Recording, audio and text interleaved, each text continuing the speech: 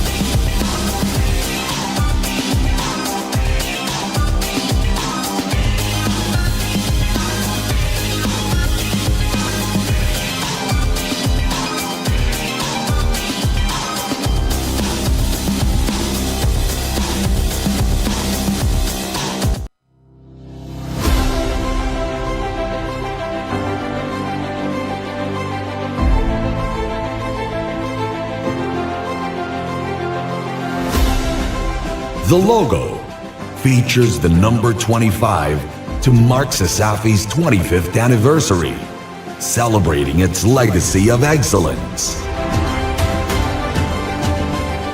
A person holding a torch, inspired by the original CESAFI logo, represents the passing of knowledge and passion from past to present, honoring those who paved the way while inspiring the next generation.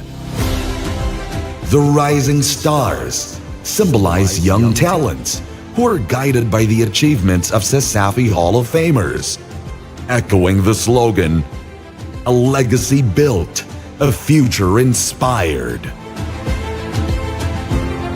Laurel leaves reflect victory and recognition, highlighting the accomplishments of athletes, coaches, and leaders over the years. Lastly, the eagle head represents strength, vision, and forward movement, capturing CESAFI's commitment to growth and excellence for future generations.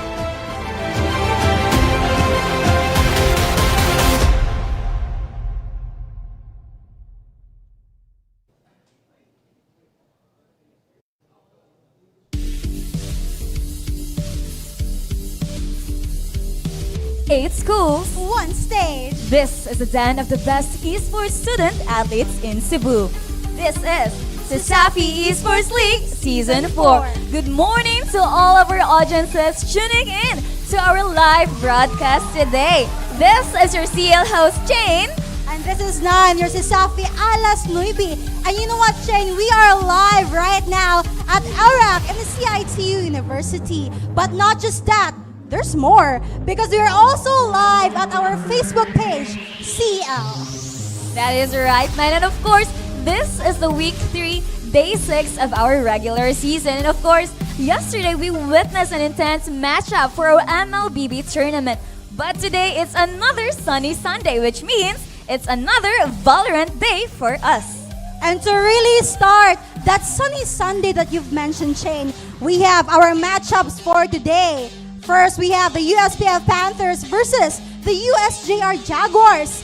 And of course, we have the BC Cheetahs versus the UCLM Webmasters. And for our third match, we have the CIT-U White Stallions going against the UC Main Webmasters. And of course, for our last match, we have the UPC Fighting Maroons versus the CIT-U Wildcats. But before we head into our sunny Sunday matches, for today, we want to hear from our CL online community. Hey chat, let's say hi to the camera right now. Hi! Because you guys, let us drop a W because we are now to our fans and fans of our playing teams. We want to invite you to the prediction and even drop a yellow heart for the Panthers and a green heart for the USJ-R Jaguars. Para masagot yung mabigatang na tanong, who do you think will win in our opening match? And of course, don't forget to like, follow, and share CEL's social media platforms. But of course, 9, all of this would not be possible without the help of our sponsors. Thank you so much to Virginia Food Incorporated. Basta hotdog, Virginia! Thank you also to Smart Communications. Live more today with Smart and PLDT Homes, leading and inspiring Filipino homes to create a better tomorrow with PLDT. Thank you also to PC Express. PC Express for all of your digital needs. And of course, we have Crayon Lab, your one-stop shop for premium prints and custom designs. And of course, Smart Sports and Puso P. Catch every clash, every play, and every victory at the CESAFI Esports League Season 4. And of course, to CIT-U for being our venue sponsor CESAFI Season 4 right now. Of course, thank you to all of our sponsors for giving us your support. And now, 9, let's not wait any longer. Let's breach into the action. We have our casters, Zico and Nobody. Casters, the site is yours. Good morning, ladies and gentlemen. We are here back again for another week of 2 exhilarating matches ahead of us. But before we get into that, my name is Zico and I'm joined here by the esteemed. I'm Nobody. Absolutely. And the game that we have lined up for us, absolutely, I'm excited because it's USJ-R versus USPF, and both of these teams are strong. They're confident. They're ready for today. Absolutely. I mean, USPF, they've been on top of their standings, and USJ-R, they want to bounce back off of that previous game performance. But right now, I think we are going to take a look at a little bit of a peek to our standings right now on the screens, ladies and gentlemen. You can see right there, Group A that's still going to be a tie between UCLM, CIT-U, and UPC with 1 win apiece. And you can see that they all have 3 points each, but the standing is determined by the round difference. Yeah. So you can see UCLM on top. Absolutely. And we notice in this group, as opposed to Group B that we'll see in a second, there's no draws. Yeah. Everyone's standing strong with a very confident 2-0 on their games. It's going to be very interesting to see how they move on from there. And as we mentioned, USPF very strong with 2 wins at the top of Group B, with UC Maine followed by CDU, USJ-R, and CEC. USJ-R needs to bounce back from this because the game against CDU that they unfortunately dropped cost them a draw, which puts them a little bit in the middle towards the 4th position in Group B. Yeah, absolutely. I mean, USPF, they've been on top of the standings for 2 weeks now, and USJ-R, they definitely want to make a change with what they want to achieve for today's game. But for our game headlines, let's take a look in a bit here.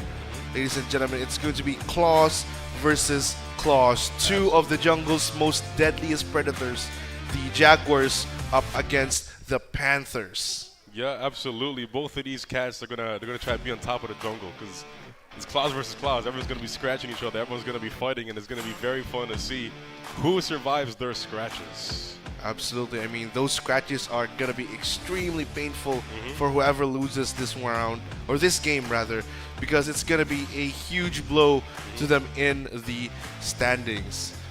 Yeah, and USPF, they're standing very strong on the top of Group B. All they got to do is keep it up or even improve further. But USJ-R rather, they need to bounce back.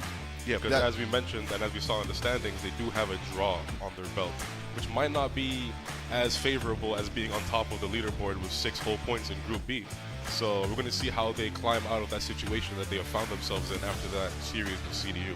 Yeah, I mean, if they do manage to make this a clean sweep today, that's going to put them at 4 points and a very favorable spot in the coming playoffs, which is about a few weeks from now already. Yeah. So we're gonna see all teams, really hash it out, give their all during these games. But for a bit more of info, Zico, let's hand it over to our host, 9.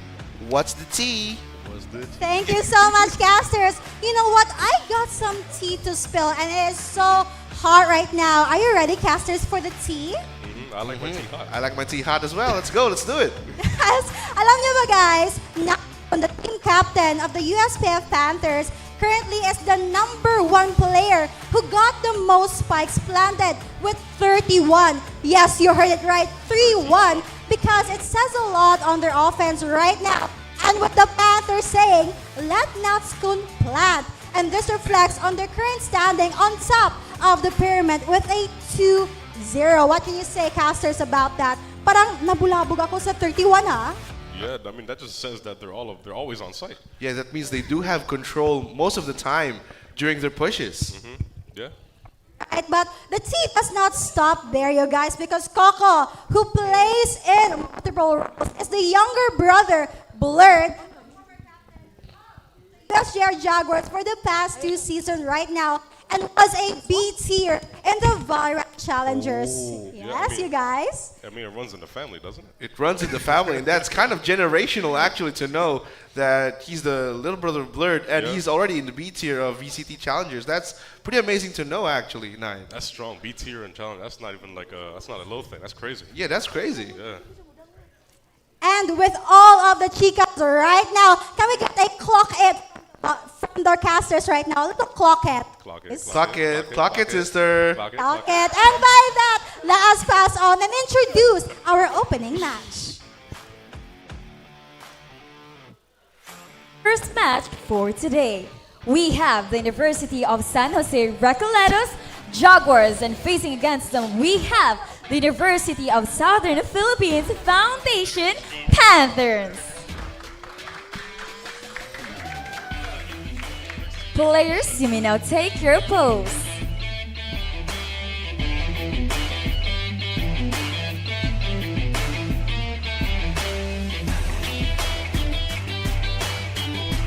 to show sportsmanship.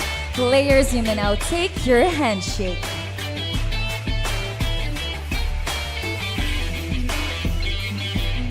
The stage is set.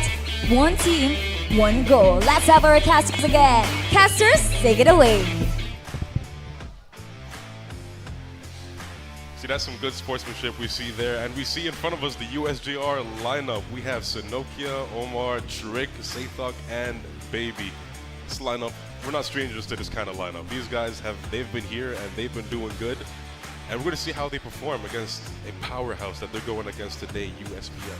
Absolutely. I mean, USPF is one heck of a team to beat, but USJ-R, well, they're not to be discounted either, because we are seeing some names here that have already graced our highlights for the previous week. And, you know, it's teams like these that usually, you know, filled with new bloods. Yeah. Like they're a bit more unpredictable. They have that wild card. Yeah, they got that wild card energy in them. They got that chaotic energy, which will, you know, hopefully allow them to bring up some strats that we might not have seen. Yeah, and moving on to USPF, we have Ghosty Baby, Kaishi Baby, Nutskun, Kibi, and Coco. As you mentioned earlier, Coco is quite the powerhouse alongside Ghosty Baby. These guys, they're the playmakers. Not really kind of playmakers, but they're both very much the powerhouses that the rest of the team needs to support. And this whole team is just, they're one unit. Yeah, that's the term I'm looking for. Yeah. Being a unit for the Panthers is kind of like their bread and butter. Yeah. Because usually when all of them play together and, you know, synergize, communicate well, the synergy is there. I mean, that's going to be extremely, extremely beneficial for USPF to continue reigning at the top. Absolutely. Both of these teams, they kind of have the edge on each other, but at the same time, not really. Because the only edges they really need is the edges of their claws, because they need to scratch back on each other. And both of these guys, no matter what kind of disadvantage they have, they always just keep fighting. They keep scratching. They keep swinging, and it's going to be a bloodbath today. Yeah, it really is going to be a bloodbath today, ladies and gentlemen. And speaking of, you know, scratching claws, let's take a look at what those claws have picked and banned for the maps today. You can see on your screens right there, ladies and gentlemen, it's going to be a selection of the maps to be seen. And, oh, it's quite interesting to see that once again, Haven is being picked as a map 1, while Breeze is going to be the decider, or not really the decider, but the second map for this game. And USJ-R is picking Breeze. Yeah. Oh, that's a pretty good pick right there. And they've banned the other map as well. We're not going to be seeing more Bind gameplay. I was just about to say. Yeah, you're about to say that. I had a feeling. We've had Bind on like almost every single series we've casted so far. Last time we casted together, we had a Bind game. So it's going to be interesting to see what happens on Breeze, especially because not many games have been played on Breeze so far this season. Yeah, so far not many games in Breeze actually, and this is a map where long-range duels are to be expected. Absolutely. So, you know, mechanically, this is going to be the most challenging map for the players, mechanically speaking. And we did have that little bit of a couple updates ago. We had a little rework on Breeze as well, so it's going to be fun to see how that gets played around.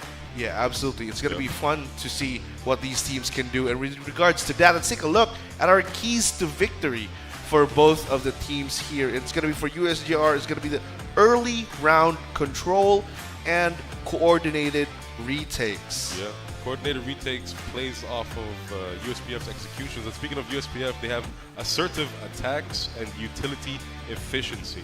Ooh. Yeah. You know, especially with utility efficiency, this is going to apply for not just USPF, but for both teams actually. Both of these teams, especially on a map such as Haven, which is going to require a little bit of utility knowledge, some lineups here and there, to kind of spice up the gameplay, you know? Yeah, absolutely. And both of these teams, they have a tendency, especially on the side of USJ, they have a tendency to use a lot of utility early on in the round.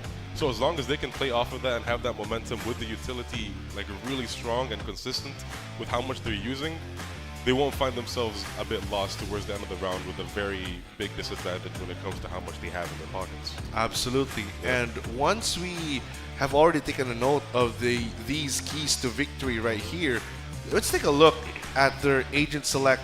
What composition does both of these teams want to run in a map such as Haven, are we gonna be seeing another Sova pick? I mean, it's a staple pick, probably, you know. yeah. So we might see some Sova or not. You can see a KO. I mean, that's a good alternative. KO is always good on any map, in my opinion. But Yeah. yeah, Silva pick's most probably going to be the case because Silva is, like you said, a staple pick. The Yeah. long angles, the amount of information you can get out of it, which is why, speaking of information, you know, in my opinion, they should pick KO, but I'm a little bit biased towards that. KO, yeah, I mean, I understand where you're coming from. KO is really a good pick. Yeah. Even on, even on Breeze, actually. Any map. KO can be good on Breeze.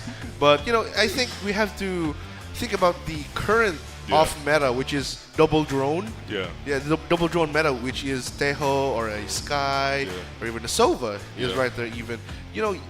Agents that have utility such as the Tasmanian Devil of Sky, the Owl Drone, stuff like can just scout a site. You can see it for yourself. Yeah, you can see for yourself. That's a very good off-meta right now, but I don't think those teams are going to be picking that right now. Let's take a look at their composition, actually.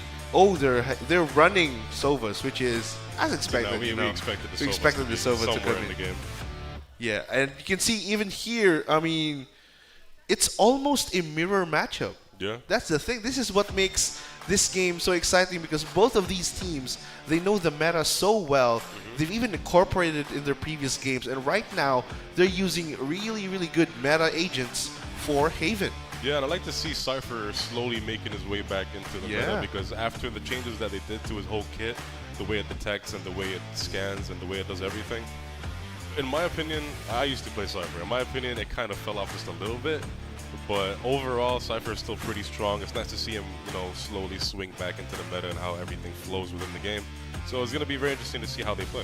Absolutely. We are about to see that coming into play here in a few moments. Yeah. You can see the Cypher. Let's see how he can fare in this game. But wait, I'm not mistaken, Zico. If I'm not mistaken, it actually is a mirror matchup.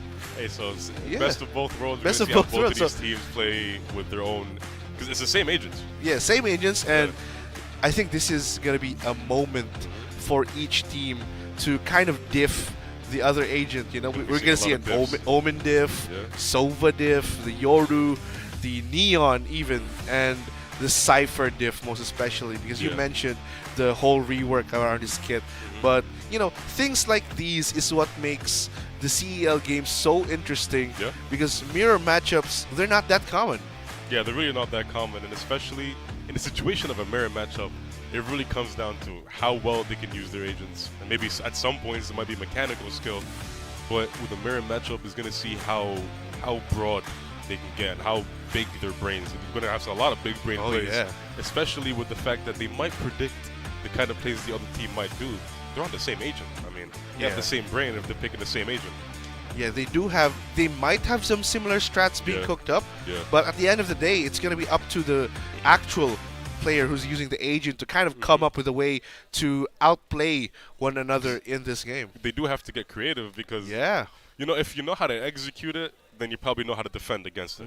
And if baseline, you know how to execute with an Omen's Paranoia or something like that, with how aggressive Neon can be sprinting into the site, you play against that in a kind of way where you're expecting it if you're going to be executing it. You know what I mean? Yeah, I kind of expected that. But, both of these teams, they have shown that they do have a counter against most snowball rushes.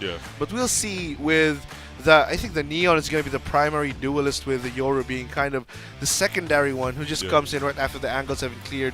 But right now, ladies and gentlemen, we're heading into round number 1. Pistol round is going to be up and coming in a couple of seconds right now. 10 seconds left to go. We're going to be seeing USJ-R Jaguars versus the USPF Panthers. Absolutely, this is going to be a fun little game, fun little mirror match. We're going to see how these guys play around each other with the same exact characters.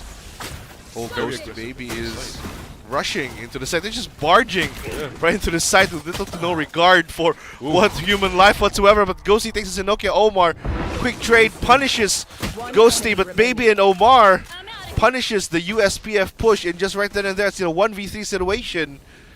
What can the USJ-R do to secure this round? It's going to be up against Natskun, which they expect is already in Cubby. Shots Not gonna quite. land. His location being revealed as well. Shotgun comes in, takes him the first, but Trick will finish the job, and the first pistol will go to USJ-R. This is very much in character for the side of USPF because we do see that they always are quite aggro. Sometimes they be overextending, but most of the time it does pay off, but this time around unfortunately it did not. But this kind of playstyle is very uniform for the side of USPF, and even with the kind of pressure that USPF was putting on USJ-R, they know how to stay calm and composed. They're always organized, they're always all good and stuff, so I think they played that pretty well. It's pretty smooth for them, taking the pistol round for themselves. Absolutely, pretty smooth for USJ-R is going to be the key word right there. And Coco already has a duel in mid, but it's not going to be eventful. Yeah, it's going to be quite the more methodical kind of play style this time around for the side of USPF because they are pretty, you know, a little bit of a disadvantage because of the kind of weaponry that they do have. Because unfortunately they did lose the pistol round. And how they play within this round fully depends on the kind of weapons that USJ-R bought.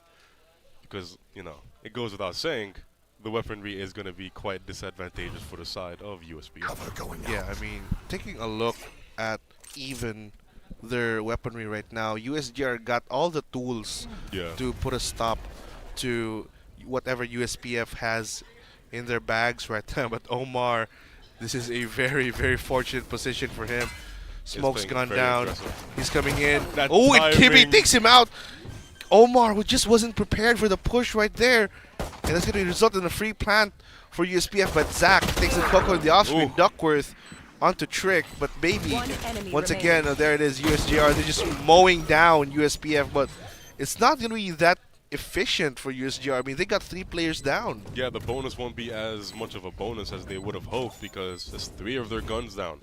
And obviously we saw there that the weaponry advantage is very much apparent because the amount of swings, the amount of repeats that USJ-R was able to do against USPF, even though they might have had the initial peak advantage, the weaponry did make it in their favor to be able to re-peak and just be aggro as aggro as they want. This time around we do see USPF with the higher caliber rounds and USJ-R mostly sticking towards the cheaper kind of weaponry with only a single bulldog in their pocket. Absolutely. I mean, it's an anti-eco coming in. No, really, a buy round rather. Yeah, it's not a an full buy anti-eco. round. Full buy round for USPF. And still, the strategy being employed by USPF right here is so, you know, so rash, so brave to just barge into a site and, you know, collect some spam kills if they want to. And that's just what they're trying to do right now. This kind of you know, methodical, slow plays that they're going for this time around on the side of USPF. Couple shots ringing out, nothing quite connecting. They're being a bit more methodical this time around because they are at a disadvantage. They do need to win this round with the economy that they have in their pockets. So they're being a bit more careful this time around.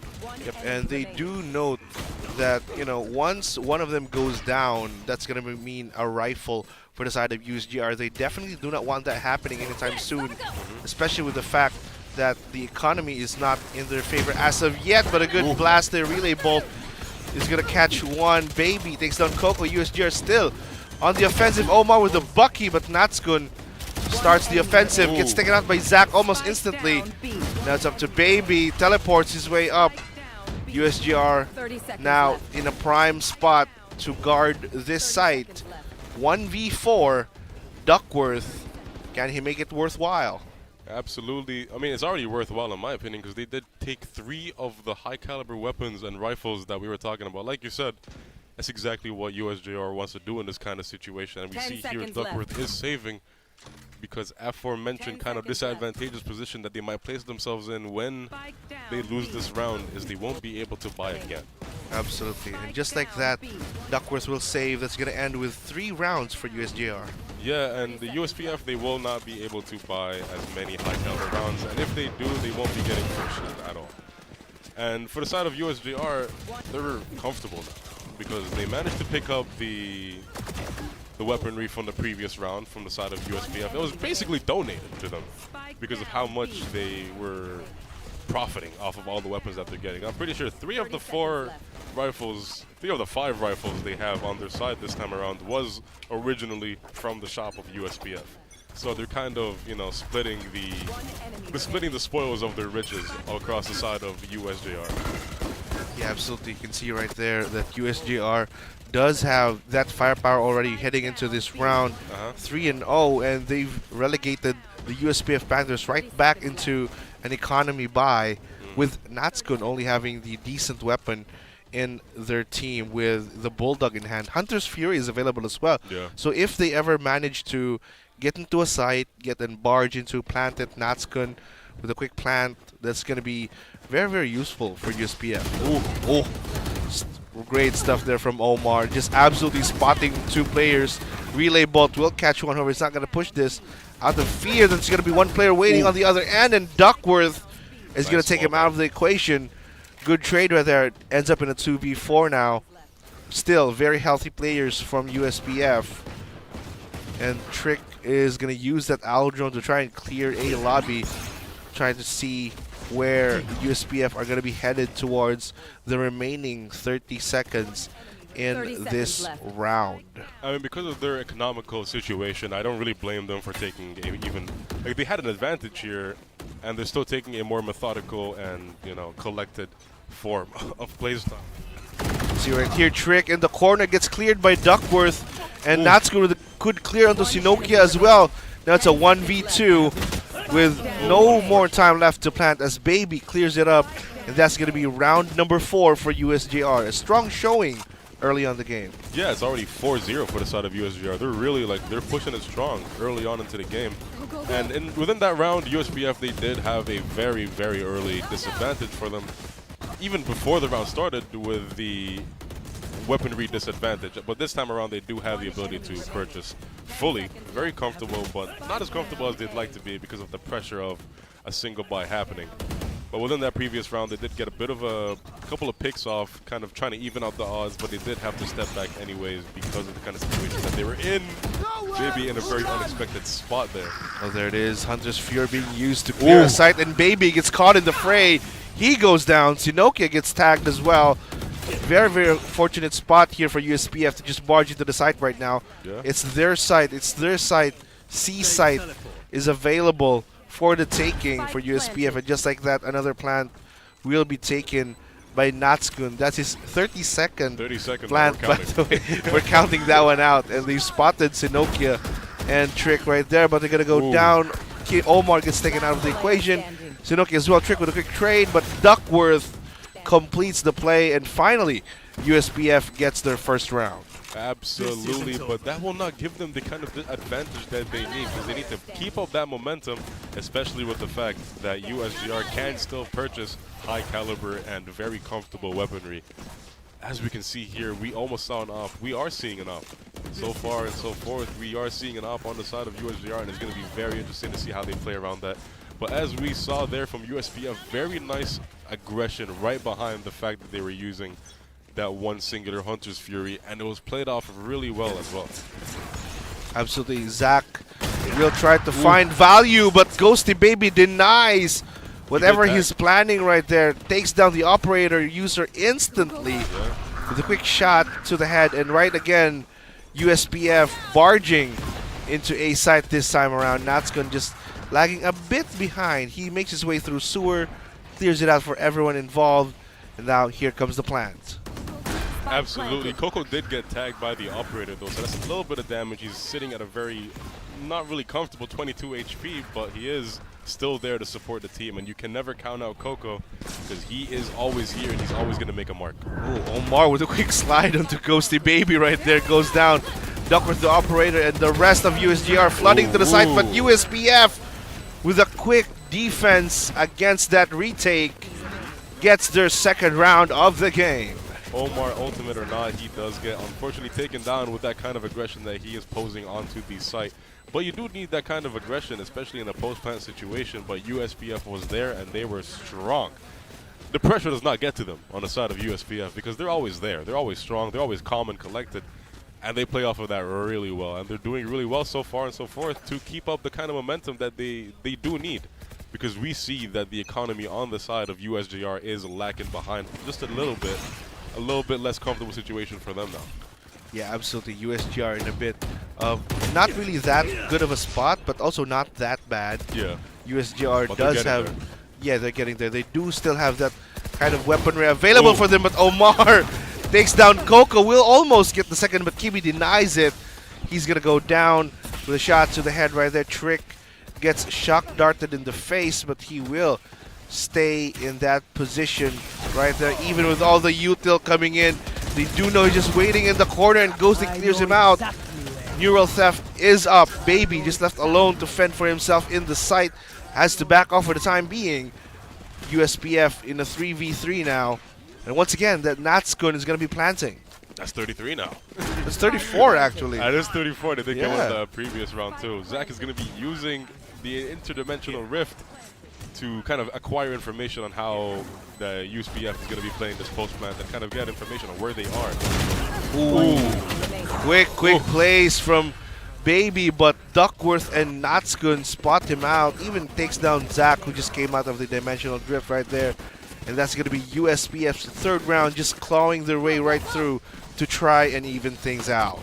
USPF played that wonderfully. USJ-R, they had all the information they needed to win that round, but the information that they lacked is the fact that USPF, they have each other's backs. The trades are going to be there. The defense is going to be there. The cross angles are very prominent, and as we saw there, Baby and Zach peeked that corner very confidently, very strong, and unfortunately they got taken out. Despite the kind of advantage that they had with a double peek, somebody was already there waiting. Somebody was already there prepared and ready.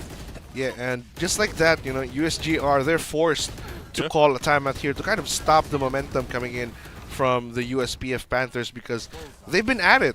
Yeah. I mean, they really are clawing their way right back through this game. Absolutely, yeah. We mentioned earlier it's going to be claws versus claws, and that's exactly Yeah. what we're getting. These guys they're scratching at each other. They're going back and forth. And the momentum that USPF is building up now, even a singular minute from the side of USG-R to catch their breath, they might be able to break it afterwards. And they're going to be recollecting. We can see them here in LREC and CIT-U. They're talking, they're discussing. They're like, hey man, we gotta change something up, because this kind of play style that we're doing right now, USPF, they're locking us in. And that's exactly what they're doing. USPF is locked in, like as locked in as we've seen them, because after the game against CDU, they need to lock in. Yep, absolutely. They really have tried to lock in so far in this game. They may have gotten the 4-round advantage early on in the game, but USPF right now, they're mounting some sort of comeback as we head right back into the game. Round number 8. It's going to be not that good looking for USJ-R as Zach gets taken out of the equation armed with a Bucky. He will go down. Sinokia tries to spam right through the smoke. Barely gets a shot in onto Duckworth right there. Omar tries to spot the people hiding in sewers. It's going to be Ghosty and Natskun just hiding, sitting, waiting. Omar has to back off for the time being. Ghosty Baby tries to make a push. Relay Bolt will not hit anyone. There's a good hit onto the head. Duckworth on the other end takes down Trick with a quick trade right there. And still Omar and Baby with good takedowns. Omar right out of the smoke takes Natskun, but Duckworth is still alive. 1v2, Sinokia cleans it up, and that's going to be a thrifty. The timeout really did wonders for USJ-R. Absolutely, they recollected 100% because those plays were absolutely wonderful, with this, especially from Omar.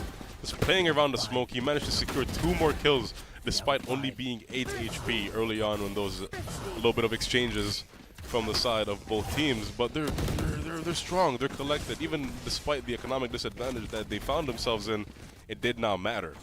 Because Omar with that Bucky, especially with the Omen smokes to support it, really powerful. Playing around that really paid off for the side of USJ-R, and obviously we saw that with the fact that they are 2 points up now with very nice weaponry, and the side of USPF going back and falling onto the low calibers once again.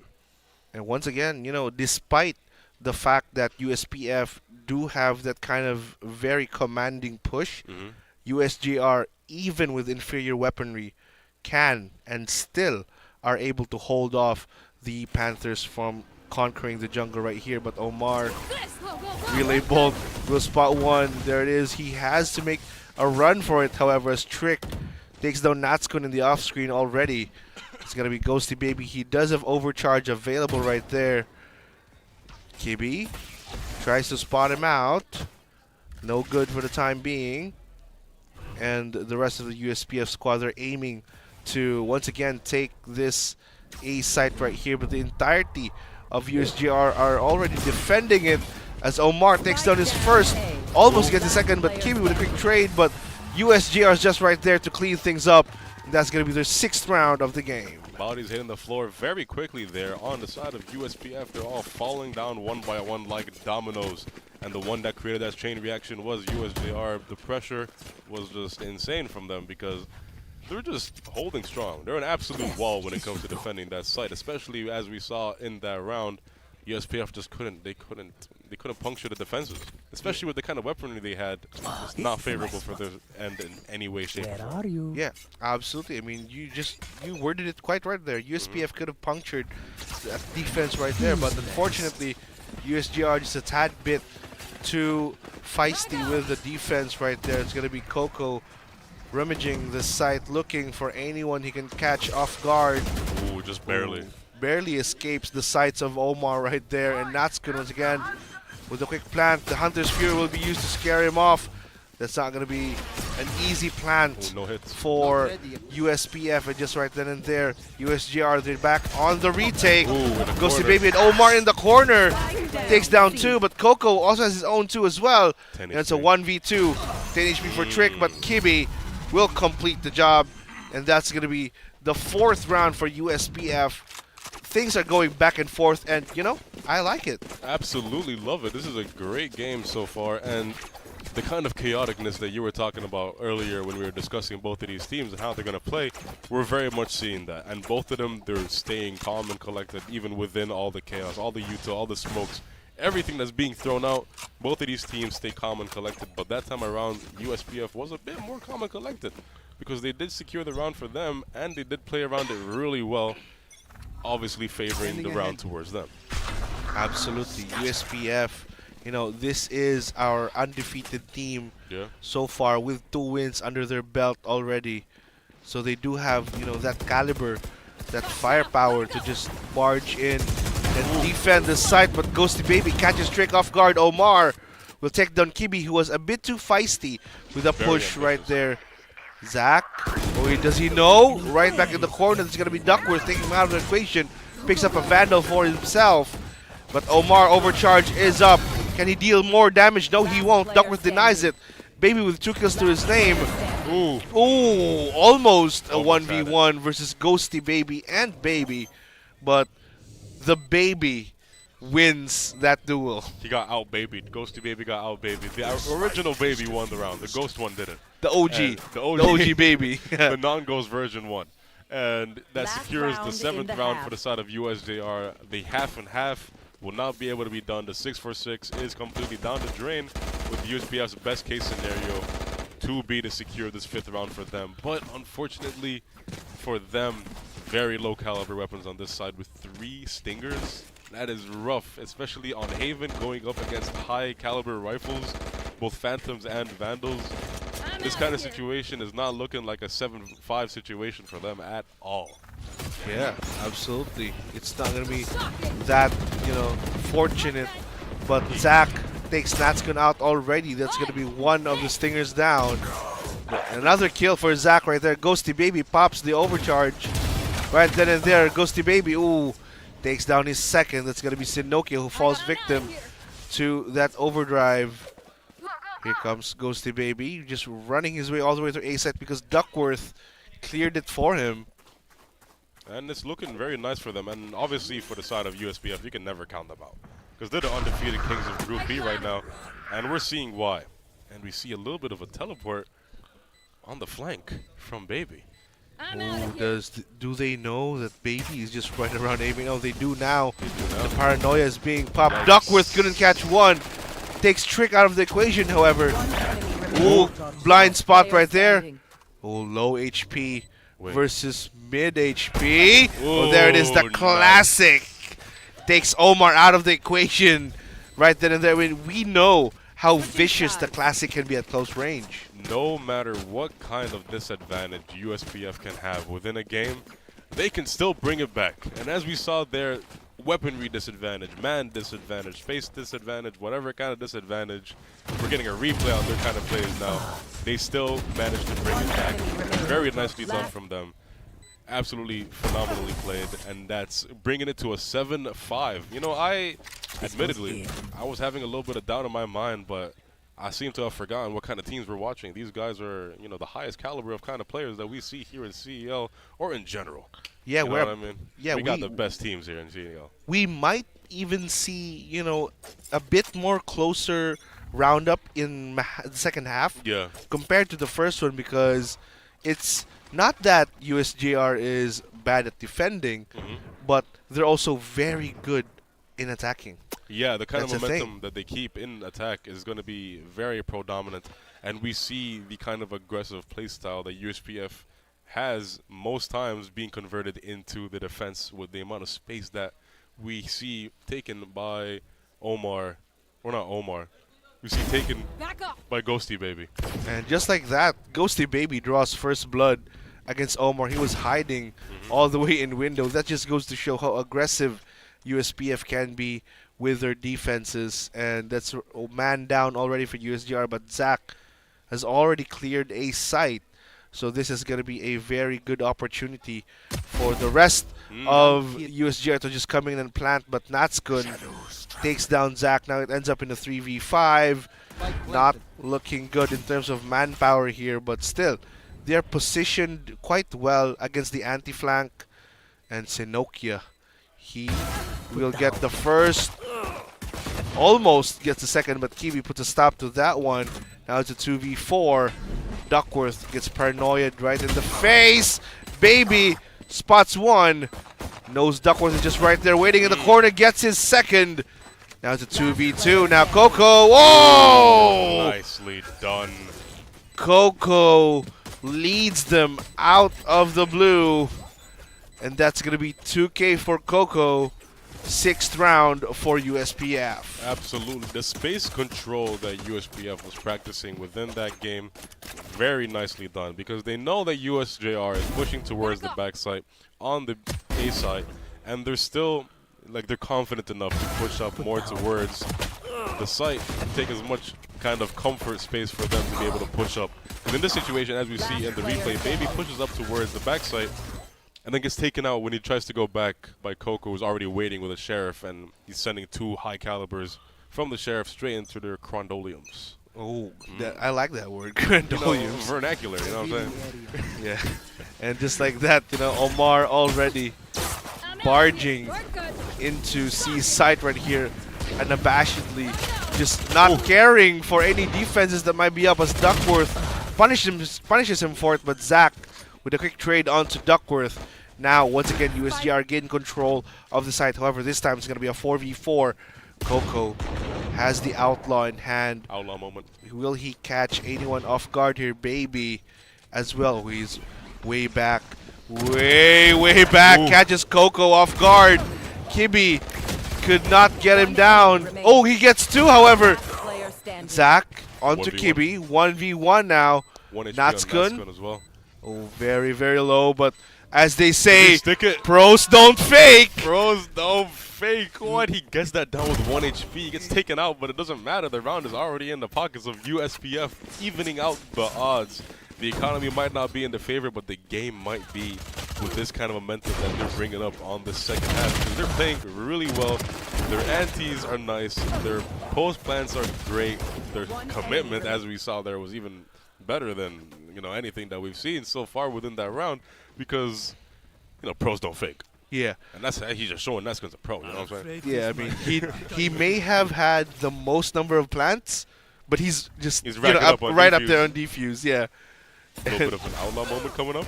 Oh, Ghosty Baby eats that shock dart right in the face. To no avail, though. Goes down to 75 HP. That's a bit of a, taking a bit of a hit there. That's half of it completely gone. Yeah, half of it completely gone for Ghosty Baby.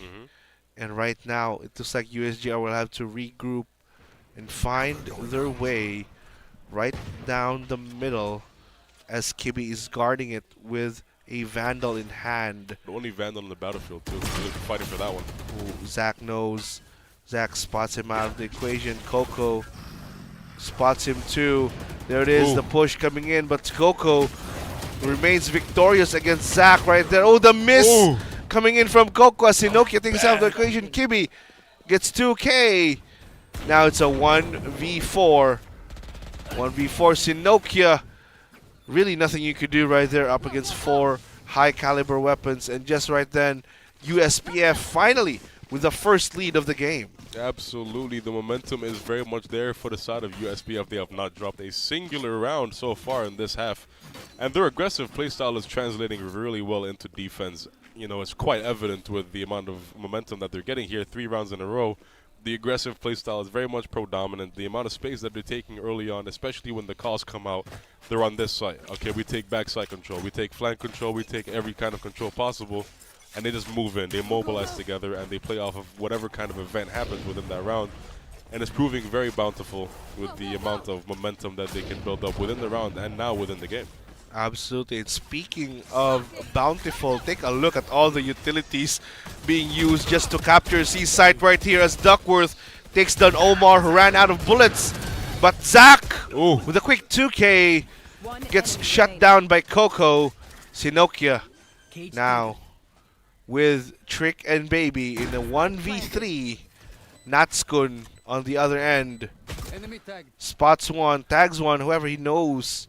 He knows there's at least 2 of them guarding close to the spike right there. Natskun couldn't get anything done, and Sinokia evens things out. Now, this is what I was saying. Yeah. Second half is going to be a bit more closer than the first half. Yeah, because their playstyles are very much clashing this time around. The retakes are nice, but at the same time, USG-R's aggression is, you know, and at least in this round, it was even better because the amount of aggression and the amount of utility that they used, and as I said, they used a lot of utility early on in the round, and they need to play around it really well. And that time around, they very much did.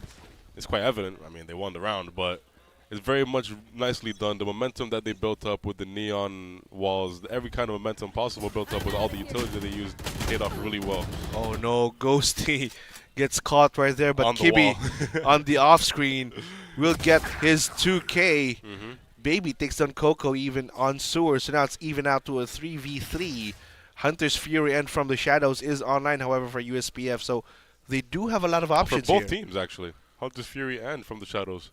They're Oh, both I just available. noticed. Yeah. Thank you for pointing that out. That's going to be both teams having, you know, a bit more flexible option to kind of assess whether they want to push this site or go for another in case one goes down here. This is almost the exact same setup for both sides. Oh, Sinokia just spots Natskun, and the neural theft is even online. That's going to be used instantaneously. It's going to spot the rest of USPF's defenses. I think- Duckworth, armed with a Vandal, is just waiting for things to die down before he can push. It might be in USPF's best interest to save here, but I don't think they will. The kind of aggression that they're pushing through right now is very much maybe paying off. Neural Theft is coming out, taking out 2, and they secure the round. Oh my Just like goodness that. me, what kind of retake was that coming in from USPF? Duckworth just a bit too ballsy with his moves. He just ran right through the smoke. They made me eat my words. I was just saying it might be in their best interest to maybe save, but then now they're leaving with the round and an operator in their pockets. Yeah, that's going to be very beneficial for them, especially on the defending side. Let's take a look at this replay right here from earlier, Zico. Absolutely, they had an disadvantage for a majority of. They knew exactly where they were on the side of USJ-R, but Duckworth is still pushing up, getting 2, and then Baby following up with a 3K or the third force 3K, that's securing Kibi. Kibi, sorry, securing the game, securing the round with a 3K, and that was very nicely done, making me eat my words. Absolutely should not have doubted them in any way, shape, or form because these guys are obviously an absolute unit. Yeah, in the words of, I heard the players say this, it's game time for all of them right here as Duckworth, however, gets taken insane. down. But Kibi and Ghosty Baby get a kill apiece. Baby trades it right back, picks up a Vandal for his own. Now it's a 3v3. Dimensional Drift available for USPF. They can do whatever they want to scout out the location of the USJ-R squad attacking right now. Sinokia will be gambling on this plant right here. Does he know? The Kibi's just waiting right around the corner. Trick goes down. Sinokia. Oh, he gets taken down by Kibi as well. Now it's a 1v3. Baby. Oh, Not quite. tags him, but the defuse is coming in, and pros still Not don't gonna be fade. able to. Yeah. I mean, there's no way he's going to be able to get into that fight. The smoke is covering the guy that's defusing. Coco is covering the guy that's defusing with an op of all weapons. That kind of situation is kind of, you know, a little bit unfortunate, as we saw, but very nicely played round from the side of USPF, securing 2 rounds in a row now after that wonderfully secured round in the previous one. Just really making sure the retakes are there, taking all the spaces they can. Hunter's Fury forcing out a lot of movement from Sinokio after that post plant, giving the rest of the team a chance to play off of that little bit of displacement that's occurring on the side of USJ-R in that post plant situation. Yeah, I mean, the Hunter's Fury was even used in such a way that the entirety of USJ-R would have to split up. Yeah. Right? There wasn't any room for grouping up right after Moses Natskun splitting the used seas, it. you know? Yeah. I mean, Natskun, I mean, Moses splitting the sea is kind of a good analogy right there against the USG-R attacking squad. But here they come onto A site. Once again, it's empty. Once again, gonna be another retake for USPF. It seems like they do not really want to stop a push. Yeah. They just want to gamble on the retake. I mean, they know that they're in a situation where, in most times than not, they're gonna have the caliber disadvantage or advantage here. So retakes might not be as difficult as them. Because think about it, in the situation where they lose, like that situation, the weaponry does go in the hands of USG-R with a lot of trades going down. And USG-R securing a majority of the kills, the bodies are falling, and the round is already in the pockets of USG-R. The retake is not good for the side of USPF, and the round goes to USJ-R. Absolutely. What a flick there from Trick. Did you see that? Absolutely, yeah. That was a really nice flick. If we could see that once again, Trick just absolutely obliterated USPF right there with a quick flick, and that's why he gets his 2K and secured the round for USGR even. Now it's just 1 round separating the Panthers versus the Jaguars. The Jaguars, they're hungry. They want to keep on pushing this momentum right here. Omar, quick push. They're going to make it towards C site once more.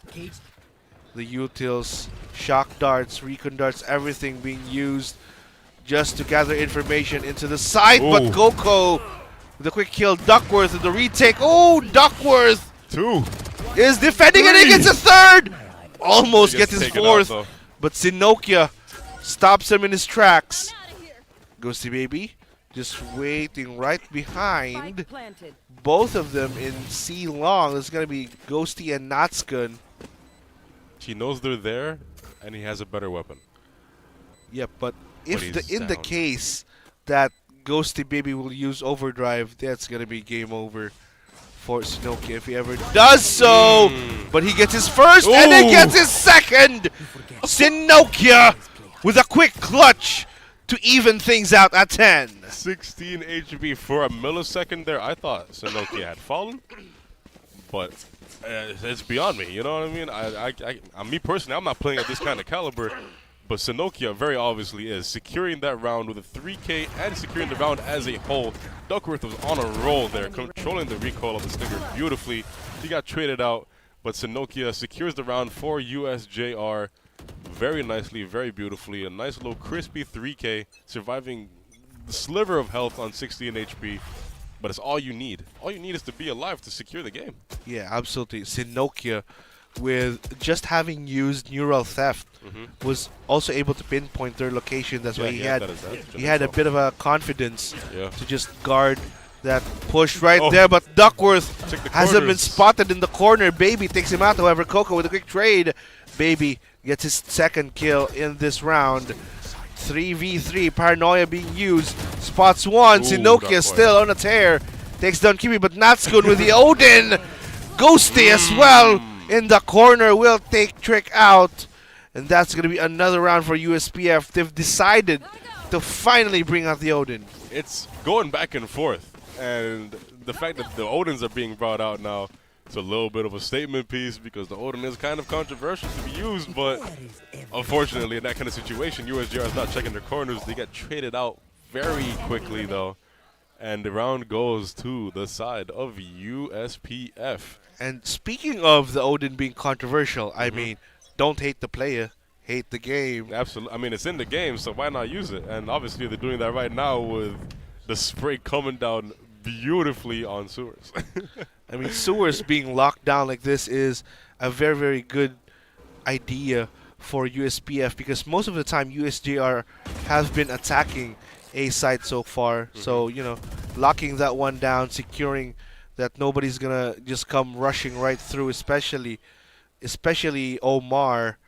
So it's going to be a good read for USJ-R right here. The timing USPF rather. The timing of these peaks between Zach and Kibi is nerve-wracking. Yeah. Like every time they and there it is. Kibi. Kibi secures it.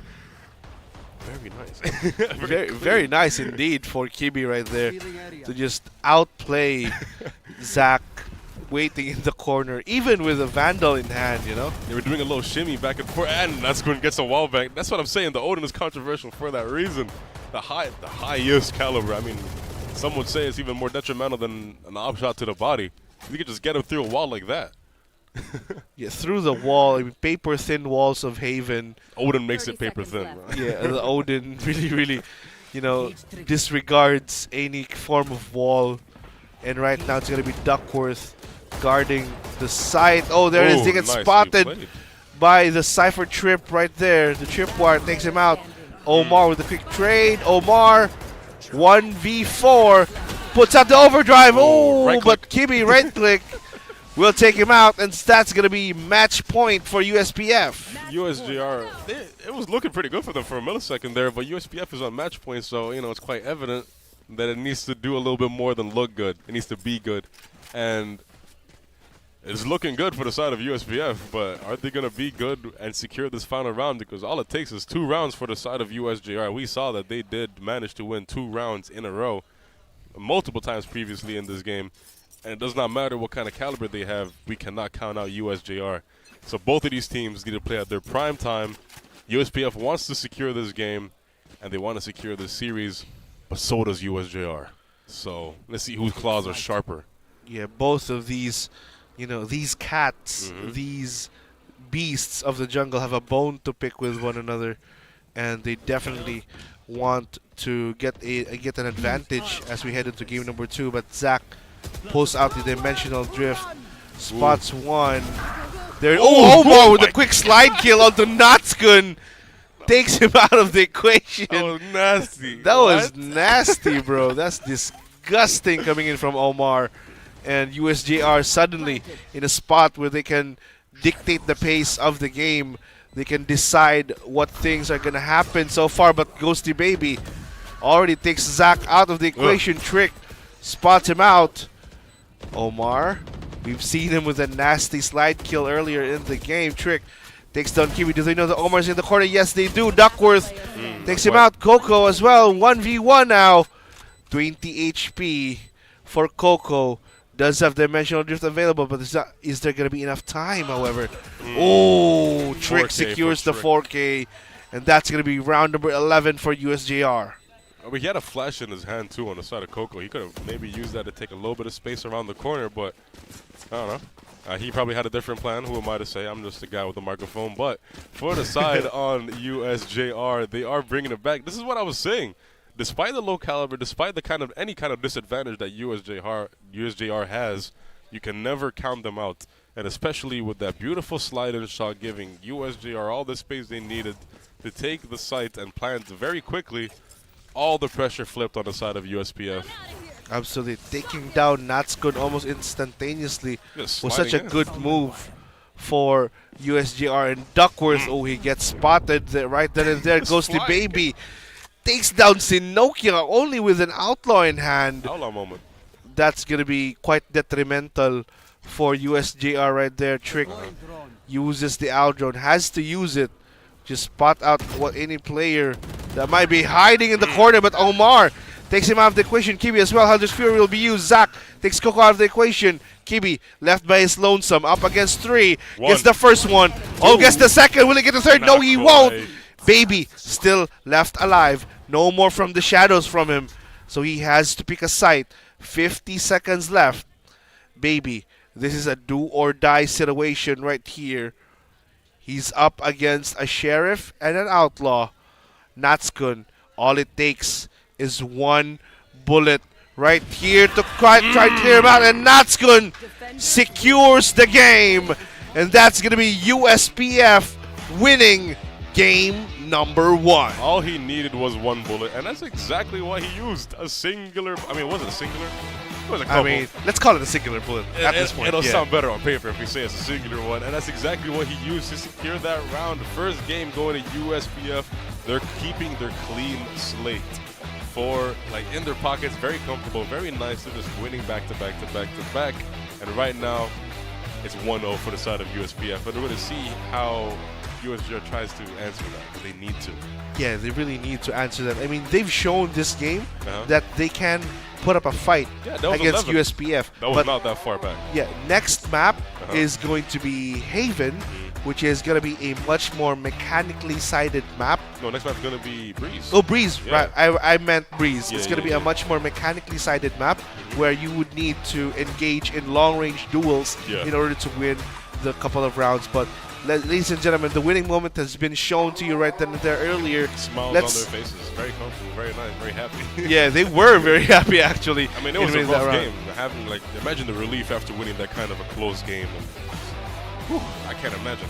And imagine winning it on a sheriff. And imagine winning a game, bro. Yeah, imagine winning a game. That's basically it. Must be nice, man. it really does must be nice. But ladies and gentlemen, take a look at your screens for our MVP during that game number 1. It will be shown in shortly on your screens. But I have to say, everyone's the MVP. Everyone's the MVP for USPF. Really nicely. Yeah, that was a very good, well-coordinated, just absolutely synergized from gameplay. Both teams too. Both teams were absolutely it's a hive mind, a unit. Like I said earlier, they're just playing off of each other really well, and it's really impressive to see how much they're able, despite any kind of pressure, just go back and forth and back and forth. Yeah, and it's just like you're always guessing who's going to be able to secure this round. A situation like a 2v4 still being secured by either side, and it's just no matter what kind of disadvantage, no matter what kind of pressure, it's still there. The potential is still coming through no matter what. Absolutely. I mean, there was even a point in time in the game where Zico mentioned that USPF, was it? Should save, right? Yeah, they're making me my words. I'm never going to say something like that with this kind of team again because, it's just, they keep making me eat my words. Yeah, and speaking of making us eat our words, Duckworth definitely made us eat our words. He's the MVP for game number 1 with a 27-6 record. No, 27 kills, 6 assists. 300 ACS. 309. Oh my god. 309 ACS. Big number. I mean, it was a long game, but still, 300 is still pretty up there. And, Duckworth is very much up there. As we can see, he is the MVP. He's up there. He deserves it. He played really well. The trades, 3Ks, everything. So much potential on this other opponent's side, but Duckworth has made sure it's still flowing for the side of USPF. Yeah, USPF definitely had their work cut out for them in this game, and Duckworth was one of the key factors in them winning this game, just alongside Ghosty Baby, who had, very beautiful entries as well. But it wasn't just the entries, it was also the defenses during the second half that really made it a close game. I was a bit right on my prediction that the second half is going to be much closer than the first half, and they gave us just that. Both of these teams just went ham. They went online. I mean, they turned on their monitors, one might say. So that's going to be one of the things that separates both of these teams from one another, is that they do have that firepower. It's just that at the end of the day, there's just a little bit of an edge for USPF versus the USJ-R Jaguars. Absolutely. I mean, in the second half, everybody leaned forward. Everyone put the pressure. They locked in. They locked in. They put the pressure on their knees a little bit. The upper bodies leaned in, and they started sticking to their monitors. We saw them here. They're practically like nose to the freaking screen. It's absolutely amazing. Really nicely played by both of these teams. They're, like you said, the second half was just neck to neck the whole time. The pressure kept on alternating between both sides, and it does not matter what kind of pressure they have. Both of these teams are still strong. Both of these teams are still consistent, but we'll see how consistent they are going into the second game. Before we go to the second game, let's take a look at our post-game statistics, which are going to be shown in the screen a bit shortly. Right here we can see, but right now, yeah, there it is. You can see that it's going to be, it was a very close game. I mean, 11-13. That's naturally a very close game for everyone involved. Absolutely. But still, it was the clutch moment. It was the quiet moments that suddenly turned into extremely loud ones that separated USPF from USJ-R. And speaking of separating, let's separate ourselves from the audience for this time, ladies and gentlemen. Let's pass it over to our host, Nine. What do you have for us? Thank you so much for that, casters. And this is Shane, by the way. And of course, I am live here today for an interview with Colonel. And Colonel is a student from the CIT-U, and also he is the younger brother of one of our players from the first match. So Colonel, who is your older brother that you're supporting today? So I'm here to support Sinokio from USJ-R Jaguars. Let's go! Wow, let's go. Okay, so Colonel, can you share to us the Valorant journey that you had with your older brother? So I actually played during the pandemic. I played before him, and then I influenced him to play, and now he's better than me. And now he's a Sasafi esport athlete, and I'm just a casual player. Casual player, but do you still enjoy playing with your older brother? Yes, I do. Okay, that's great. Now, do you have any message to David? Enjoy lang, win or lose. Win or lose, just enjoy the game. Okay, before we end our interview, do you have any shout-outs? Hi Ma, hi Ate, and shout out to my friends at the CDU. Let's go! Let's go. Okay, thank you so much for that once again, Colonel. And of course, to all audiences, just stay tuned because we will be right back for the game 2 of our match 1. So grab some snacks, stay chill, and we will be right back.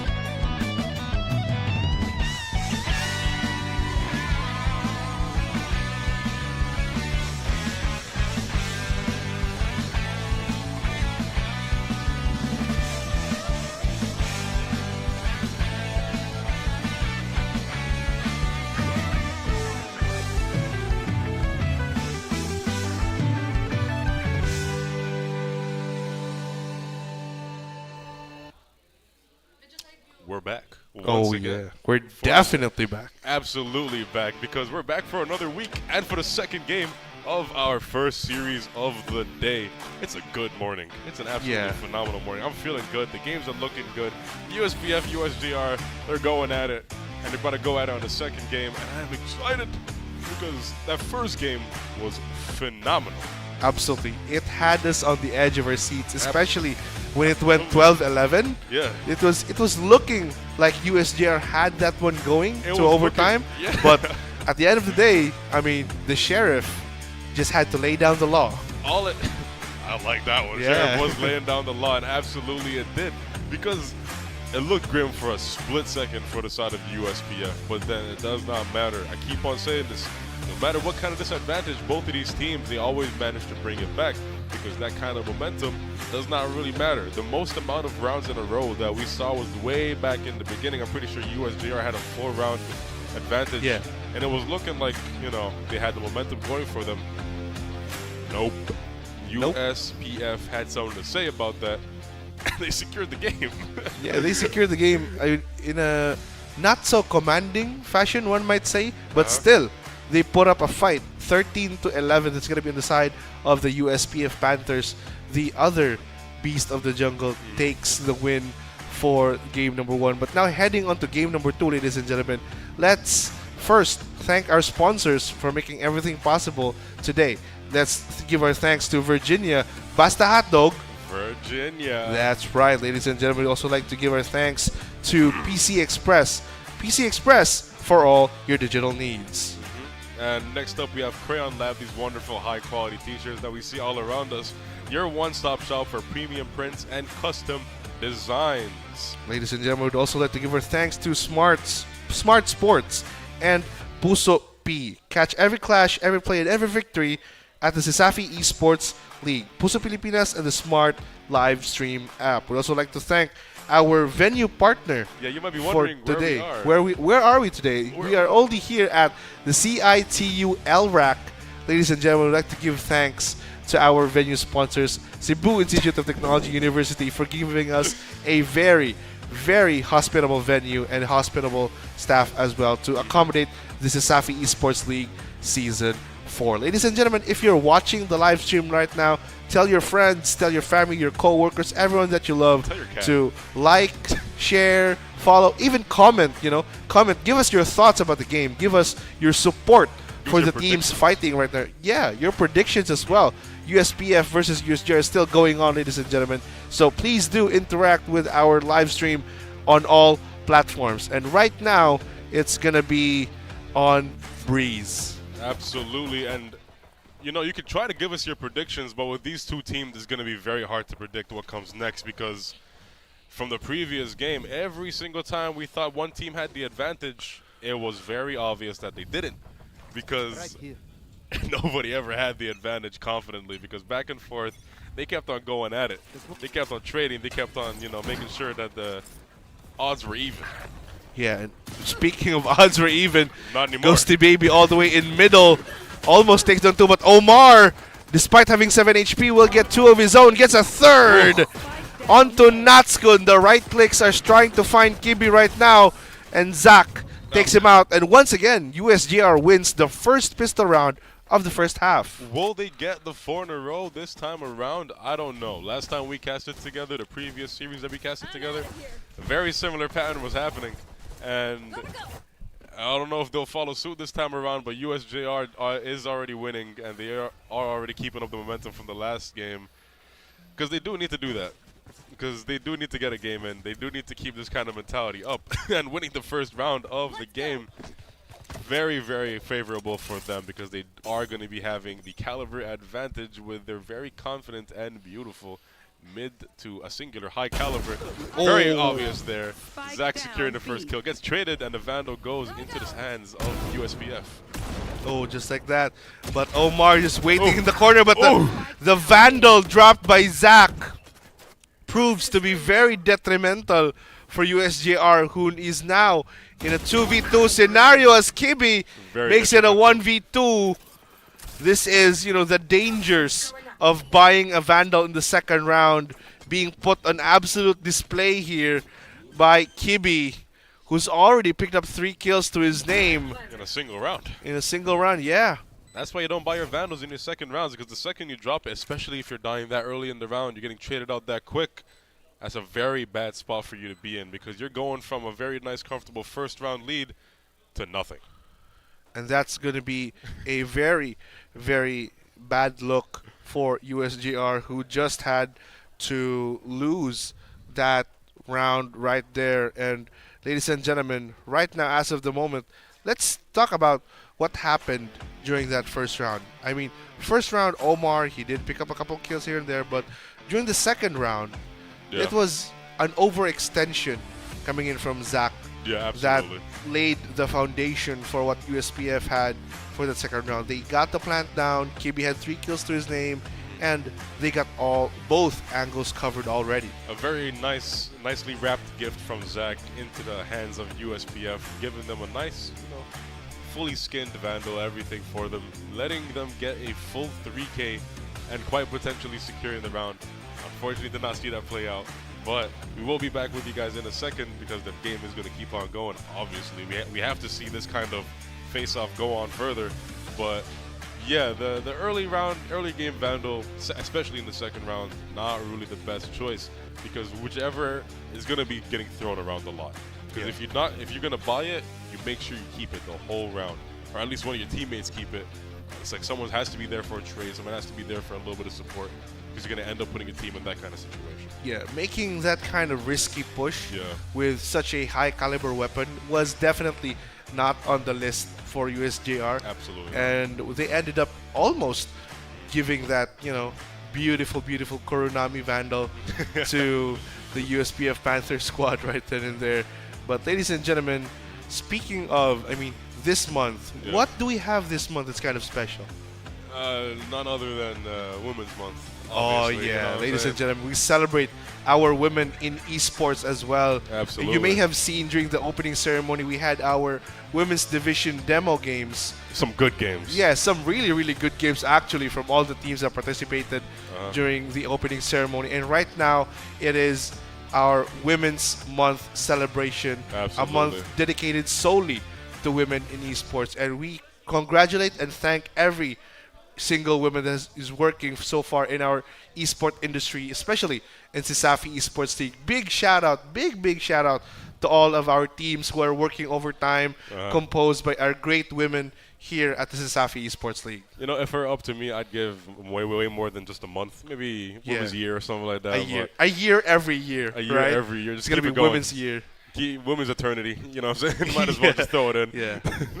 Well, yeah, shout out to all the women within our team, absolutely supporting us, and basically the backbone of our community, if we're being honest. Yeah, speaking of backbone, we wouldn't be as organized as we are right now without our our woman FD giving us the rundown and everything right here, keeping us absolutely stable all throughout this entire thing right now, ladies and gentlemen, as we are talking right here. But let's go back into the situation at hand. It's gonna be some sort of game number 2. It started off with a USJ-R picking up the first pistol, right?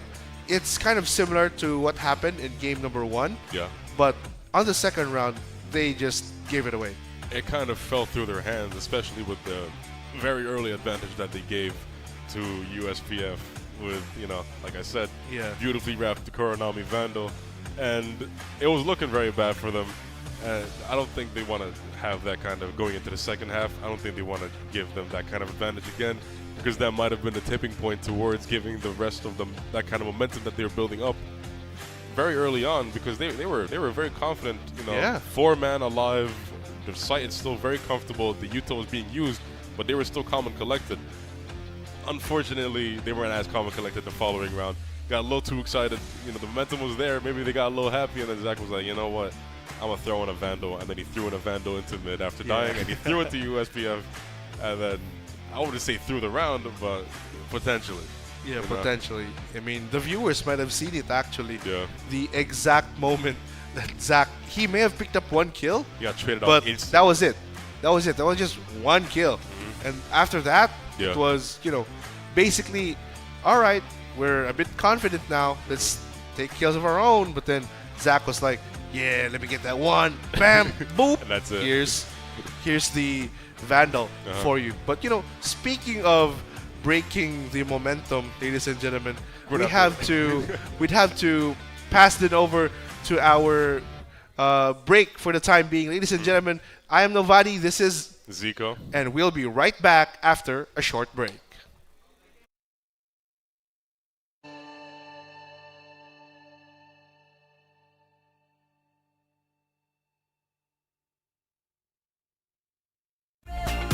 You keep on running around with other women in town. I've had enough of these games. I will be kicking you out. I keep on telling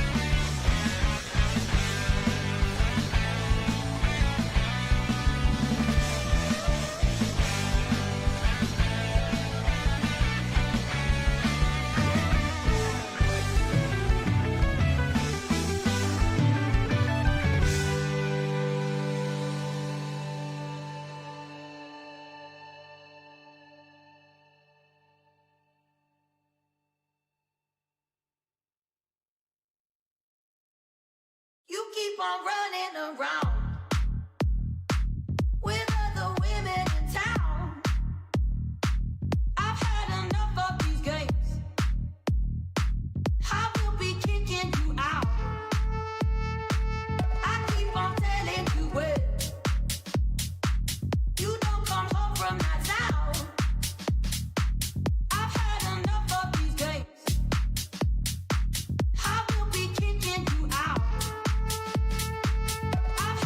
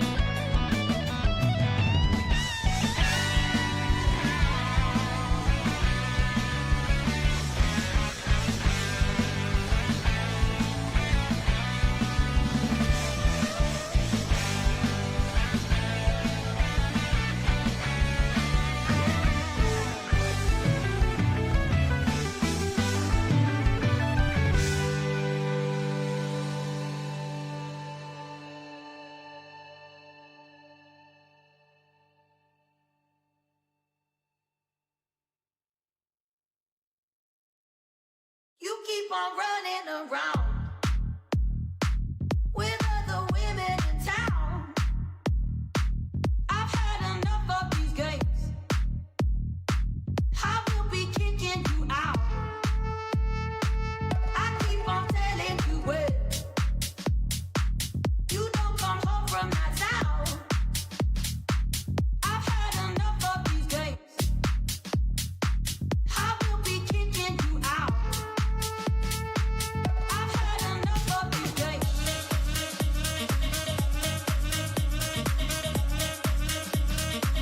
I've had enough of these games.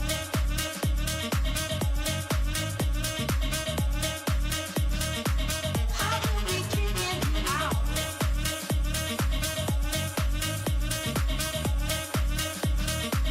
I've had enough of these games.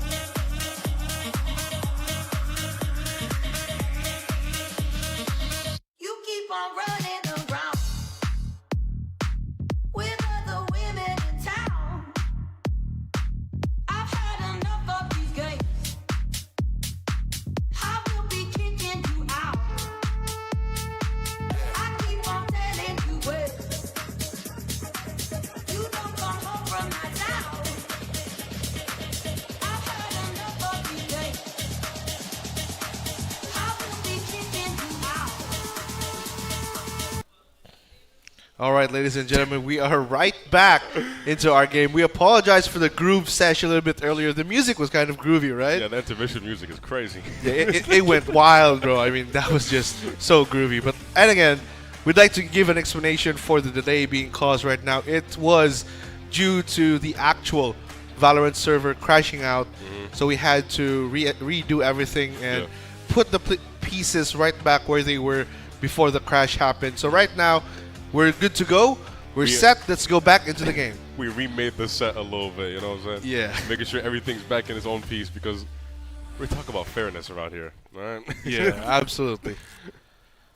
The exact situation that we were in prior to the crash. So we're back now. There it is. The plan will come through.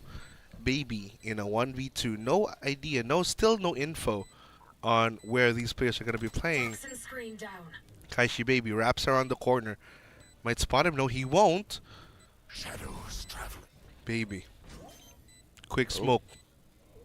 Gonna defuse. Gets it at half. Paranoia. Out. Ooh. Gets spotted.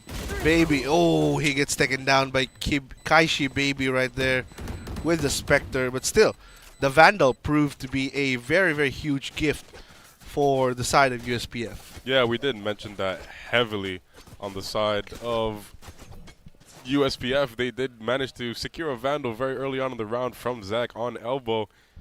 Very detrimental for the side of USJ-R because obviously that kind of disadvantage is not good at all, especially when you're this early in the game. And that kind of disadvantage is going to carry on into the next round as well with the rest of the team buying Vandals and you being in a very bad economic disadvantage and getting forced into an eco. Oh, Kibby takes down Zach in mid right away. Oh, Omar Oh, quickly nice trades it right back with the Sheriff in hand. Kaishi Baby guarding elbow right now.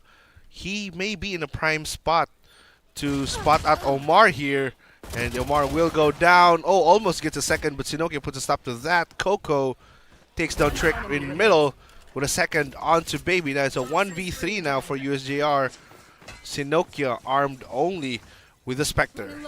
And with that, the advantage is already heavily onto the side of USPF with the plant going down on the A site. Goes to Baby smacking it down on the floor. And that's going to take in a very nice advantage with space towards this middle area with mid being held by Coco. A couple of pre-fires going out. Does he know he's in this corner? Will he know?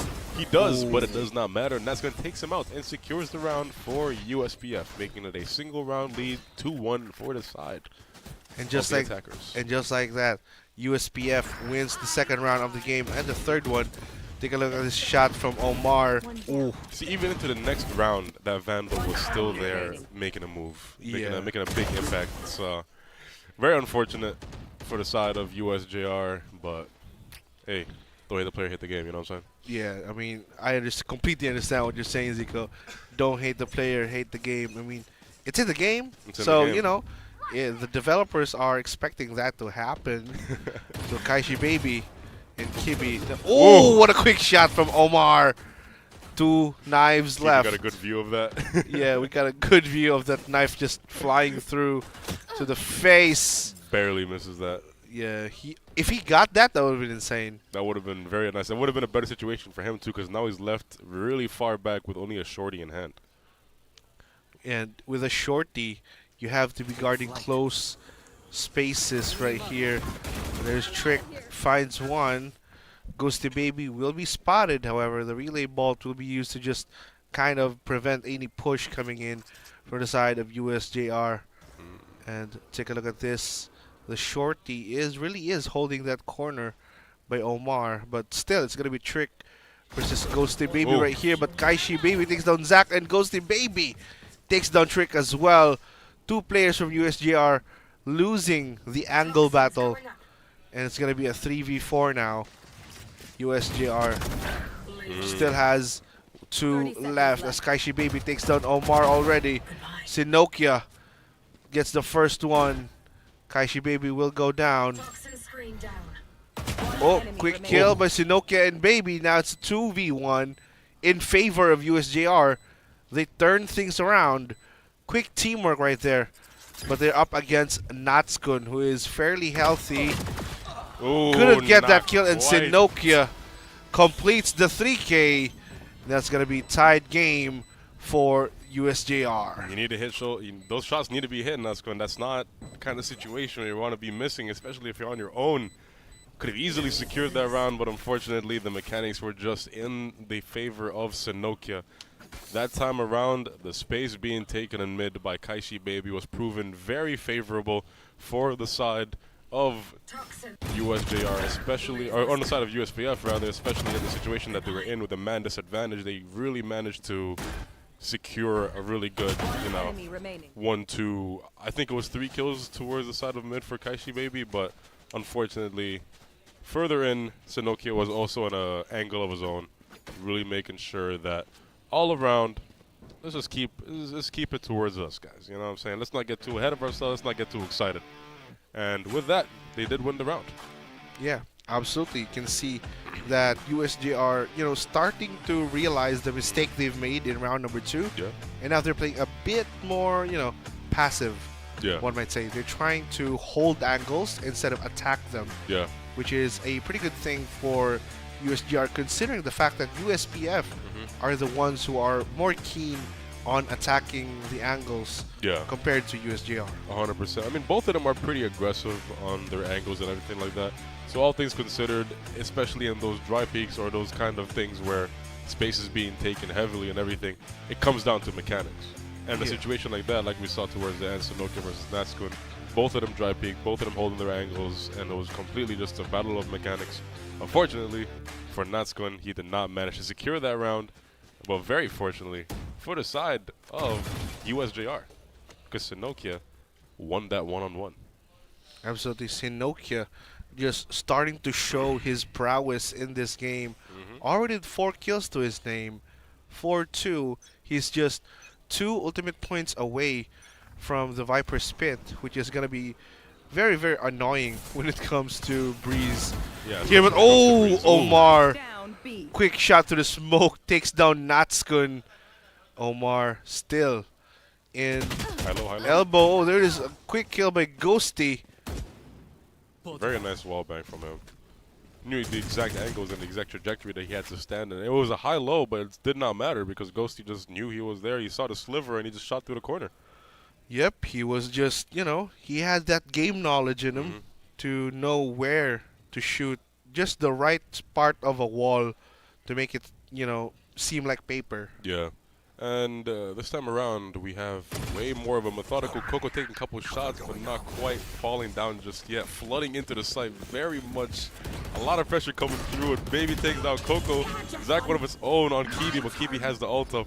One enemy remaining. Oh, Baby takes down Ghosty as well. And with a 3K to complete the round, USJ-R just, they're furious in this game. Absolutely, they're mad and they want to make this happen. absolutely this kind of momentum that they want to keep up. They're flooding into the side on the side of USPF, but unfortunately they got cut down very quickly. We might see a replay over here, but this is when Ghosty Baby had that exact millimeter angle. Ooh, one, shutting them down. The plant did not go down. Kiwi had the ult up, but unfortunately to no avail. Baby was there to shut it down. And you know, I just like to mention, speaking of mechanically gifted, it's like Omar is leading that department right there. He has been Absolutely. taking long-range duels so far with the Sheriff and the Blade Storm. His picks are beautiful as Yeah. well, might I add, because that slide kill that we saw in the previous game, very, very nicely done. And in that previous round, we saw a very nice clean kill. Ghosty Baby taking out Baby early on into the round. On mid, it's a nice advantage for them very early on, flooding into the site. Ooh, a quick escape there from Zach, but he will still get taken down by Ghosty Baby right then and there in the A site as USPF floods into it. Now it's up to Omar and Sinokia to try and salvage what they can out of this round. Ghosty Baby just clearing some corners there before planting. They have to do that to secure this round.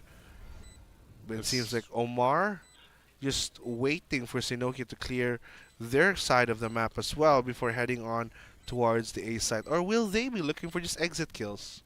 It's looking like they might be looking for exit kills, because especially in this situation with the economy and stuff like that. Hey, last time I said this, I know they won the round, but this time around, it is actually in their best interest. All right, I know what I said last round, and I know I kind of ate my words, but this time around, I'm confident.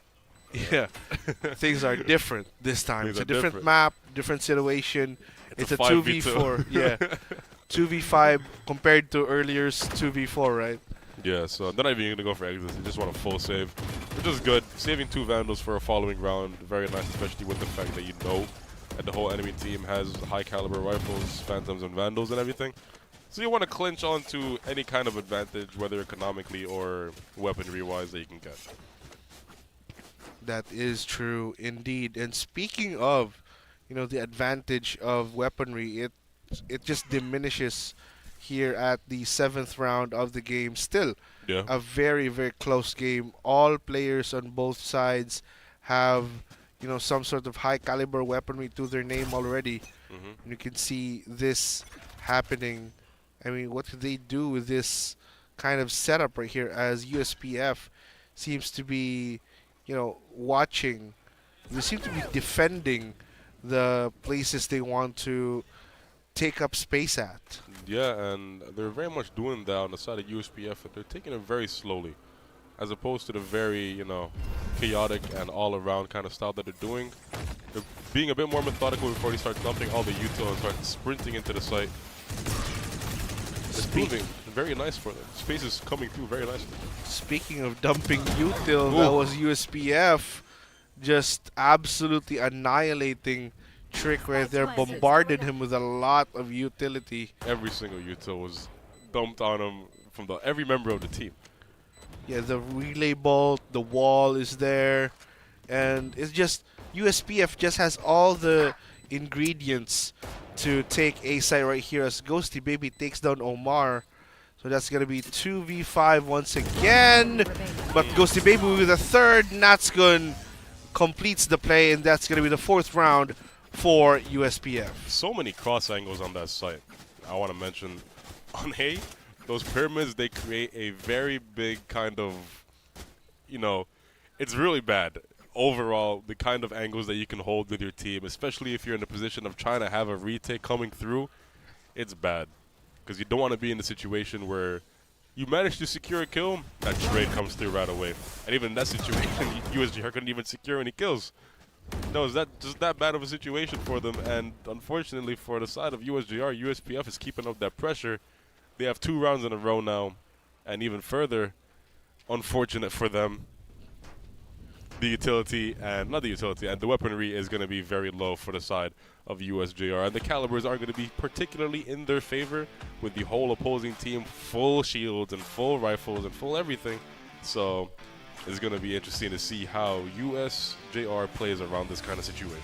The USJ-R, well, they might have, you know, some sort of economical disadvantage in this round coming Yeah. into. But still, That's about it, though. yeah, that's about it. That's where Yeah. the disadvantages end. Yeah. I mean, we have seen Sinokia, especially Omar with the Sheriff, just Yeah. absolutely insane landing shots on, extremely far ranges. Yeah. Like all the way from middle to like double Top doors mid or something like yeah. that. Yeah. So that's going to be one of the things to look out for if you are USPF. But right now, we're heading back into the game with the USJ-R versus USPF still going on. Ladies and gentlemen, it is 1-0 in favor of USPF. You could never count these guys out, in my opinion, especially on this lineup with both of these teams. No matter the weaponry they have, they can still make an impact, and we'll see if USGR manages to keep up their reputation this round, because they do have a very big economic disadvantage. He's peeking behind that box, making sure he's not being spotted so he can keep as much space as he can towards the B site. Slowly but surely, the team is going to be kind of hovering towards watching B, because they do know the Viper wall's there, a couple of smokes being used. The scan is coming through, and they are going to be flooding into the site. Ghosty Baby stunning the backside, flying in, not spotting anyone just yet, except Sinokia was already getting taken out, but Zach might be there for the trade, but just barely misses it. Not quite, Zach. though. The headshot coming through. Zach's already starting. Dimensional Drift will be used. Try and scout everyone's locations here. The pings are coming out quick. Yeah. it's Rapid coming out fire. quick. Here comes Baby with a paranoia paired with not Zach, but unfortunately he gets caught in the paranoia itself. Very, very unfortunate stuff there from USJ-R. What That could have been. That's unfortunate. That's unlucky. That could have been, like you're about to say, that could have been a game-changing play if he was in that spot just 1 millisecond away from being able to take out at least two to give his team the advantage. But unfortunately, the blind did come through from Baby onto Zach. A little bit of a friendly fire moment, but all things considered, they played that pretty well.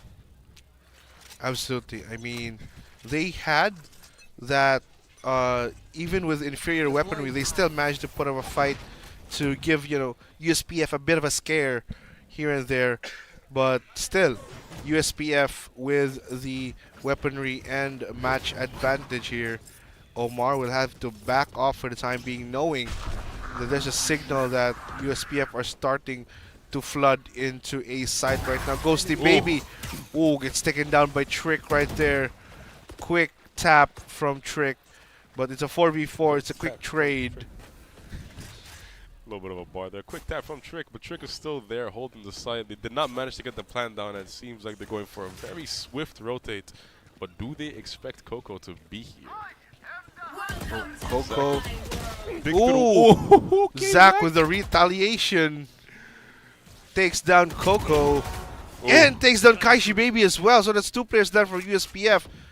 Two very, very good util users go down for the side of USPF. Now they only have the Hunter's Fury and Clove to try and do what they can here. Kibi one. gets the first one, Ooh. but Omar takes Kibi down. It's a quick trade from USJ-R. If he It's gets exactly what they need. just barely sneaking past his line of sight. He's moving, hovering towards the A site. But does he know that somebody's already waiting? Trick is still there. He might have tricked him into rotating, but not quite. And that's good. Takes a couple shots, but nothing goes through when it comes to kills. He gets scanned. Shot coming out. Does not fall to it. The plant's coming through because he needs to put it down.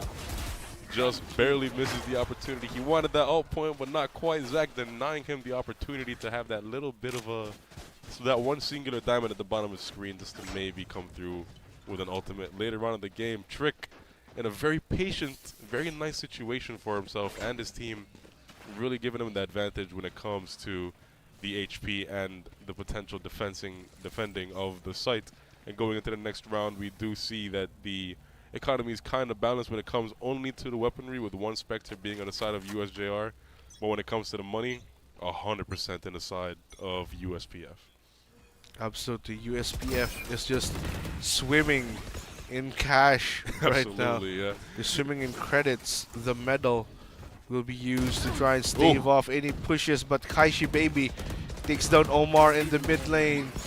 Kibi takes down Trick and Natskun will take down Zack. There's going to be 2 players left alive for USJR, but Sinokia is right there waiting. However, Ghosty Baby clears the corner on the other end. And now USPF once again on the plant. It's up to Baby in a 1v4. Will he risk it all this time?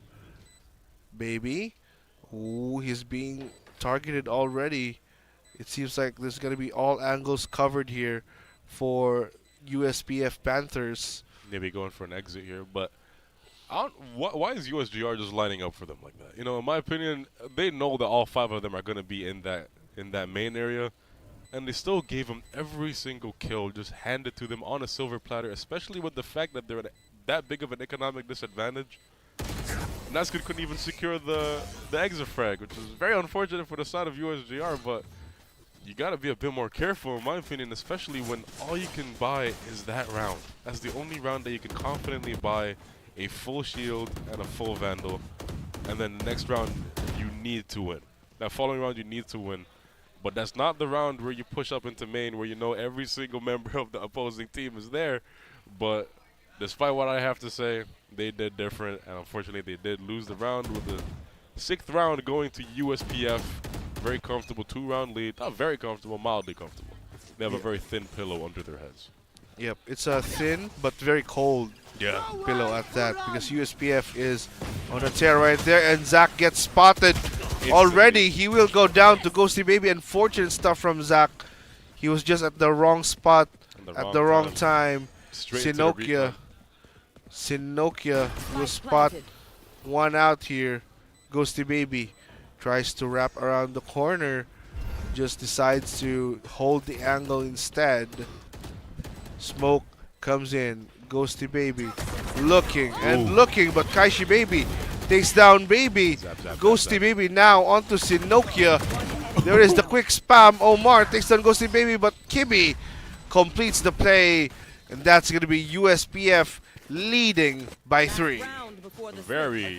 A bit more comfortable lead now. The AC is starting to, cool down the room a little bit. USPF is getting a bit comfortable now. They're chilling on their thick mattresses, very comfortable with the 3-round lead, and especially with the economy that they have, it makes it even more comfy. All this talk is making me tired, but this game is keeping me up because what a game this is. They kept on going back and forth, but USGR, they're lagging behind now.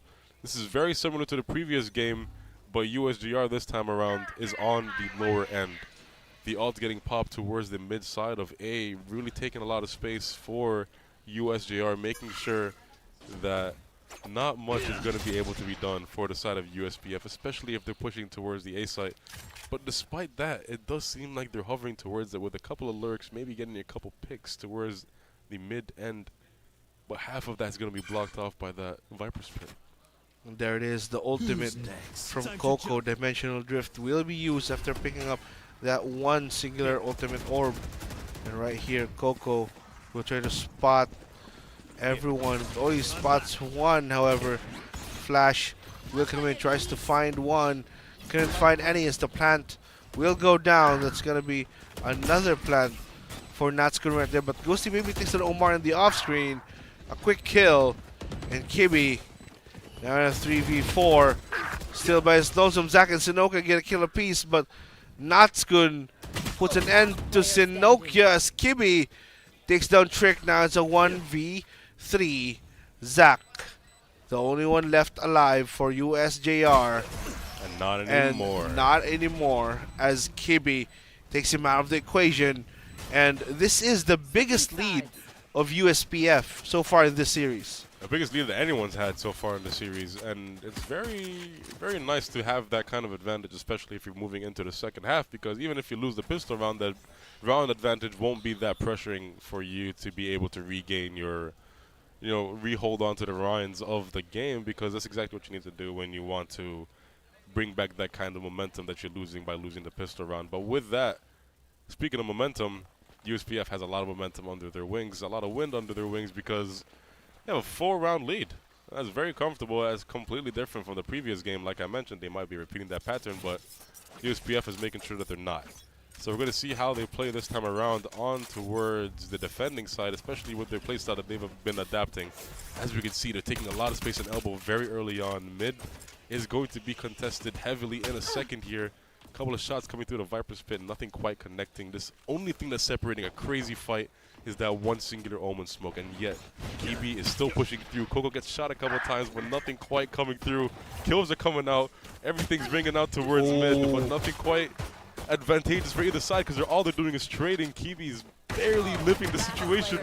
Kibi takes down Trick, and Sinokia gets his 3K. Now it's a 1v1 now. Natskun versus Sinokia, but Natskun just surprisingly comes out of nowhere, taking down Sinokia. Now it's 9-4, and this is a repeat of what happened in the previous game, where USJ-R wins the first pistol, and then USPF wins the second pistol, the second half pistol. And should I say that this might be another close second half? Maybe. You know, absolutely, you can't disregard USJ-R's absolute prowess when it comes to this kind of situation that they're in, because they always come through with it despite the kind of disadvantage that they have, and you can never sleep on them at all. Absolutely. You cannot sleep on these boys in green right here. Time to jump. As Zach puts up a gate crash, but Ghosty Baby takes down Sinokia with the outlaw right there. Omar dashes right into the side, spots one. The classics are flooding through. Kaishi Baby just had nothing to defend himself with that push coming in from USJ-R, and right now they have control of the site. Zach already has the Bulldog in hand. 81 HP left after he got shot through the wall. And that's more than enough to win the round, in my opinion. But this kind of that timing was insane.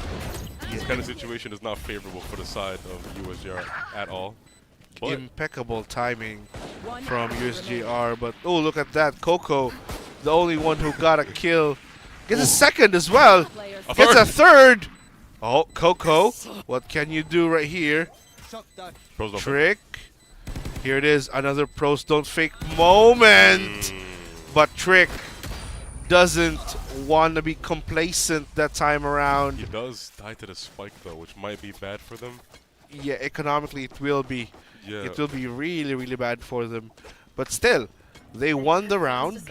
So it's all that matters for the time being for USJ-R. Oh, never mind. They're fine. Yeah. full rifles and full shields. This is the exact same pattern we saw in the previous round too. 1-to-1. Yeah. They won the pistol and then they swapped it out after in the buy round. And like I was saying, you can't sleep on USJ-R because, you know, they won that round. They, despite all the disadvantageous utility or weaponry that they had, they still managed to get that round. They flooded Kaishi Baby for that singular Bulldog though. It's a bit intense for a Bulldog if you ask me, but in the kind of situation you're in, you need that quick trade towards Pillar. Nothing quite coming through except the plant though. Very big advantage for the side of USJ-R with the timer taken down and the pressure increasing on USPF. Coco in the back lane gets his third kill of the game. 2v3, however, as he gets taken down by Baby. 2v3. Baby and Trick. What they do to defend this? Baby in a 1v2. Kibi's down low. Natskun will go down. Kibi. Oh, there it is. Oh, he's toying with him. He's playing with his spray right now.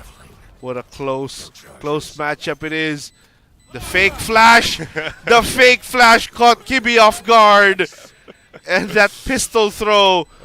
It works in other games. It still works in Valorant as well. The noise. The noise maker.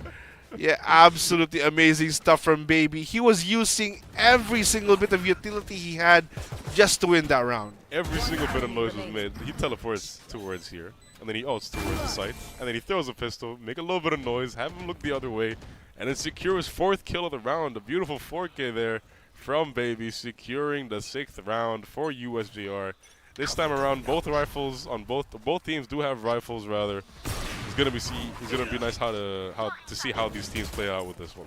Oh, Zach, or USPF rather, had to get out of there quick, but Kibi and Omar exchange kills Ooh. right there as Zach Almost bad. gets the second one rather, out of USPF. Now it's a 3v4. Coco does have the dimensional drift up, so he does have a lot of options here to try and retake. Ghosty. Sinokia trying to play this a bit slower than usual. They're going to end up in one corner, but that's going to be spotted with the dimensional drift. And Zach takes down Ghosty Baby, the first one. Third already for Zach. Coco in a 1v4. Oh, there it is. Huge headshot from Zach. Now it's 7-9. 2 rounds away from tying things up. That's 2 4Ks in a row. I just want to mention that. USJ-R is on a roll right now. 2 beautiful 4Ks to secure 2 beautiful rounds back to back. Slowly bringing back the lead towards USPF down to a little bit of a pinch. A tiny pinch onto the side of USJ-R, but they don't care. No amount of pain, no amount of pressure, no amount of anything can make them falter. No amount of anything can make them not want to fight back. And with this, they have a beautiful advantage. Only Sheriffs on the side of USPF. They're going to be taking a bunch of space, but they are going to get spotted out really early. Omar taking out 2 on mid. Nice advantage early on. Oh, Zach takes down 2, redeems himself in the same area where he lost his Vandal in the second round. And just like that, USJ-R now within 1 round against USPF. Within arm's reach, the advantage is there. USJ-R on a very nice 4-round streak. Every single round was absolutely flawlessly played by them. USPF is still applying pressure, they're getting kills and everything, but unfortunately, they are still losing the rounds. And that's kind of what matters when you're in a round-based, team-based game. But this time around, they do have full shields and full rifles and everything, so the advantage isn't too much in their favor. Trick getting dinked through the wall twice. That's gonna be so unlucky. There's gonna be Natskut pulling out the Odin once more. Just, you know, an absolute menace. Absolutely. With that Odin pick. And right now, Omar will have to relocate alongside his squad.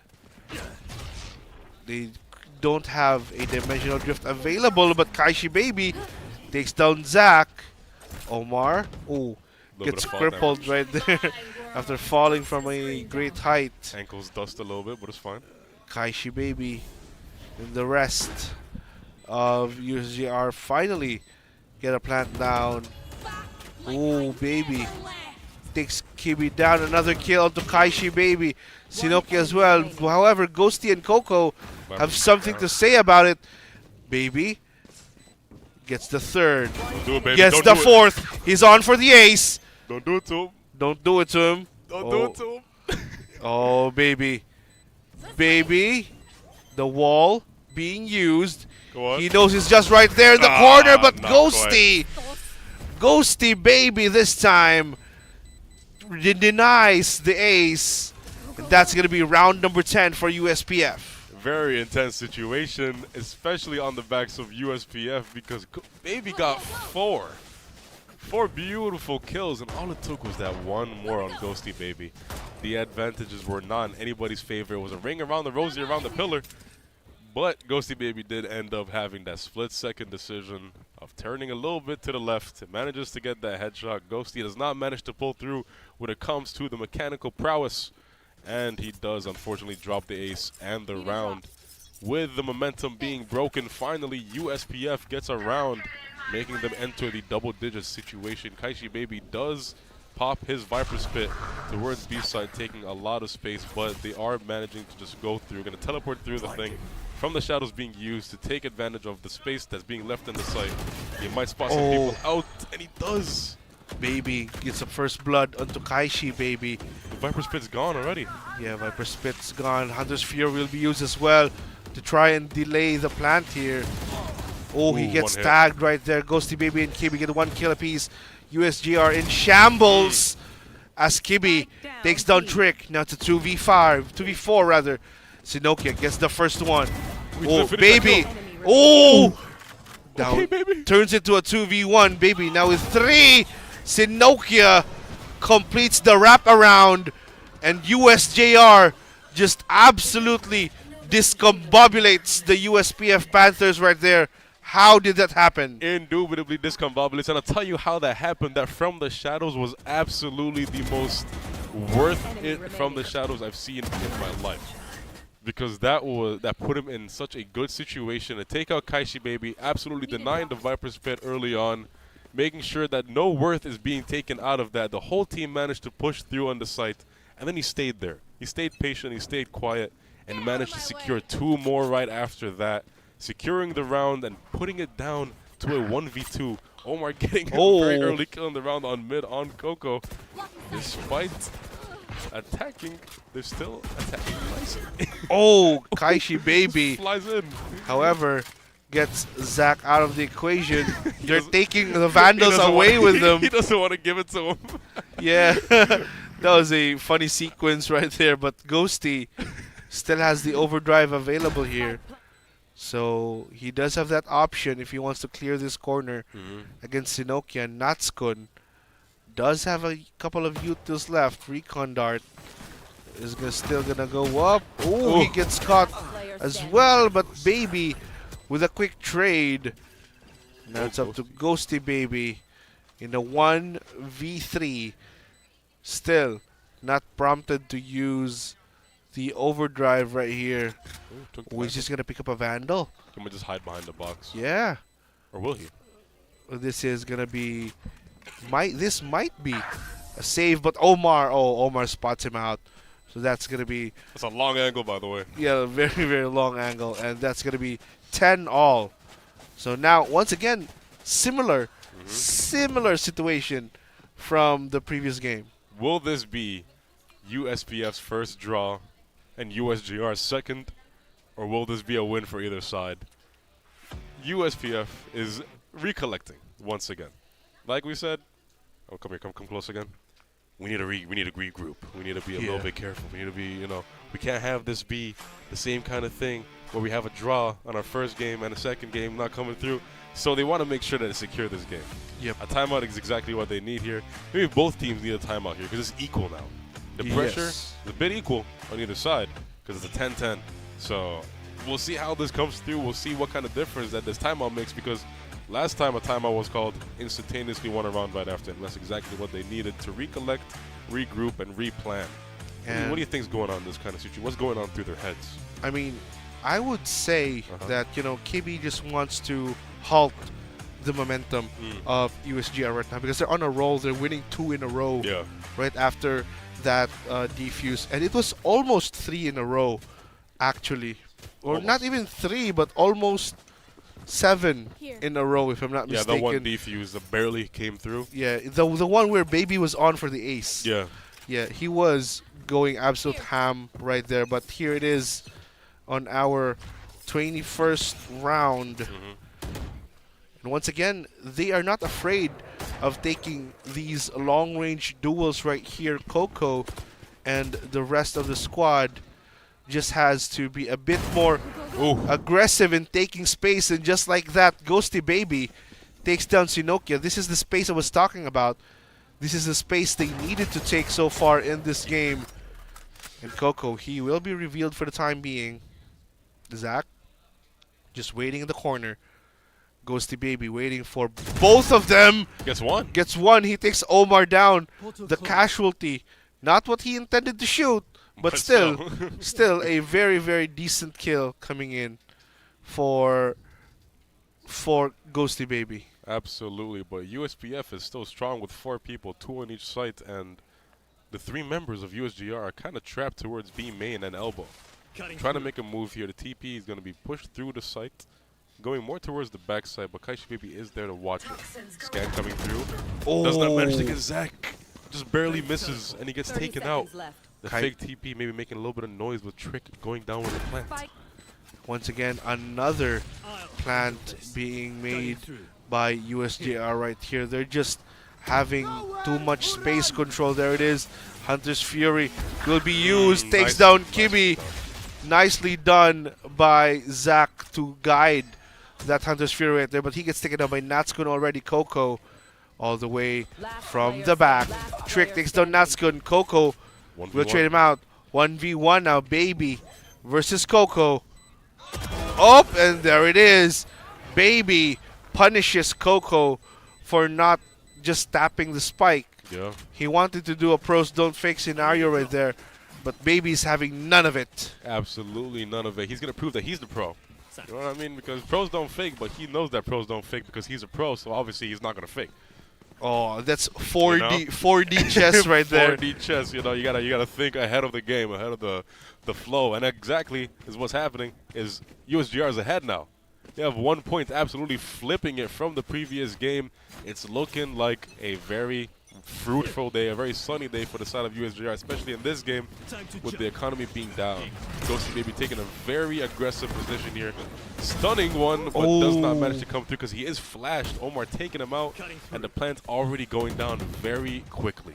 The economy is low for the side of USPF. The retake is going to be hard, and the space is already taken all over the site. Singular hour drone being used. Recon bolt being hit, but nothing quite coming through from that. The TP's back. There it is. The recon dart will spot one. It's gonna be Baby just hanging out One tap. on rock.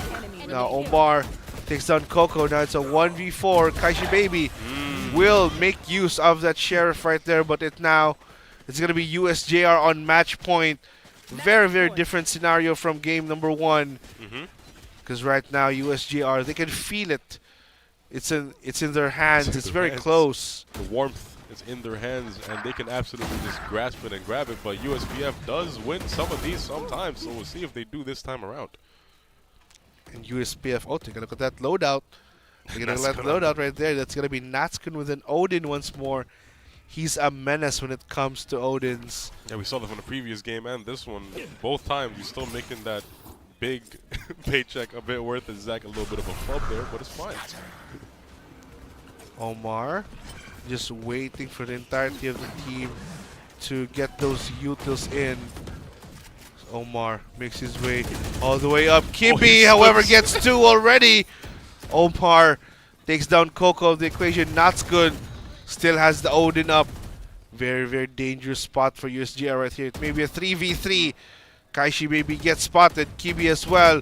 He takes that duel.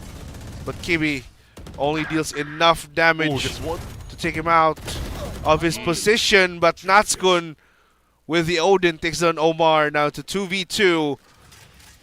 2v2. And Sinokia is running all the way right back to middle. Wait. Oh, they're going to catch them off guard here. They duped him. They duped him. Absolutely They thought they were duped him. going A, but Sinokia, he even has a Viper Spit available.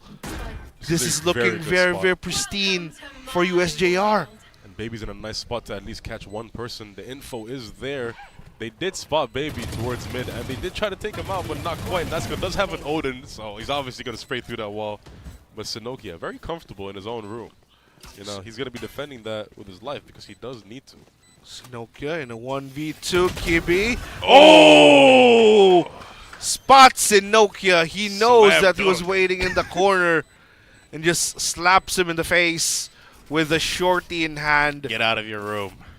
You're staying in your room for too long. Yeah, he was staying in the Viper Spit a bit too long. Just waiting in that corner was a risky play for Sinokia. And right now we are heading onto the penultimate round. Will this be a game over, or will this go into overtime? We will see in a few moments from now, a few seconds from now actually. Yeah. We're gonna see that both teams are armed to the teeth. They have all the credits they need. They want to, and even spare some more. Now we're heading on towards middle, where another aggressive push is being made by Coco right here. There's already an elbow, ladies and gentlemen. That's how aggressive he is with these pushes of his. Coco, oh, he's advancing. He's not even going to stop right there. Baby I think he's going to looks hold at the it this time. angle, Yeah. but take a look at the position of Omar and Sinokia. They're all the way towards A, which could signal a fake or even, a pick off. They're playing for peak. look at picks this, rather. the space that USPF has towards mid. They have elbow control and they have deep mid control. So USGR's choices towards pushing is mainly just in main, unless they want to challenge both of these angles in towards mid.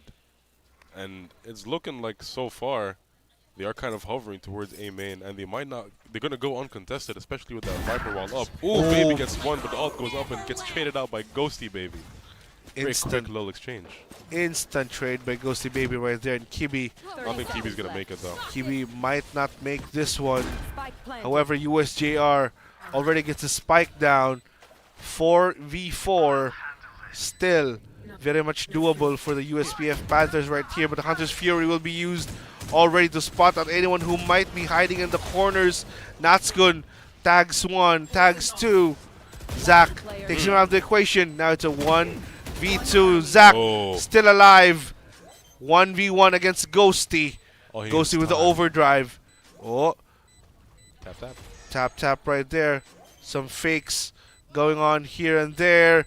Ghosty, and there it is. That's it. Zach 4K. completes the play, and USJ-R definitely bounces back in game number 2 in a very, very similar fashion to game number 1. Absolutely. They absolutely outplay the USPF Panthers. Absolutely, and that's the second draw for USGR. They're living off of draws so far. That gives them 2 points, if I'm not mistaken, and USPF still on top with now 7 points due to the draw only giving 1 to either side.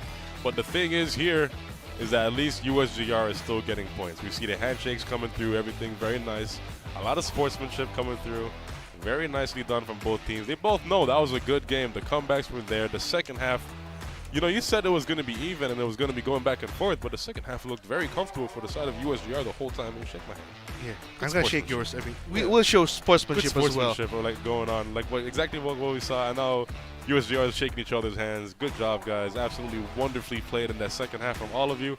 Second draw on your record, but it's well deserved though. They played well. I mean, even if it's a draw, you still get points out of it. So that's going to be very, very worth it for the USGR Jaguars. And they've just shown that, you know, even the top seed can bleed. And that's going to be USPF Panthers, who just witnessed or just experienced their first loss of the entire tournament right here. And with that, we're going to see what USGR has in mind after that spectacular win. 9, take it away. Let's see what's going on in their heads. And with that, Cassis Savvy, the USJ-R Jaguars finally won in the opening match for today. A round of applause, please. All right. Now let's take a moment to, of course, commend the USPF Panthers for such amazing efforts for today's match. Again, a round of applause, please. All right. Now, first of all, hi guys. Hello. Hello. Now, guys, first of all, congratulations for such an amazing win for today. And by that, I want to ask, coming into the match, just like what the casters has said, the Panthers were undefeated. They were 2-0. Now, how does it feel to be the team that finally took them down of the pyramid? It was okay since we did not expect for us to lose in the first map, but fortunately we managed to bring back our morale and beat them. Yeah, the morale of the team. But guys, we noticed you started gaining momentum in the second game. How did you maintain that composure, especially when it came to the match point? Well, it was all thanks to Baby who brought back our spirit and vibes. So we managed to play as a team, and we then played for the vibes. Play for the vibes. Now, Baby, actually you are the MVP for this match. I want to ask, what is your favorite highlight for this match right now? Your favorite highlight na I think for sure mamay-day ni mo later sa inyong mga social media platforms. Honestly, wala ko ba? Ay, wala siya highlight. His highlight is the whole game. Correct. And na-win mo. Diba? Wala yung highlight, but the whole game. Now, of course, everyone, can you please have a shout out for the people who have supported you all the way through this season? Shout out din sa among chief, Tigdaog, Snacks. Nya, shout out na nga team. And then shout out sa akong friends and family and of course sa akong girlfriend. Shout out to my girlfriend who's watching, and shout out to everyone else who's watching, and for the people who believed in us, thank you so much. Shout out to my friends and family and my girlfriend. Thank you for supporting. Shout out to my friends and family who's watching right now sa live niya for this team and ni Chief. Shout out to my family and my handsome son, which is the reason behind my IGN, and to my friends and everyone, to USJ-R fans, to Douglas and everyone. All right, and that's that from the USJ-R Jaguars, who are also really, anong sabi mo? Handsome. Sakto? Oh, diba? Sabi nila handsome. Once again, congratulations to the Jaguars. And of course, for us to give a little bit of statistics, let me pass it back to our caster. Casters, oras mo na. Let's get statistical with it. All right, Let's start. get down and dirty with the numbers right here. Absolutely, let's crunch some numbers. Get a little bit into the schematics. We see the MVP coming in hot, baby. 22 amazing kills, might I add, because he was in situations.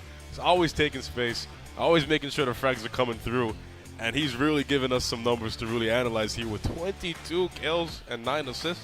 I mean, those are huge numbers. Absolutely. For a controller right there. He's even the MVP with 269 ACS. That's Very a nice. good record Very for nice. a controller. And he wasn't just a controller. He was also acting like, the clutch guy, the clutch man. Absolutely. For USJ-R right there in that second game, where there were some situations where it was impossible for him to actually win, but somehow he does. Yeah. And he even has had 2 4Ks, if I'm not mistaken, in this game. He did, yeah. Yeah, he did have 2 4Ks to his name, which is, a bit excellent in terms of how you can get here at Breeze, especially in a map as big as Breeze. And right behind him, we see, even in the highlights, we see Omar with a whole 5 first bloods. He's really making sure that the momentum's rolling, he's getting the momentum going, and everything's flowing really nicely for USJ-R. And evidently, it did flow very nicely for USJ-R. They got 13 to 11. It was looking grim in the first half, but they were down 4 to 8, if I remember correctly, and then 4 to 9 when they lost the pistol round. Then they won 4 in a row. They lost the defuse with that almost ace from Baby. Yes, sir. And then they got 3 more in a row, and then 4, and then 1. That was it. Yeah, wrap. that was it. That was a wrap. And USJ-R just showed that, the morale that one of their players was talking about, Baby, was actually the one who, brought their vibes back, brought their spirits back, get their heads into the game, gotta get your head in the game type stuff.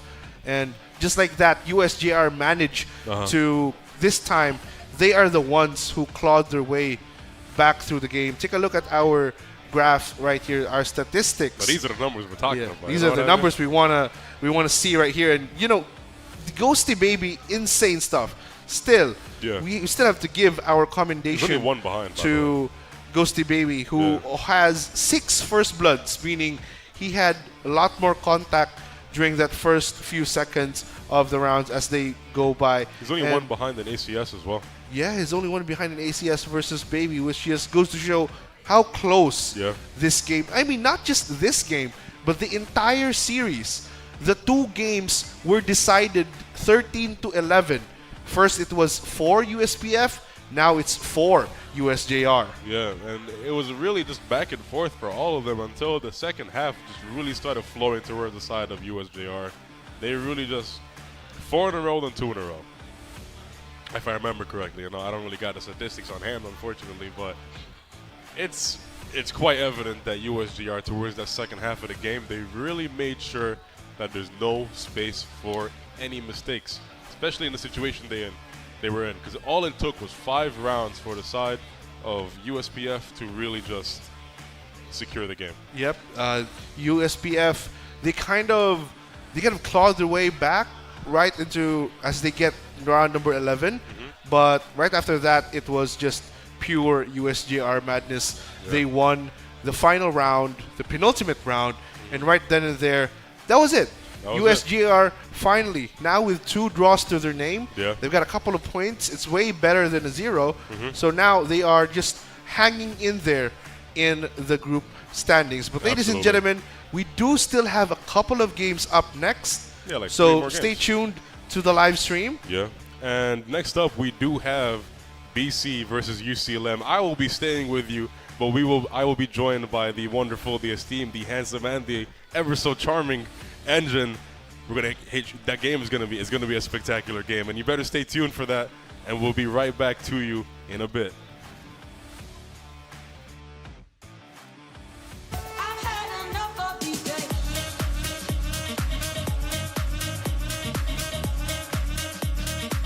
I've had enough of these days.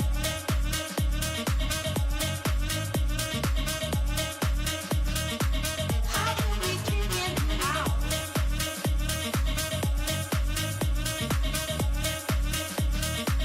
I've had enough of these days.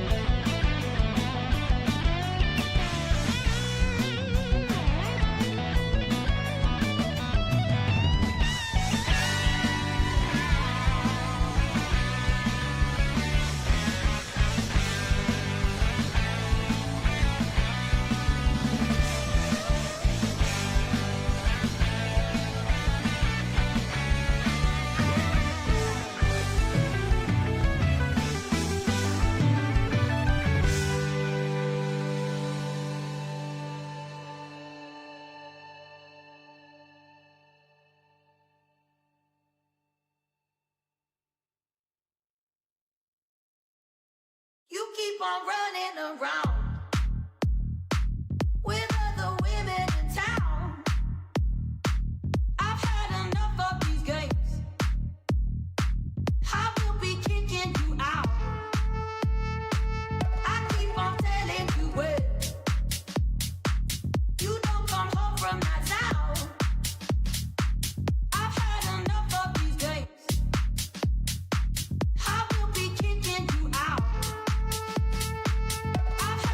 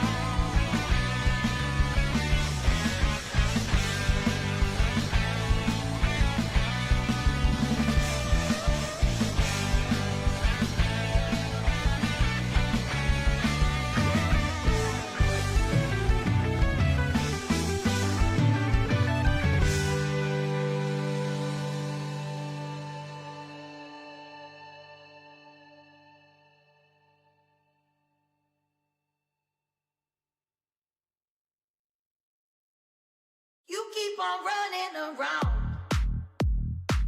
with other women in town. I've had enough of these games. I will be kicking you out. I keep on telling you when you don't come home from that town. I've had enough of these games. I will be kicking you out. I've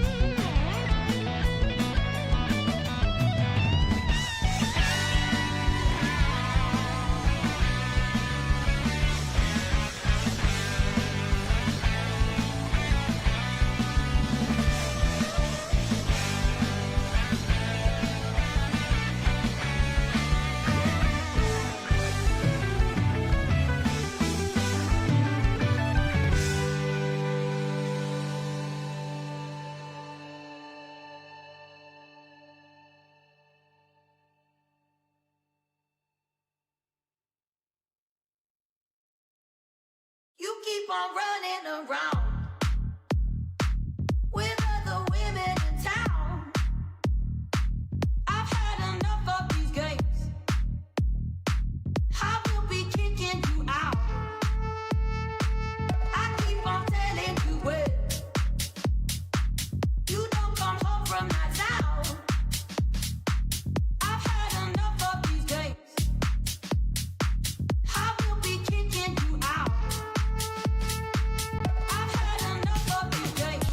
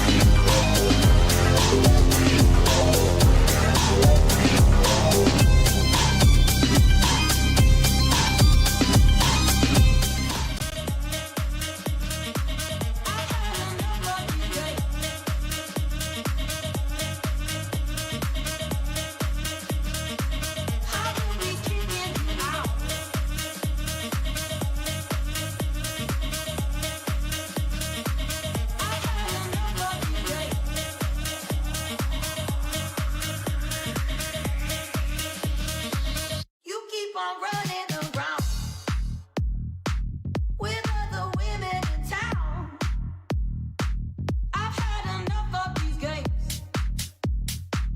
I will be kicking you out. I keep on telling you when you don't come home from nights out. I've had enough of these games. I will be kicking you out. I've had enough of these games.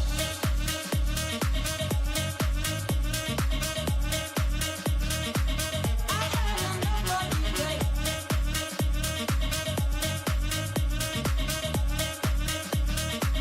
I will be kicking you out.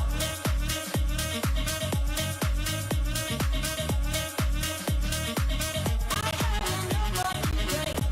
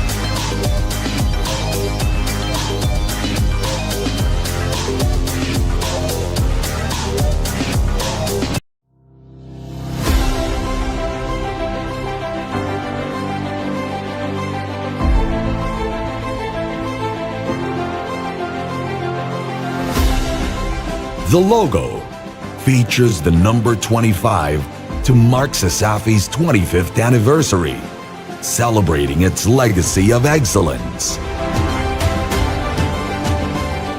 A person holding a torch, inspired by the original Sasafi logo, represents the passing of knowledge and passion from past to present, honoring those who paved the way while inspiring the next generation. The rising stars symbolize young talents who are guided by the achievements of Sasafi Hall of Famers, echoing the slogan, "A legacy built, a future inspired."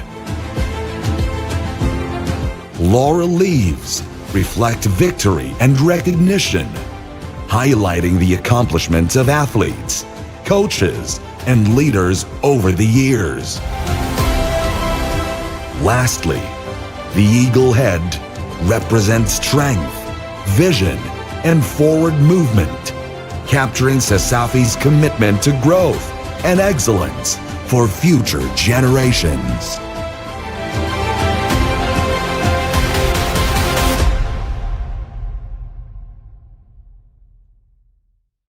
Oh, I do.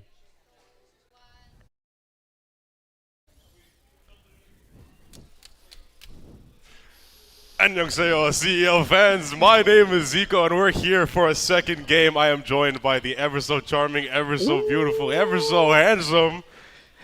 I am engineer revved up and ready, Zico, for this match number 2. But before we get into it, we have to also thank our loving sponsors, because without them, this wouldn't have been possible.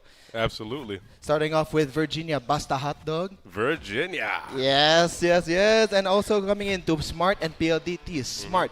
Live more today with Smart, with also with PLDT, leading and inspiring Filipinos to create a better tomorrow. And with that, we also have Crayon Labs providing us with our one-stop shop for premium prints and custom designs. Ooh. And so also coming into it, as also Smart Sports and Puso PH, where we could catch every clash, every play, every victory at the Sasafi Esports League. Tell them.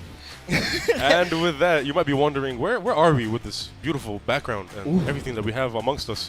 We are at CIT-U. Many thanks to them for providing us with the LRAC so that we can cast these spectacular, wonderful, entertaining games together. Yes, and also speaking of games, Zico, this is also game number 2, match number 2. As we look into the matches here today, coming into it now with being the first game being USJ-R versus USPF. Spectacular game. I casted that with I was watching you cast that with also with nobody. There's a one-on-one for both teams. Following that, the game that we're about to cast is going to be a wonderful BC versus UCLM. Yeah. It's going to be a fun game. We'll talk a bit more about that later.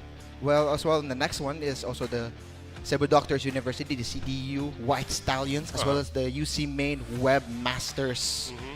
Ooh, it's a very crazy game as well. Lastly, for the fourth match, it's also going to be the UPC Fighting Maroons as well as the CIT-U Wildcats here in their home court. Absolutely. And they might have the home court advantage, but moving on to the points, we do see Group A. Yes. We have UCLM, CIT-U, and UPC standing strong with 3 points each. The difference happening here on who ends up on first, second, or third is the round differential that they had within their games. Yeah. Towards the bottom, we do see BC with 1 loss and USC with 2 losses. Still 3-3-3 for 3 different teams. We'll see how that plays out further today in the later games. Well, for Group B here, Zico, as well with USPF and their game previously also ending in a draw against USJ-R, if I could also recall, with also UC Main also with this game. It could either determine whether they could be one behind of USPF or they could end in a draw. Absolutely. Next also with following up with USJ-R is in that draw state, in that prison within them as of the moment. But let's see both if of their games were both ending in draws, 1 for 1 for 1 for 1. which is not really the situation you want to find yourself in when you're trying to climb up in the ranks, but redemption or reinforcement. Will BC redeem themselves, or will UCLM reinforce the position that they have within their group? It's insane as well. Coming Could go into either way. Yeah, looking at the side of UCLM, they could either reinforce their lead, or will BC bounce back? And let's talk further about the situation that we have found ourselves in, casting BC versus UCLM. Quite the game, quite the face-off. They're going to be coming through BC. I think it goes without saying BC needs to bounce back, and they need to do it big time. This is their redemption opportunity, and this is the one chance, not one chance, but this is the first chance that they get to really bounce back and really redeem themselves within this bracket. But before we really get into these details, we have some inside chika, Zico. We have the tea here today as well. We would like to also pass it to our host, Jane. Where you at?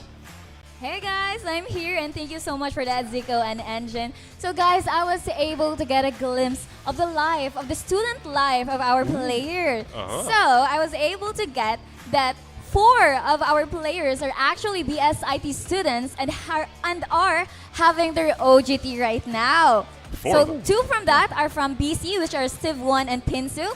And of course 2 is Flappy and Russ. And all of them are having their OGTs right now during the CISAFI Esports League. Oh, that is actually quite. Aren't you also BSIT Chain?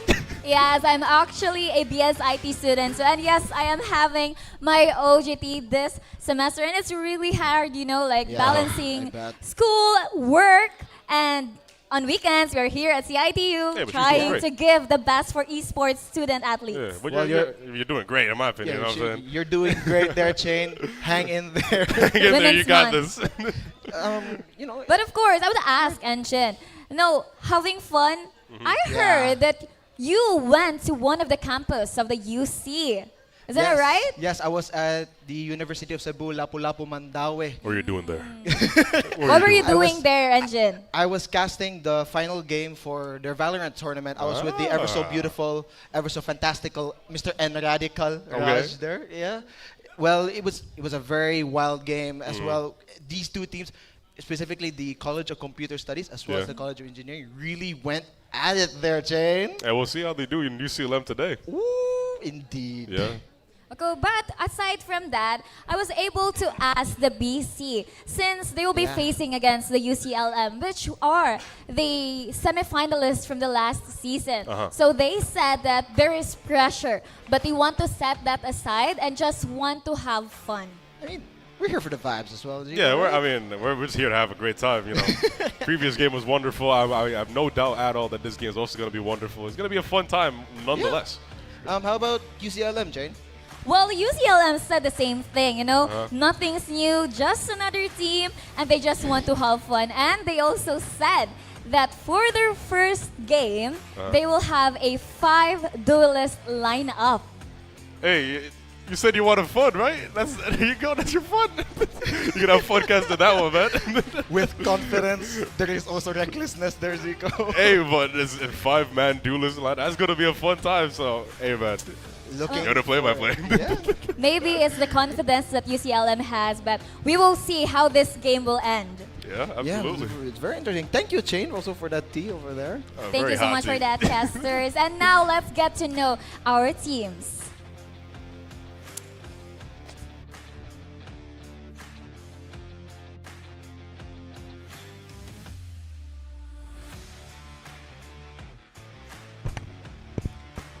Both teams fighting their way into the season. Give it up for the Benedicto College Cheetahs and the University of Cebu Lapu-Lapu Mandaue Webmasters. Players, you may now take your pose.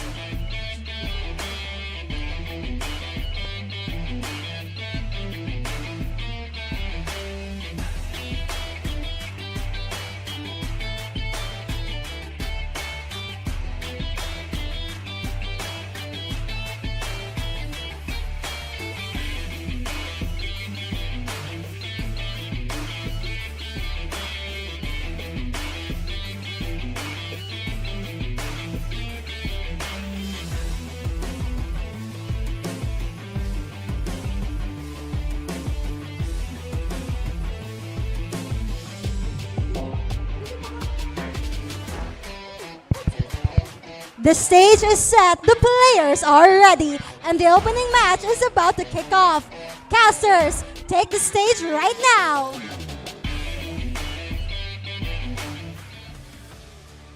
Looking into the Benedicto College Cheetah lineup, actually, looking into it, it's also the Steve One, Floppies, Pinsu, Johnny, as well as Angkal, Zico. Yeah. From what we've seen with this lineup that we have, they look way stronger. Than Yeah, they last look. year. Yes, new form, new players, Yeah. and also just Valorant as a whole. as New well. hearts. Yes. You know, they're having a good time. They're having New a great agents. time, and yeah, the game has changed, and so has the players. They're really playing around how everything. The meta is ever so cycling. You know what I mean? Now moving on to UCLM here, UCLM lineup. We have Dante Doe 5, Rez, Meh, Flap, and Jlitzen, you know? Jaylet Zico. Help me out with Jaylet that. as well. But yeah. This team, I was actually casting their game last week. This is a new team here, Zico. Yeah. A new team, but yet the same old, straight up just power. Yeah. It's as if like UCLM, the semifinalists, it's as if they've never left. But new team, Yeah. new lineup, power. Absolutely, yeah. And we saw them earlier in the team introduction lineup, and when they were running up and everything, they're excited. You know, Yes. before they even did the poses or anything, they were already sitting at their tables. They're ready. You know what I'm saying? You know, Like with BC was still posing and everything. They're following the, but You UCLM know, trying to get of course, in. Yeah, of course. With sportsmanship, Zico here. Yeah, Let's check yeah. my hand. A little bit of handshake. Yeah, a you know what little I'm bit of saying? handshake as well. Yeah. Now we're also moving on to the map. Vito here with banning out the Pearl as well. Yeah. Banning out Breeze, Bind, Abyss as well as Korod. But the picks are coming towards Haven and Split. Haven, I'm pretty sure, has been, we already know Haven's going to be picked. At this point, you know what I'm saying? There's going to be a Haven, there's going to be a Sova. No But the one Split- ever really, yeah. Yeah, the Split is going to be very interesting to see. A lot of the potential plays. A Sage might be a very Yes. decent pick towards that map. But what do you think? This is a very staple map pick as well. Yeah, it is pretty staple. Yeah, but, with it's Haven as well. Despite there being 3 sites, these teams have been really comfortable. Absolutely. Yeah, with their composition. Haven Yeah. has been out for a long time as well. It has been, absolutely, yeah. And the keys to victory towards the side of BC, they need to focus more towards their set plays and stuff like that. You know what I'm saying? Because, in my opinion, at least, when it comes to mechanics, UCLM might have a little bit of an edge against them. But BC, they know how to play together and they know how to, really keep it calm and collected and have that kind of control towards their side. Yes, as well. Looking into it as well, they avoid chaotic fights and dictate the rhythm of engagements. Yeah. They shouldn't go off beat ever so quickly, even though one of them gets picked off there. Yeah. We're on the side of UCLM. One of it here is strong entries. Absolutely, yeah. They need to just bash right in. Yeah, UCLM does have that kind of power to have those strong entries and everything. And they do also have a little bit of an edge, and like I mentioned, into the game mechanics and everything like that. But they're also very calm, collected, and coordinated. You know what I'm saying? They're all connected. It's like a hive mind, if you ask me. They all know how to play together. They play connected. They play very strong and everything. And we'll see how they do that with their 5 duelist lineup. Well, as well, looking into the live there, actually, from the Safi Esports League, our Facebook live there, there's also a poll for live interaction for the fans who are watching from the comfort of their homes. Choose who could be the winner here. Could it be BC or could it be UCLM? Or it could even be a draw, Zico. Yeah, it could be a draw, absolutely, because we already have had 2 draws in the series, excuse me, with the kind of thing that we always see going on with the kind of momentum being middle between both of them. So, guys, spam in the chat, community, guys, who do you guys think is going to win? BC, UCLM, a draw, or we Forge Legends? Yeah. We do that nonetheless. In the end of the day, we will always forge legends. That's what I'm saying. And as they said, game number 1, we have Yoro, Neon, Jet, Phoenix, and ISO. Ooh, what is one thing in common among all those agents? Well, one thing between the side of UCLM. Well, I mean, BC has the Jet as well as the Yoru. But they're all duelists. So we'll see how that plays. They're all duelists and they're all starting in attacking. Absolutely. This is going to be an interesting first half for them. But we do have a lot of operatives or agents on the other end to stall them out. We have a KJ. We have a Sova with the shock. We have an Omen with the blind. We have smokes coming out from Omen and Jet. So it's potential for anything to be able to happen. Especially with a wild card like a 5 duelist setup. In the side as well for BC, they were also able to do the usual double duelist comp now, doubling the entry. But in the side of UCLM, they have pentuple. They have pentuple the entry. Pentuple, yeah, excuse me. Well, looking into it as well, it's just the side from BC. They wanted to go for a little bit more of a well-rounded comp here. Absolutely, yeah. I mean, stick to their game plan. They need to also stick to what they're good at as well. If being well-rounded means that you have 5 duelists, then UCLM is also very well-rounded. I mean, in the sense as well, they're well-rounded in the fact that they're all uniform on one role. Indeed, as well. Indubitably. But from the side as well from UCLM, you cannot also count the fact that there are other utilities of these agents as well. It could vary from being very initiator heavy as well, could even control every kind of information that they can here. Absolutely, yeah. With now the pick also coming in through the time freeze, picking off the Pinsu, but Steve 1 answering back. But everyone from UCLM, they're just gonna flub right in. Taps, clicking heads here with Angkao. It is all who is all alone here up against the University of Cebu Lapu-Lapu Mandaue Webmasters. Absolutely. He has to do whatever he can, as much damage Well, that timing was unfortunate. Valorant timing indeed there, Zico. With now Angkao taking out the taps, making it a 1v2. But everyone here in UCLM, they know where he is. They're just going to stay here and wait. Yeah, they're holding the cross angles. Alex holding a very close one here. Tries to right click, but misses. He misses though. Now it's a 1v1 with Dindia as well against Angkao here. He's buying time.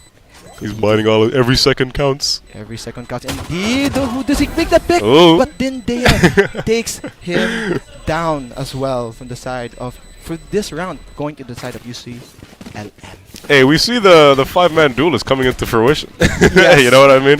They're very much just playing very aggressively and just flowing into the site, which in attack, that will work, obviously. You know what I'm saying?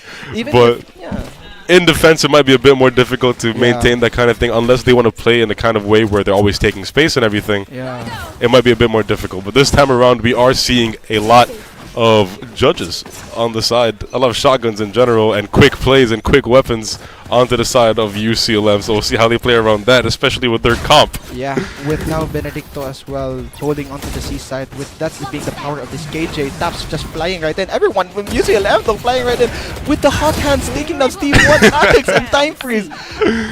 Doing what they do best, doing damage, making entries. But Time Freeze also take down Floppies, but Pinsu answers back.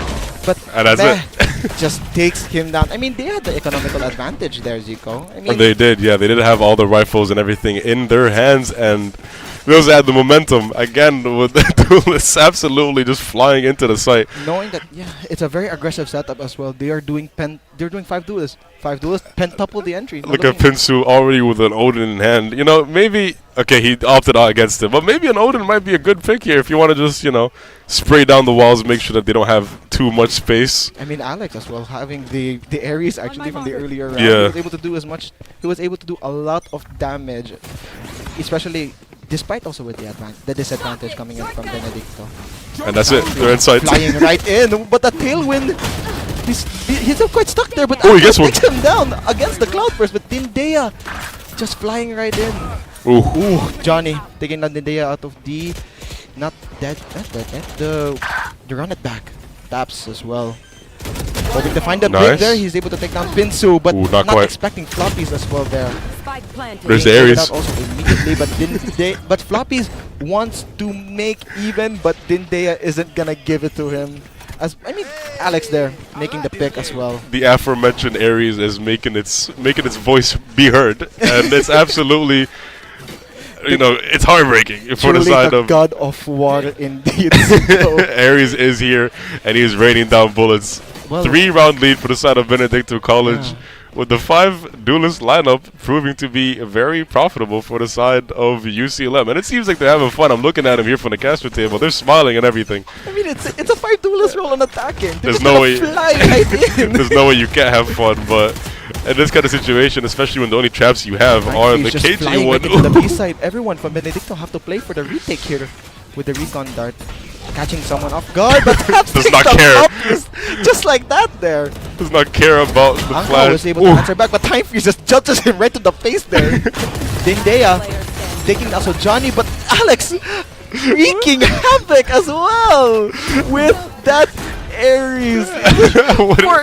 Now it's a 4-round lead. We cannot count them out just yet, Zico. Absolutely not. But Benedictine College, they do still have the kind of advantage that you can, you have the more utility variance, but as long as you just don't get overwhelmed by the 5 duelist lineup rushing the side every single time, it's going to be very interesting to see how they play around it. But with that, we do have an ISO ult and a jet ult for Lapu Lapu and Benedictine College respectively, so we'll see how that plays out as well. Because I feel like Benedicto does need the kind of speed that a jet ult can get out for them anytime they can get it. Time Fuse just taking on to the space here down in mid, but Ankao popping out the Blade Storm here, catching someone off guard, but utilities are being thrown right at him from that hot hands. Needing to back away, but Time Freeze will be able to catch him off guard. Taps takes on Pinsu with Meh, also taking down Ankao. The ult is down. Benedicto, they have to play for the retake here, but the question is, could they even go into the site here? Maybe 2v2. Yeah, now it's a 2v2 here with with Johnny and Floppy's answering back, taking on 2 members on the side of UCLM. Absolutely, and Benedicto is slowly progressing into the site, so they might potentially get a little bit of an advantage here. With now a flash in hand, Johnny, who doesn't know, he does anticipate it with now 3 kills. With the 4K coming in from Johnny as well. Taking the shine out of UCLM for the time being and putting a point for Benedicto on the board. Absolutely, that is the first point for Benedicto on the board, giving them, a little bit closer to potential glory. The 5 duelist lineup, it may have worked for the plant, but the post plant maybe not as much. Yes. Not much can hold it. Ankao used his ult in that situation, a Jet Blade Storm, but unfortunately did not get much value out of that. But in exchange, they did get, with that 4K, the KJ ult. Yes. Very nice 4K, by the way, from Johnny. Yeah. Very deserved ultimate in his pocket. Yes, a lockdown as well from their hands. It could also reinforce their retake potential here, Zico. Absolutely, and especially when everyone's a duelist and everyone's probably going to be in the site. Just gonna spam right through it using the Odin. The economic advantage, but Time Freeze takes down Ankao just Check his piece. like that. And now they're just gonna run into the B site, anticipating that someone actually is just there all alone. Lockdown might be used in window if I were to make a prediction here, but we'll see how they play around this, because the plant is not going down yet with the Euro on the University of Lapu Lapu side lagging a little bit, with the plant going down right away. Man, with the Johnny takes down Time Freeze, but he was traded out by Dendea. Now instantly, the lockdown is gone. Lockdown is gone, just like that, with the run it back being used by Dendea being taken down by Floppies as well. Does he know? But with the spike down as well, Binsu answering back though, but Taps and Meh just doing their job. I mean, they're duelists. Everyone is just doing their job. Everyone is flying right in there. Flashed or not, they're going to be peeking this corner and they're going to be spraying it down with all the bullets they have in their magazines. Time Freeze with a very crispy wallbang. Yes. I don't know if Taps even meant to kill Floppies there, but a kill's a kill, so an advantage is an advantage. But as well, coming into the side of Benedicto, the fact that their KJ went down way too early. Even the lockdown coming down very early on is not good for them, but it's good for this round because they do have the KJ ult still in their pockets, as well as the From the Shadows and the Hunter's Fury, 3 very profitable ultimates. 2 ults already being popped by Meh, and the Jet pushing into the site very quickly. Meh getting a little bit of information with his dimensional drift. Will he find a corner to kind of place himself away in? from the back here with the Blade Storm even popped down by UCLM's Jet here. Almost. But Meh takes down Steve 1, but that entire play there was just a ruse. Yeah. Everyone just runs right into A. Meh holding out the rotate here. He takes Very Johnny nice. actually again. He takes him down, thus the lockdown not being able to be used for this round again. Taps is on the side. He has no idea. With his blades storming right in to the heart Pinsu's of head. Benedicto. But Flop was able to take down Meh though. Yeah, he was the formidable opponent when it comes to the rotate that Yes. Benedicto needs to use to get to the site, but can he hold on? Nope. Taps Quite takes out as well. Floppies. Floppies there. He's just doing what someone said he can. He's trying to get the Vandal. Run away! Run away! Oh, we got him! Ankao was able to take him out though, but Alex responds back with the Odin. A very effortless buy from the side of UCLM, knowing that they have been saving for a long time. 5 rounds straight there. Yeah, and it was very interesting to see Meh not exactly use. He used the ultimate to get information and everything, obviously, but at the same time, he used it to take space in CT to really just give the opportunity to the rest of his team to move on towards A and make sure that the rotate through CT is not going to be as easy as they would hope it to be on the side of Benedicto College. But Benedicto College does have 4 ultimates from the Yoru, Sova, Omen, barely escaped that, and the Killjoy. So the retakes might not be as difficult. Time freeze flying right in as well with that overdrive. I think he could do as much with a lot of damage here against Benedicto, but Meh takes down Steve one with floppies as well. Just going right in. Here we go. With now the overdrive being popped by time freeze. Is he expecting here? He's expecting Pinsu to be shown up right there. Takes down floppies as well, making it to 2K. Taps will be able to catch the one there. He is not. Ankao takes him down, but Alex taking down Johnny with time freeze, using that overdrive. Very nicely. Yes, as well, with that 3K into the hearts of Benedicto. A lot of worth coming out of that ultimate. The overdrive is really, it's overdriving. 3K to secure the round and to very much have the score be in the University of Lapu-Lapu. University of Cebu Lapu-Lapu's and Mandawi's side.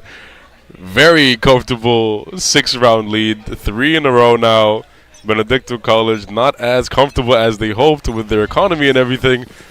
But all things considered, we can never count them out, as I was about to say, as Johnny 2 kills. Takes him out very early as well. Very early. As well as floppies as well. He was being traded out, but that was also very worth it on the side of Benedicto, taking down 2. But through the Pinsu smoke as well, against the cloudburst as well. Yeah, through the smoke. Very comfortable and very confident.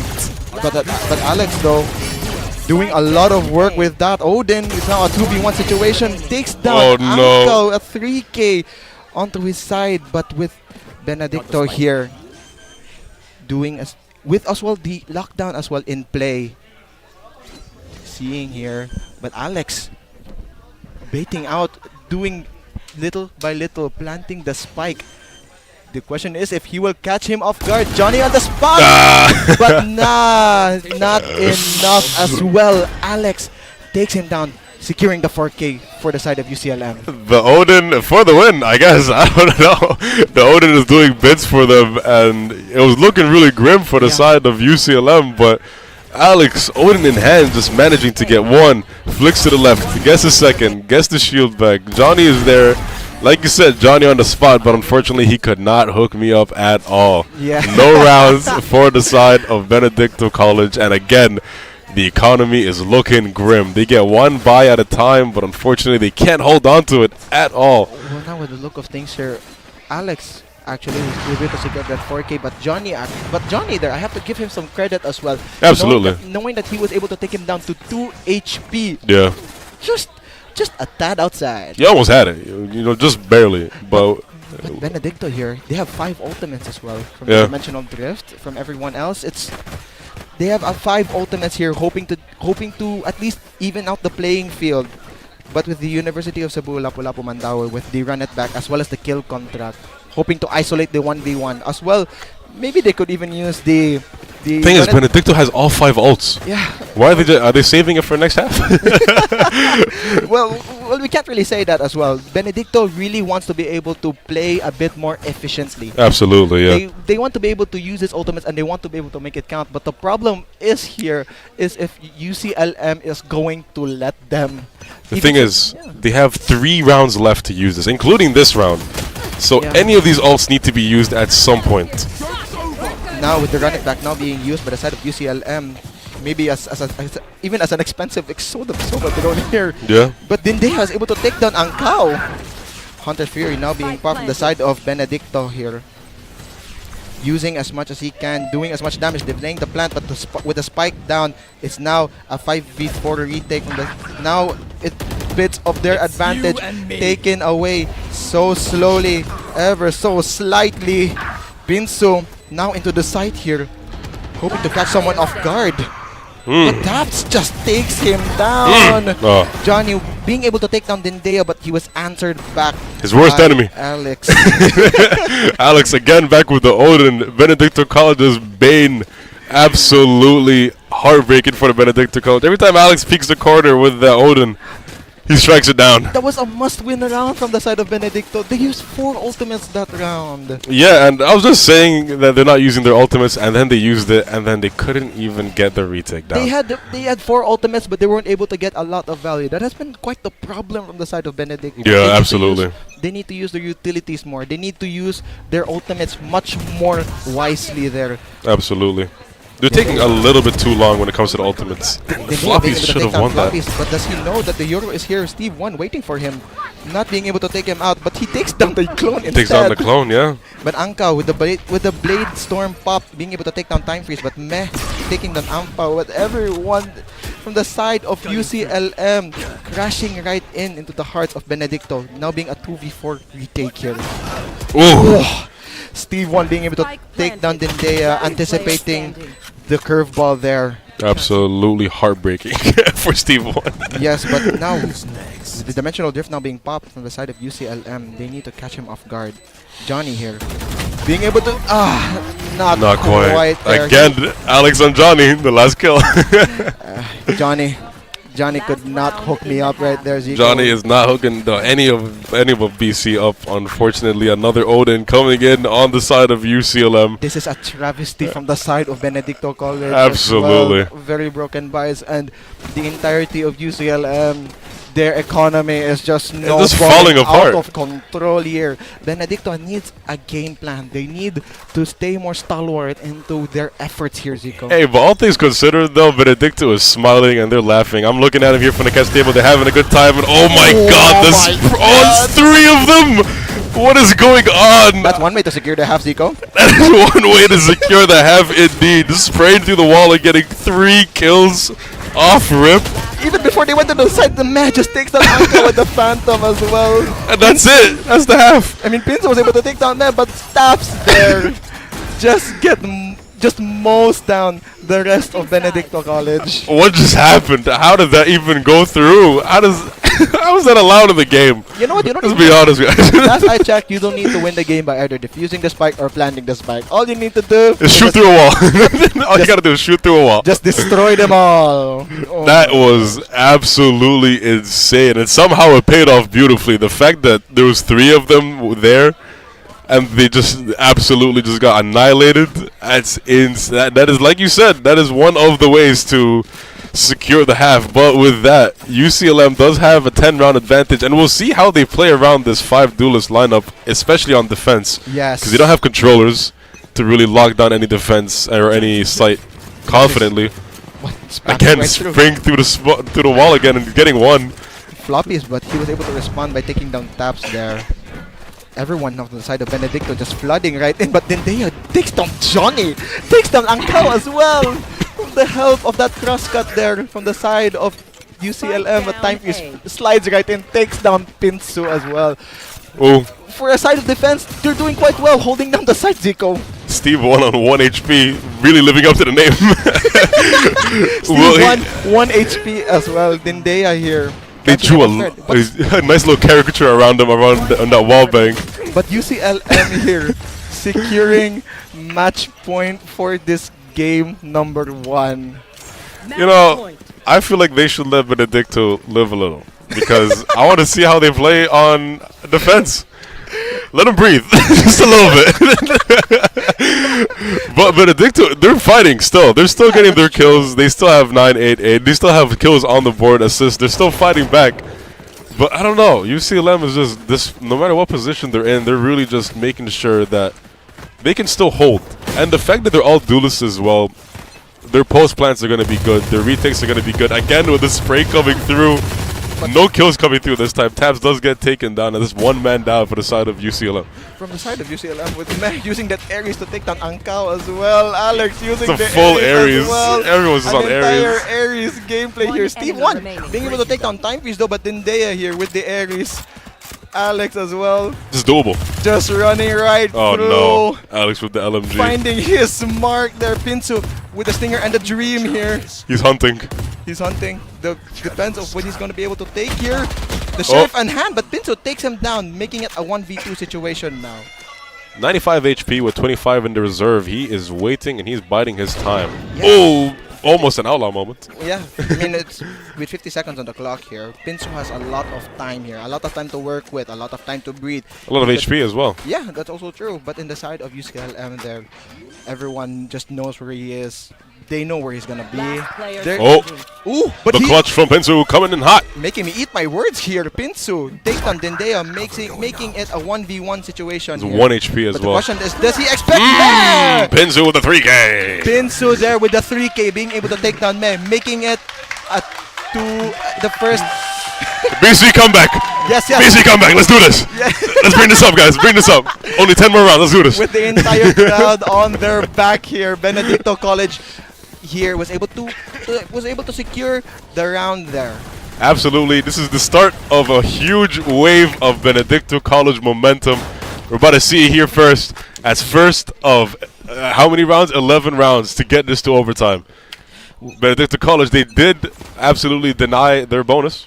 But the problem is that UCLM. Yeah. But the thing we have to also consider is that UCLM is really used to playing from behind. They are really used to lagging a bit first. But the problem is they're miles ahead. No, they got this. Oh yeah, that's true. Johnny BC got here this. as well, taking up so much space, trying to catch someone off guard, and Garage here. But he's the one that might be getting caught off guard because Yeah, there's somebody that's just true. peeking in the corner. That's there. And that's that. The paranoia not being able to connect to him. Being able to Gets take down two as well with Pinsu take down but time three as well. That guy said no matter what kind of disadvantage, these guys are just making it do. The chance. That's one. Steve One was able to take down Tops though, Steve One gets but one and that's it. Time Freeze was able to do his work there as the duelist for that composition. Everyone in just the side of UCLM just chilling. Yeah. Another- that was one of the games of all time. Yep, that's true. That's what I can say. One of the games of all time. Benedicto College, they got a couple rounds, but Yeah. they're still playing strong. They're still smiling. There's still good vibes. Everyone's happy here. Everyone's having a good time. UCLM securing the first game. Wonderfully done by them. 5 duelist lineup. Maybe might be the new meta. We don't know. We're here in CL. We're Yes. forging legends, and the legends are forging new metas. So we'll see how that goes. Speaking of new metas, there with that, maybe we should run a five duelist comp in our games. Let's calm down. Let's calm down a little bit. Now moving on into our MVP as well into that Absolutely, match there yeah. from the side of UCLM. I think. Well, who you have any guesses, Rico? I don't know. They all did pretty well. The duelist lineup was really well done by them. You know, I don't know. You know who I believe will actually gain the MVP award? Who do you believe will gain the MVP award? The duelist.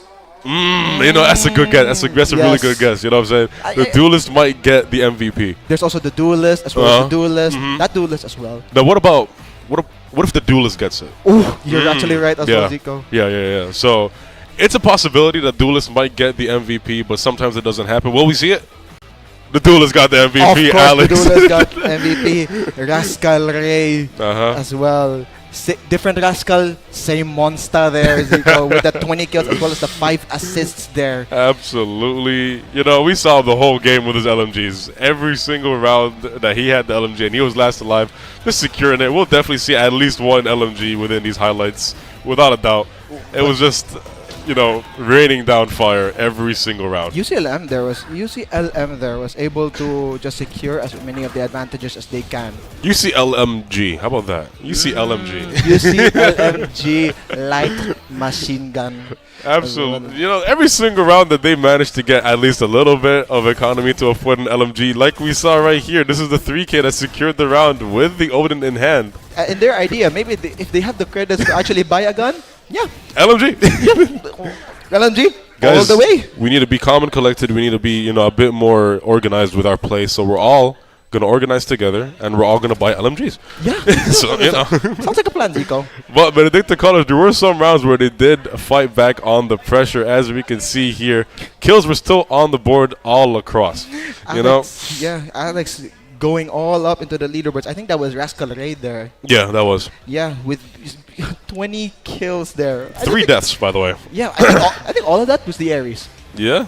Ares, even the Odin. Even, you know, he has the whole Greek mythology gods all behind him. Oh, even the Norse mythology gods. Norse Odin all of there the as all of the well. gods are behind him, and they're all just, you know, backing him up. And that was a very fun game from both sides. They all played really well, gave us a very entertaining game. Well played from the side of BC. Well played from the side of UCLM. And we'll pass it on to the host to see what kind of reactions we got from the crowd. Take it away, 9. Hello, Casas Savvy fans. Now, thank you so much, casters. And now I have Kirby beside me, one of the champions and one of the best Region 5 and the best controller last season. Can you say hi to the camera right now and give a big smile? Yeah. Now, Kirby, we're gonna play a game. And the game is called Create Your Dream Team, where the rules are you have to pick the teammates that are not your own teammates from last season. So the teammates or the players from another school for all of the roles. And you have to explain why. Nga mo siya ang imong gipili for your dream team. Are you Sasafi ready? Yes. Louder, louder. Yes. Yes! Now, Kirby, for the first role, duelist. Sino yung duelist mo? I'll take DJS from University of San Carlos. Bakit? Bakit siya? Kuan, best friend and kuan, kaning may mo duwa sa iyang role. Sa duelist. Best friend daw siya. But what about the role of initiator? I'll take also my best friend, Dante Tumulak from UCLM. Lahat na lang ng best friends, i-dream team mo. And then yung controller, sino pa ba? I'll take myself. Yourself. Bakit yourself? I'm the goat of that role. Kaya mo yan. And what about Sentinel? Sino yung pipilian mo?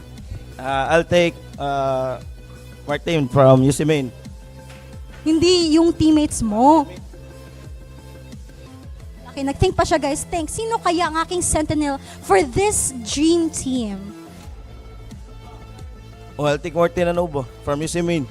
Okay, yung gusto niya talaga si Martin from UC Main. from UC Main. And what about sa flex natin? Sino yung pipiliin natin? I'll take Janelle Aranchado, Shinobi 2K from UC Main also. Okay, napaka-loyal niya sa UC Main, guys. And finally, to end this game, can you give a little shout out sa mga supporters natin for UC Main? Or for CIT-U pala? Napaka-pink to, oh. Watch our game, last game, and support us. Anong masasabi mo sa mga fans? Thank you and I love you. I love you! And by that, thank you so much.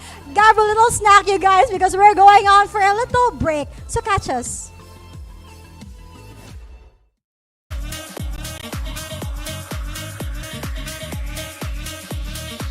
I will be kicking you out.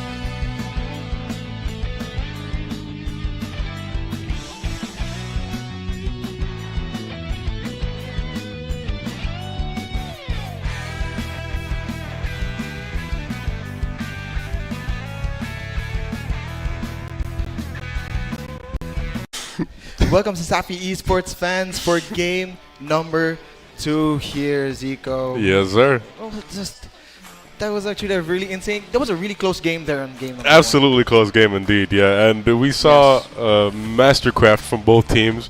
Both teams were doing really well, fighting back and forth. UCLM, the webmasters, I feel like they had a bit of an affinity toward a singular class of weaponry in that first game. I could be wrong, but I feel like they might have liked their LMGs a little bit too much in that previous game. Well, 5 duelists.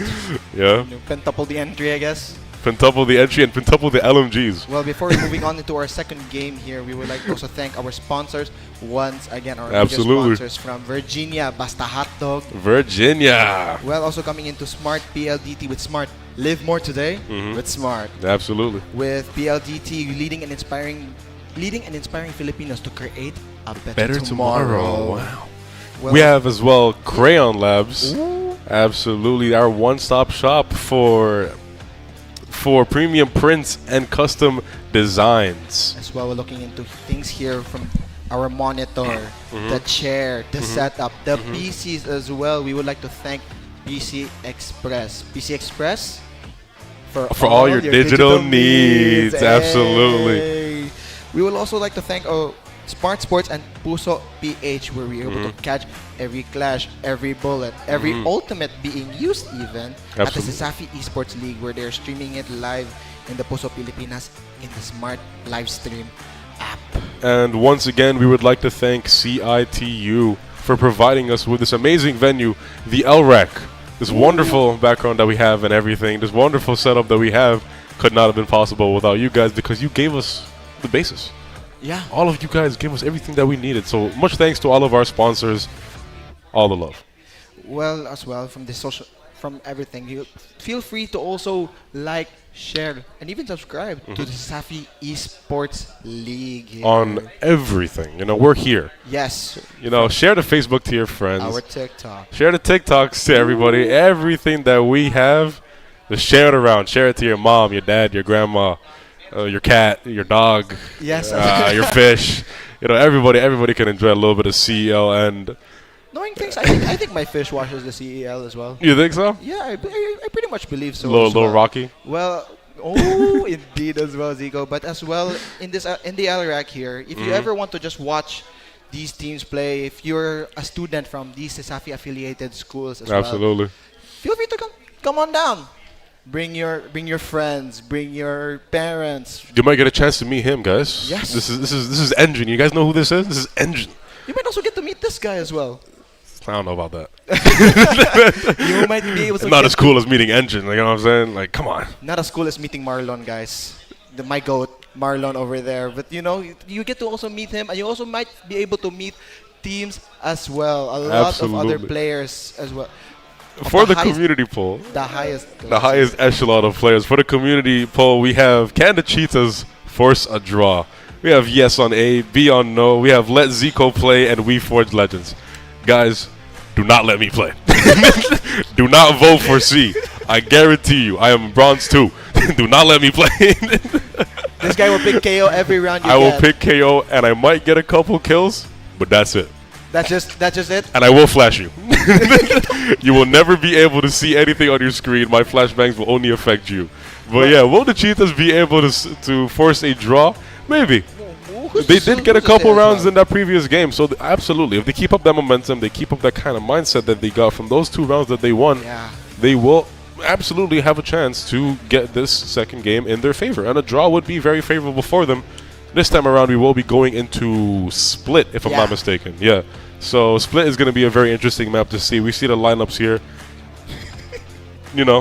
Only one duelist. Yeah. Wait. Yeah. No duelist. You know what? As well, I will also be able to point out the very common agents from the side of Benedicto as well as UCLM. Yeah. Benedicto, for what they have in common with UCLM, they are running the Omen. The Omen is absolutely needed. I'm surprised there's no Sage on either side. Yeah, that's also true. Yeah. Sage was able to do a lot of work as well, isolating the mid flank. Absolutely. And this time around, we noticed that UCLM went from a 5 duelist lineup to a no duelist lineup. Yeah. Instead of 5 duelists, now it's 4 controllers. Yeah. So defense is going to be very fun for the side of Benedicto College, or for the side of UCLM rather, and it's going to be very interesting to see how these guys play around the four controllers. No one will be able to see anything here. Zico. Absolutely nothing. So we might, instead of LMGs, we might get shotguns this time from the side of UCLM. So we'll see how this goes. No. Now Johnny back again with the chamber here, hoping to catch someone off guard, especially with that headhunter. I want to see a quick little peek here. Well, everyone from the side of UCLM, they're just doing. All of them are just gonna wait here, catching him off guard, hoping to actually catch him. Ooh, not quite. Ooh. No tags even coming out though. So Johnny hoping to do a lot of damage there, but the shorty in the smoke, but he's ooh, not quite. Alex there, especially with that, especially with Alex here, he was able to do a lot of things with Meh as well as Steve One being able to take him down, but everyone from UCLM flooding right into the site here with Ankao. Hoping to do anything. When they're on attack and they're still being aggressive. As well, we have to also point out, Zico, that the fact that the harbor, the reworked harbor is being put into play here. Isn't this the first time that we see this? Yeah, it's actually the first time as well. Yeah, it's the first time in the season that we see this. Well, especially with harbor here, he's been able to change a lot. They were able to change a lot of his play style, a lot of his utilities here with the cove as well. Instead of being forcibly a shield, he was able to do a lot more as well with it. He's able to just isolate everyone coming from inside. Spectacular. Yeah. You know, that's we'll see how interestingly that's played this time around, because that is very much a through the smoke. Pincer taking a time freeze, making sure nobody gets into sight. Oh, he's in the corner. Steve One gets one. Will Meh be able to even out the score here? And everyone from UCLM, he was able to make this a 3v3 Does fight. even it out. But the problem is, will we be able to see anyone here? That's already a bunch of smokes going in towards the top of this A-long, and it's going to be quite difficult to, again, see anything. Indea with the Phantom as well early on, Zico. Look, he does not care about making noise because they can't even see him.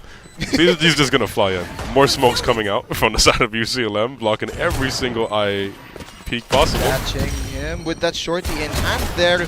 Alex being able to take down Anka with a 3K as well.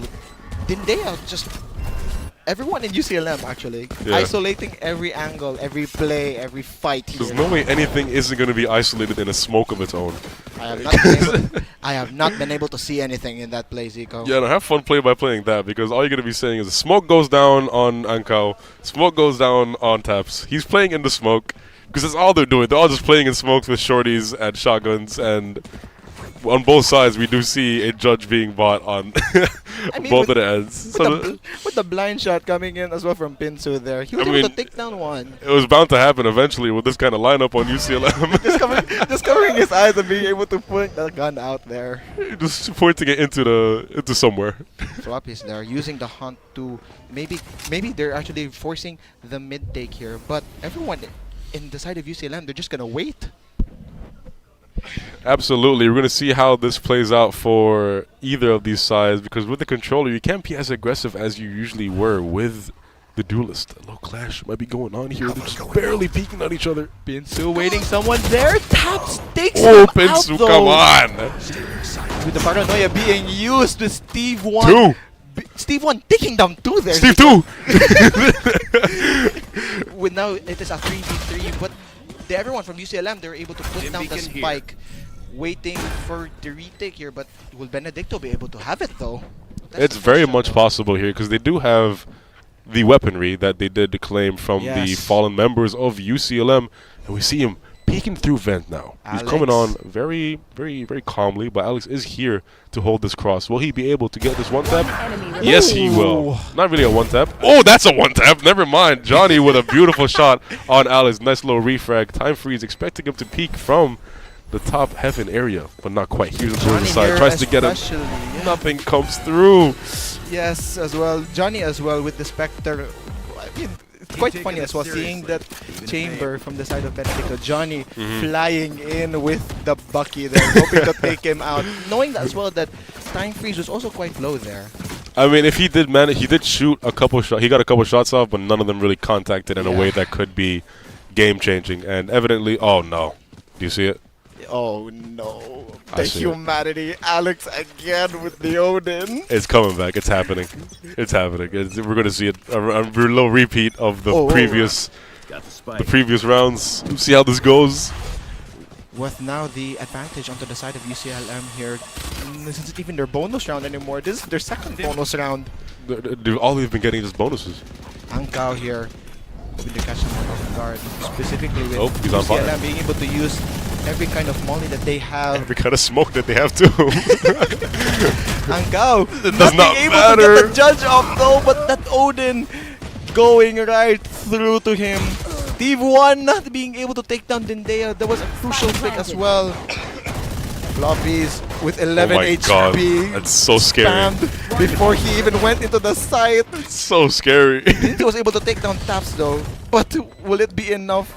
Will it be enough? Oh It is no! not So enough. much pressure being applied by the side of UCLM, especially with the fact that they can really take so much space with all of those smokes that are being deployed. And every single time they push a site with the smokes, the chamber is not there to contest, and the nades are already behind the members of UCLM that are just sprinting in through the smokes. It is already the 5th round, Zico, and look at the side of UCLM. They have now 4 ults as well. 4 ults just comfortably in their pockets. They don't have any reason to use it. They already have an ultimate of their own in their hands. It's called the Odin. The Odin is their ultimate. Just the reckoning now being used. They're clearing. Actually, no one there, but everyone from Benedicto, they have misread the situation wrong. UCLM. Doesn't matter if anyone's there or not. Alex is just spraying. UCLM here was able to take down the site though, with now being a 5v5 retake here from the side of Benedicto as well as UCLM.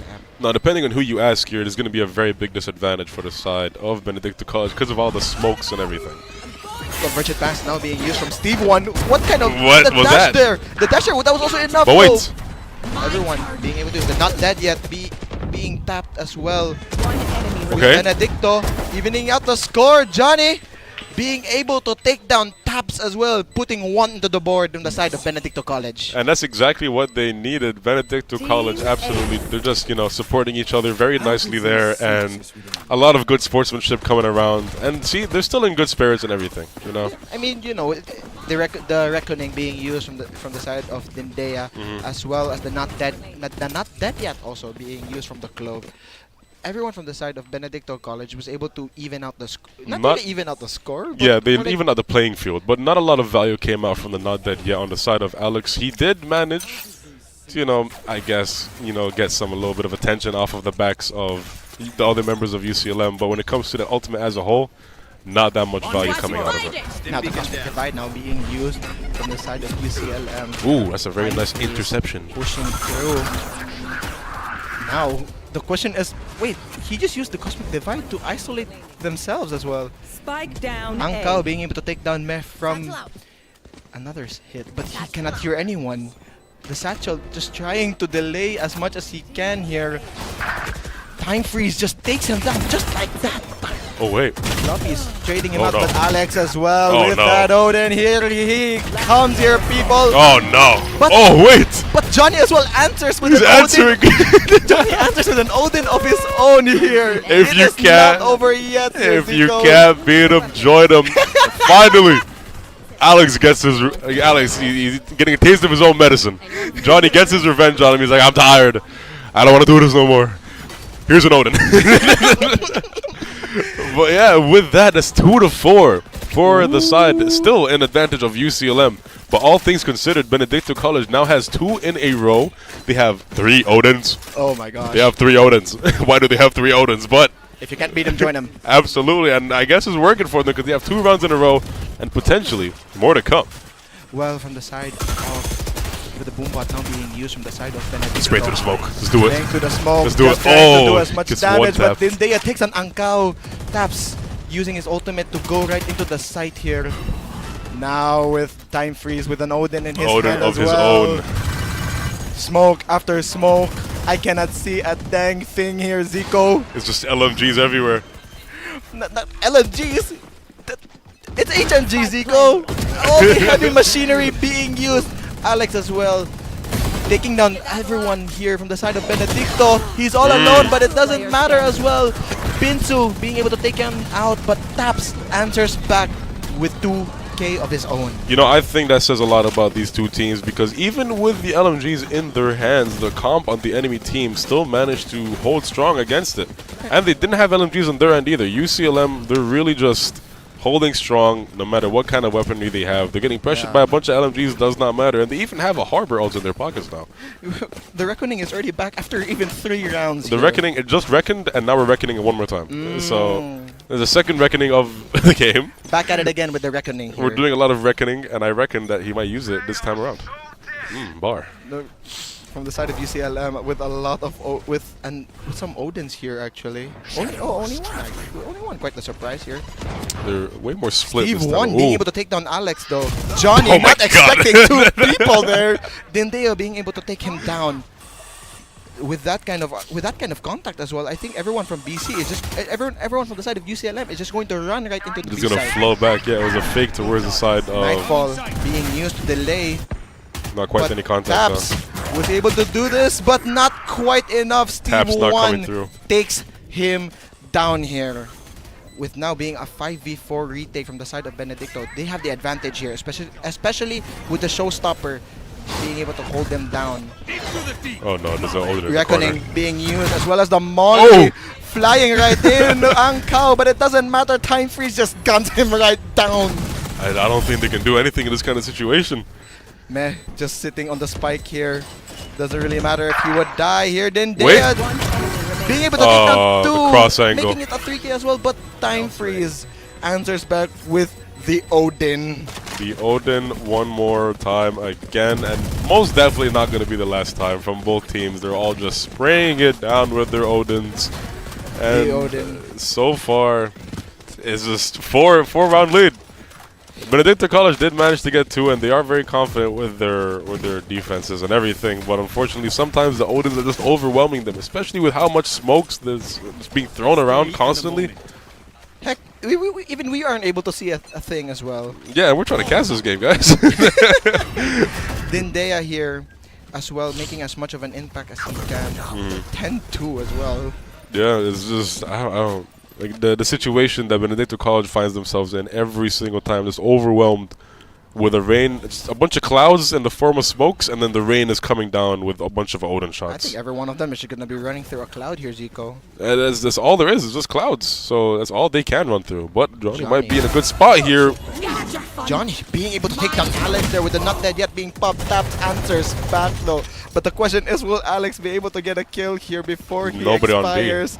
But no one's here on B. Pinsu with the Sheriff in hand and a Dream. No one actually is able to catch him off guard though. Alex trips and falls. But the orbital strike being used from the side of Time Freeze as well. Being able to do as much damage. Even before they even go right in. Pinsu was waiting as well. Dindea Reloading catches him while off peeking. guard. Taps with the Odin here. Will Floppies do it? But it's not gonna be enough. A 3K coming into the side of Taps here. Time Freeze takes down Steve 1 here. I'm looking at the faces of both of these teams, and it's just a lot of colors. All the colors are just flashing in their faces, from the bullets, from the sprays, from everything. It's a bunch of colors. And once again, Benedicto College loses the round, but this time around they do have a bye. It was a little bit of an economical save the previous round, and it seems that they're opting more towards LMGs as well. Because if you can't beat them, obviously you gotta join them. So we have 2 Odins, 2 rifles, and an Ares this time around. Ooh. The God of War has entered the building. Will he be able to dictate this battle? As everyone from the side of Benedicto as well with an Odin of their own. If you cannot beat them, join them with the convergent pass coming in from Steve 1, dashing right through. But the question is, will he be able to get 1? He is though, with Alex answering back, taking down Steve 1. Steve 1 gets 1, then he gets taken out by 1 person. 1 bullet is enough as well. Floppies here. Ooh, Johnny from behind. He's been lurking these past few rounds. He got caught out the first time he did it. Yes. But both of these times following, he did manage to make a little bit of worth out of it. And he didn't even get traded that time. So this is really good for him. And he's in a very interesting spot here. on the flank. The rotate might get caught by him. With a showstopper on hand coming in from the side of Benedicto College, they could actually do a lot of delays here, Zico. Absolutely, and they do have a man advantage. And Johnny from behind meets Alex. Smacks the spike out of his hand with a nice bullet to the face. Johnny here evening out. Not really evening out, he's just doing I as don't much think- damage. Putting down UCLM here one by one. Ooh, barely TP's out. Man But gets Meh- floppies. Meh gets floppies here with Binsu being able to take down taps, but Johnny here. This nice little pincer maneuver is working really well for the side of Benedicto College. Johnny here anticipating the rotate, but not going to be quite enough. Ooh. Matt takes on Pinsu though. He needs Being to a push up and 2v1. help out. This is the 4v2 situation, That's but it. Ang Kao answers back, shooting Meh right into the face there. Right in the back of the head, absolutely. Coming out the face, and absolutely beautiful third round for the side of Benedicto College. They really just, they made it, they're shining through. There's a Yes, lot of as clouds well. in the form of smokes, but the light is shining through, and they are the light. Yeah, specifically with Johnny though, he was able to catch the pick as well from the rotates, from the early execs. He was able to do a lot of damage, being able to do as much as he can there. And just like that, the sunshine is going to be snuffed out because we have 4 Odins on the side of UCLM. And I don't think they're going to stop firing anytime soon in this round. It's been reduced to 3. But the light shines strong in the Yes, side as of well. Benedicto College. They will fight back. And they will make sure that they're not going down without a fight. I generally do find it funny as well. Whenever the Fade will always throw her He Han. just Molly his homie. I think he missed there. But especially back to it as well, Zico. But with the Fade being able to throw up the Haunt, Yeah. it's also very scary from the side of Benedicto whenever they would hear UCLM clear it with an Odin. I mean, they don't really have a shortage of bullets, so they can clear it with whatever they want. Yeah, it's more like just sending a message that, you know what, we're Odin. right here with the Odin. Tabs here trying to take down Pinto, chipping him down to size here.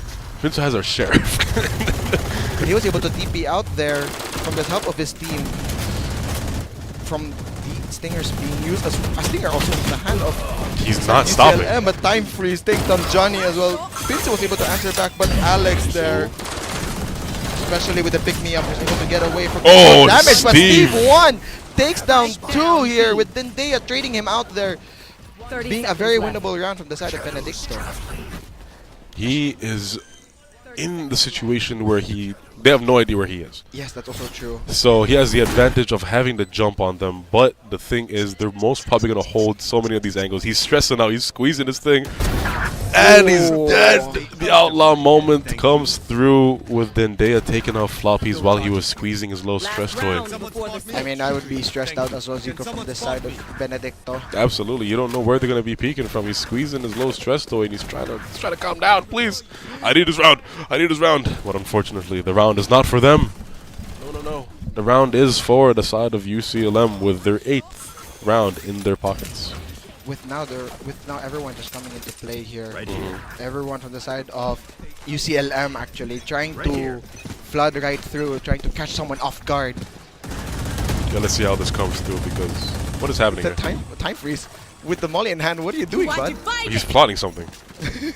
With the cosmic divide now being used, but wait. Okay, I guess they're trying to fight for the rank here. But everyone from the side of Benedicto using the cosmic from the side of UCLM He's using going. the cosmic He's divide, shooting. He's spamming shooting. through, He's shooting. hoping to catch someone off guard here. Hey, he still has 300 more bullets. Yes, as well. So let's see how he The- uses those. As the Shadow Run being used on the side of UCLM here, being used by Taps. He's going. To He's catch going. someone off guard, He's going. hiding He's in going. the smoke here with Meg just spamming through with the showstopper now being used, but He just Steve 1 gets slowed catched himself. on by his own saturation there. One enemy remaining. Alex taking down 2 more with the help of Meg with that Odin in hand. Imagine being Johnny and you're seeing all of your teammates in the feed just falling one by one, and all you can hear is just constant Odin fire. I mean, with the shorty, maybe he was able to catch someone off guard With here. a shorty. Yes, he being Oh, able he to does catch down with the- Meh as well. Johnny Okay. taking down 1 and after the other Fake taking clone, on fake Alex clone. as well. But not with quite. with that firepower, it will not be enough there with Time Freeze Switching sides. as well as Dendea answering back as well with Odins of their own. And with that, UCLM is getting the second half, or moving into the second half with a very comfortable 6-round lead. Absolute bloodbath coming in It's so heartbreaking to see if you're a Benedicto College fan. But they are still fighting strong. They are still getting rounds every once in a while. And they are managing to pull through. They managed to get their first 2 rounds in a row. Yeah, that is also so true. That means that they are strong, they are confident, and here we are at CEL. Well, we are forging legends. Yeah, well, from the side here of UCLM, they were able to use that 5 controller setup onto the attacking. Now let's see how they will do in the defending side. There are a lot of angles. They're gonna be able to take a lot of space being used just very like comfortably. That. First from the brim. Everyone, I think they're just gonna go for a rotation here, Zico, taking turns of using their utility. I mean, they're gonna rotate and then they're gonna meet a harbor smoke on the other end too. Well, I think they're always gonna be smoked up regardless. Yeah, and then they're gonna go into mid, and then they see an Astra smoke there too, and then they just re-smoke onto A main. The question is here, Zico, will Benedicto be able to get one in though? I don't think so. I don't think they're gonna be able to get anybody in, because it's gonna be a very unfortunate situation. I think they have to settle just for a trade. Because the smoke expired, and guess what they did? They re-smoked it. Yes. And here we see another smoke. I think we thought it was going to be another smoke, but it was the gravity well being used. Nope, no, that's and a there's smoke. another There's smoke. another smoke. From And the then side another of Benedicto, slow they need to rotate. catch someone off guard. They really need a singular pick, hoping to open up the sight. You never believe what they just did on the side of UCLM. They just smoked it off again. Oh my gosh, as well. The side of Benedicto College, they're in shambles. They're going back and forth. They don't know where to be able. Oh, they threw out a smoke towards top mid, and they're going to be taking mid control now very confidently, flowing into heaven. The only question here, Zico, is will they ever be able to get the plant down? Were they able to get the spike down? Actually, they were able to go into the site though. Steve 1 spamming for the smoke here with, Mega with taking Johnny down. taking down Meh, but then they answering back with 2 of his own, taking down Johnny as well as Angkao. Time Freeze taking down Floppies, but he was able to be answered back with Benedicto here. Dendea finding Pinso. Just flying into the smoke. Yes, smoke of his own as well. Quite the round indeed, because this is what we're expecting to see into this half. It's going to be very slow for the side of Benedicto College, because that is going to be their only choice. Unless they want to just full aggro through a smoke and try to overwhelm the smokes from the side of UCLM, it's going to be very difficult to really just take the pace of the round, because of how much they're getting cut off by smokes from every single angle possible. Because someone tried to lurk towards B, there's already a harbor smoke there. Johnny's the one that has always been trying to lurk. Yeah. And then he always finds himself in a situation where he's getting cut off by a smoke again. I'm saying smoke a lot, and I feel like it's getting very redundant, but that's all there is in the strat right now. And it's working. So I can't even I can't hate it. What I think he molded off his own team there. Alex flying in, take down Steve 1. I think he was isolated from his team with the incendiary grenade being used there. He is all alone, but it doesn't matter here. Time Freeze taking down Floppies as well with the Bulldog as well. Through the smoke there. Through the smoke. You can't never forget that as well. Johnny. This is what I was saying. There's going to be a lot of shotguns. Johnny. This is Johnny. You don't miss those, Johnny. Daps answering back with a judge on his hand, but Pinsu takes down 2 with the Stinger. 6 HP though on the side of Angkao. Just waiting through Meh. Oh, as well, Meh. With Meh being able to take down Pinsu from the side of Benedicto. With the knife as well in hand from the side Angkao of was Benedicto. itching. He was itching for that one. Cheetah's got claws there, Zico. Cheetah's got claws. They're itching for that one, but unfortunately he just barely got close enough. Time for you just flicked 180, did not manage to secure the stab.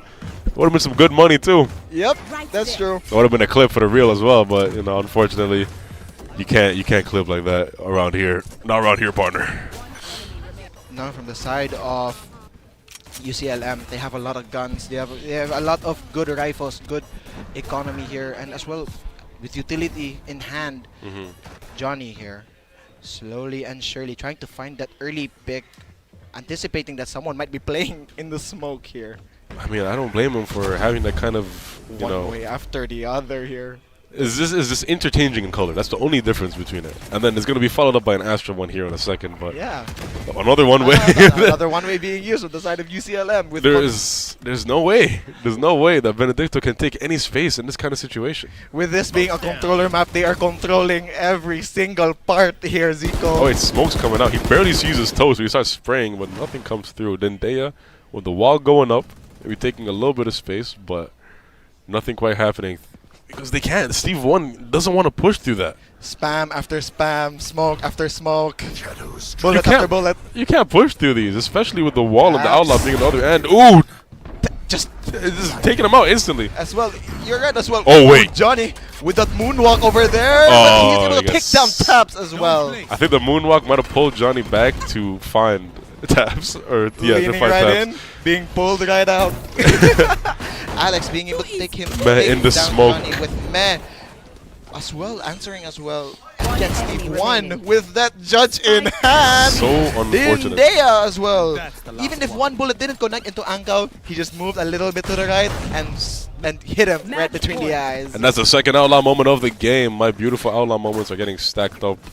And match point is already in the hands of UCLM. It is, at least BC has 1 point more than they did in the last game.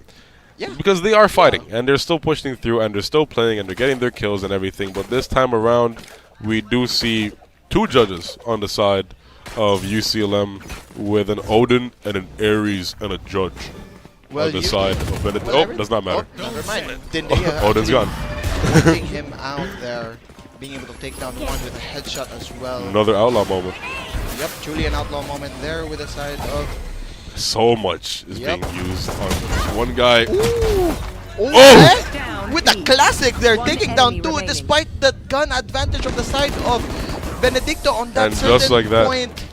Takes down everyone from the side of Benedicto College there. Rest in peace to the dream of a comeback. I salute you guys. You guys fought strong. You guys fought well. But UCLM does end up securing this game. Very nicely played from them. Very well played from them. You see them. They're all calm. They're all collected. They had a good time. Everyone's happy. Yeah, that's true. Yeah, and that's the second game strongly in the hands of UCLM. That's nice. 3 points added to the side of UCLM's in their pockets. Benedicto College played really well there. They still had their rounds. They're still having fun.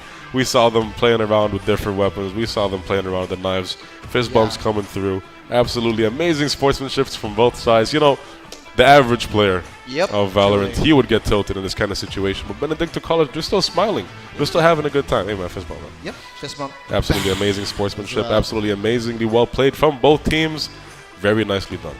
Well, I gotta give it as well from the side of Benedicto College. They were able to put up a fight there. Absolutely, yeah. But from the side of UCLM, especially with everyone there, they just run right through as well. Coming into now our post-game interview, our host Jane, take it away. Thank you so much for that, casters. And once again, congratulations to both of our teams for giving us an amazing fight. Of course, I would like to commend the BC Cheetahs for that wonderful fight. And hi, guys! Congratulations again. You guys dominated that game. But first, I would like to ask Dante Tumulak. Hello, Dante Tumulak. Okay, Dante, were you able to get a good night's rest today? Not very much. Not very much. So Dante, earlier in your first game, you had a 5-man duelist. On the second game, you had a 5-man controller. How did you guys come up with this strategy? We thank our coach Junlit Umpad for giving us the lineup. Junlit Umpad. Okay, thank you so much to their coach. But of course, Dante, I would like to ask you, do you have any plans or any game plan for the next match? It's the same. I'm going for the Paper X game style or for second, playing every agent throughout this season. But Dante, I've noticed that you like playing for fun, right?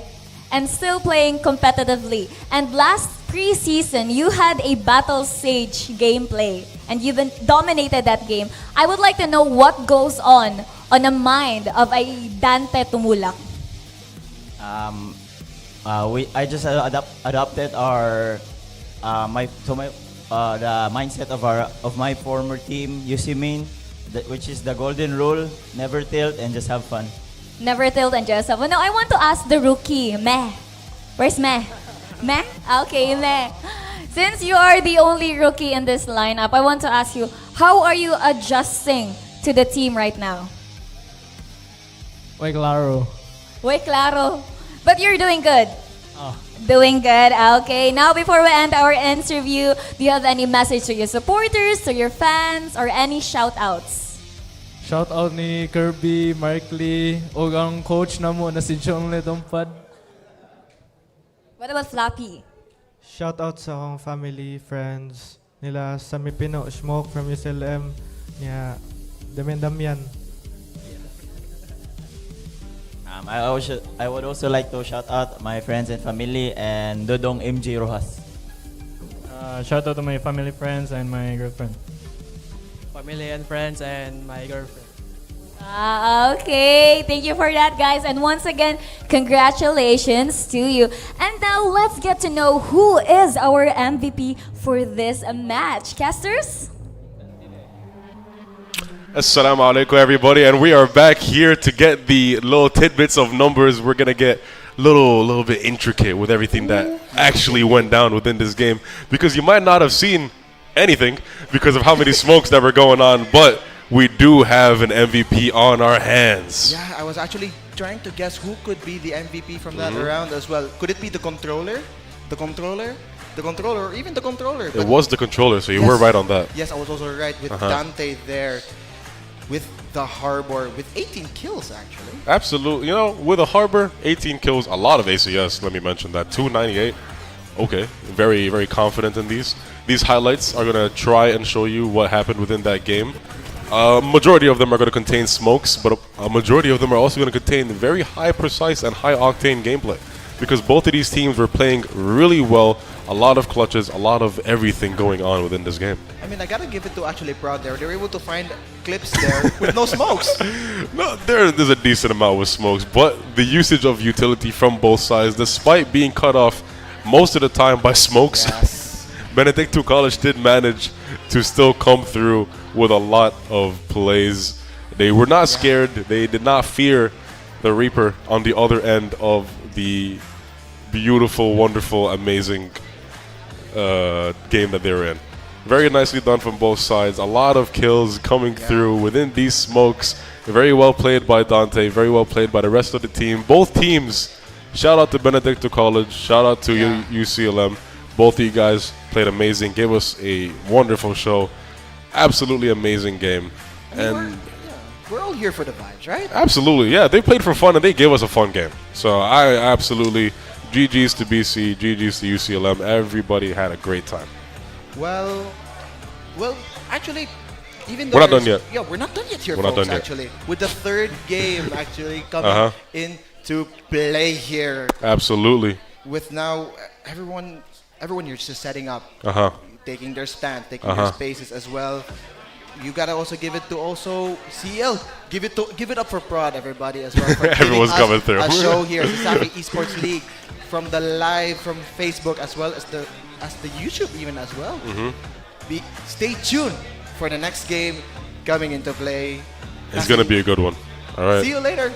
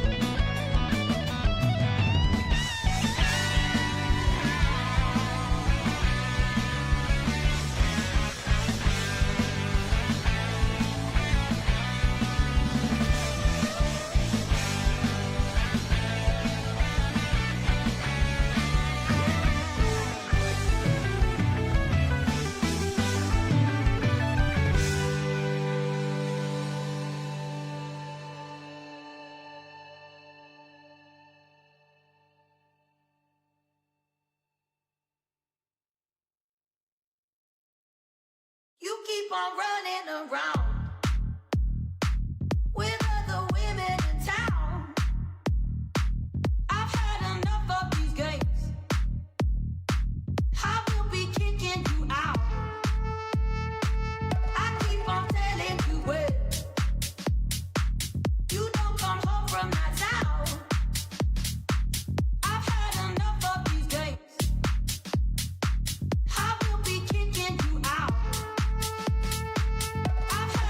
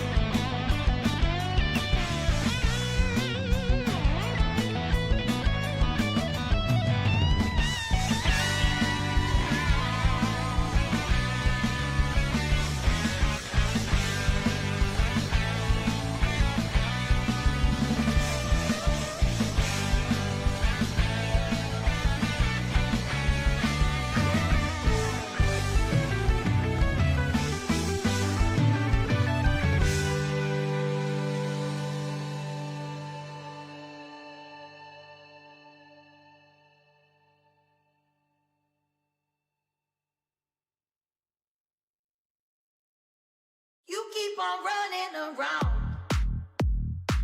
with other women in town. I've had enough of these games. I will be kicking you out.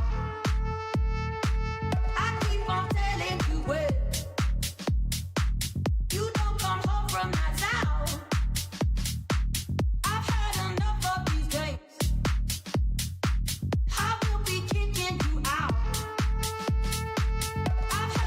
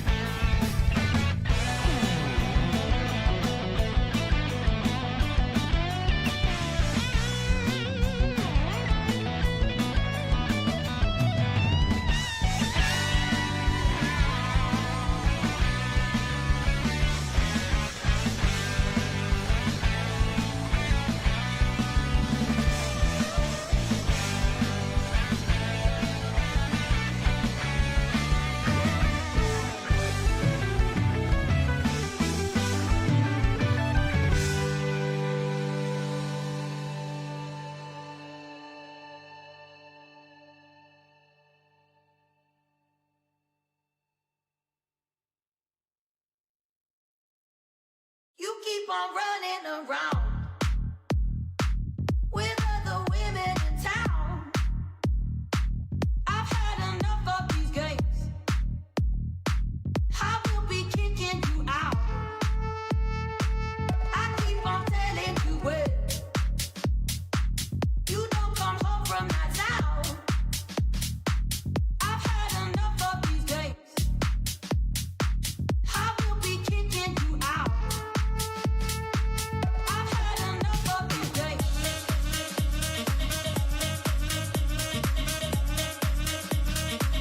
I've had enough of these games.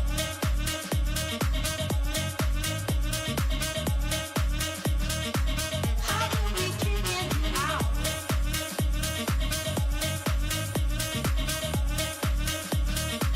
I've had enough of these games.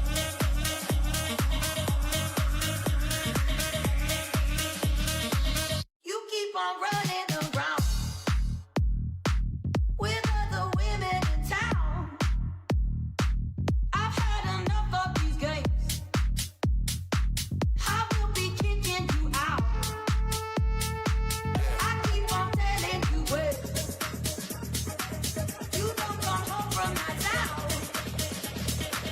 I've had enough of these games. I will be kicking you out. I've had enough of these games.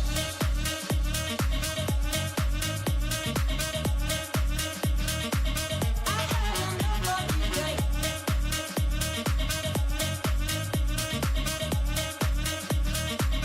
I will be kicking you out.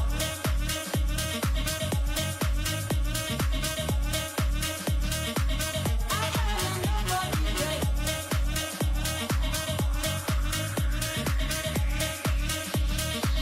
I will be kicking you out.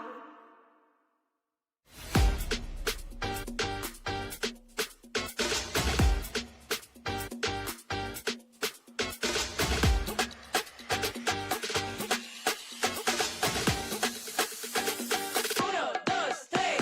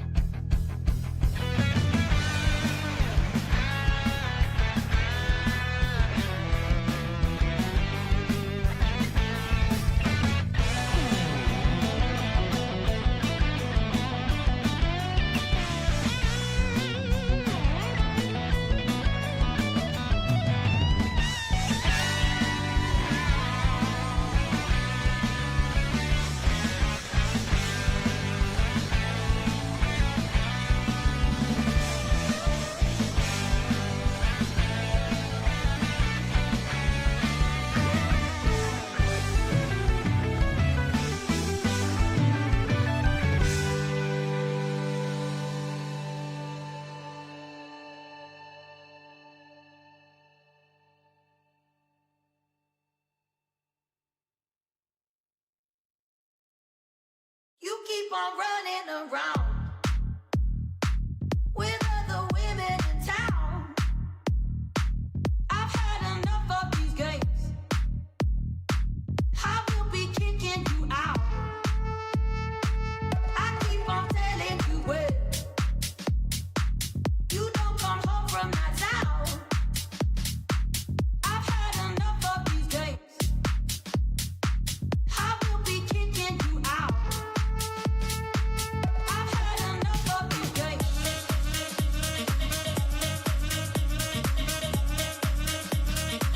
I've had enough of these games.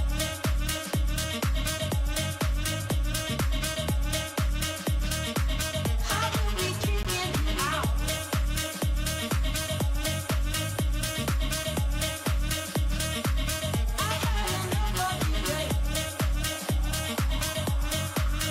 Check. You keep on Test, running test. around. Hello.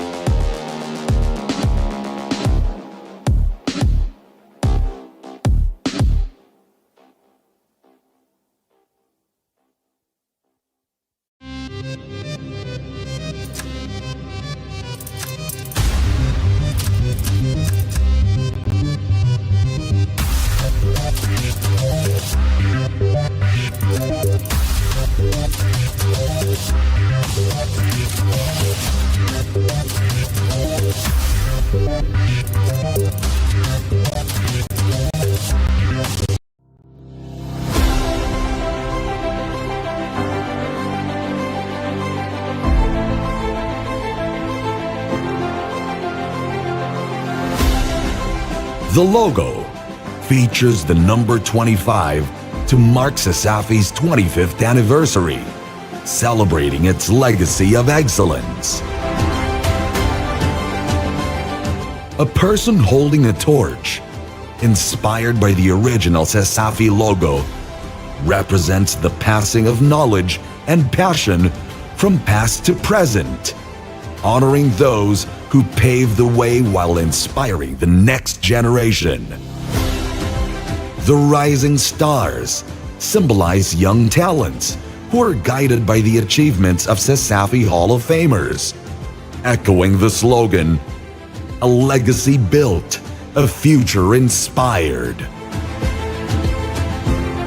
Laurel leaves reflect victory and recognition, highlighting the accomplishments of athletes, coaches, and leaders over the years. Lastly, the eagle head represents strength, vision, and forward movement, capturing Sasafi's commitment to growth and excellence for future generations.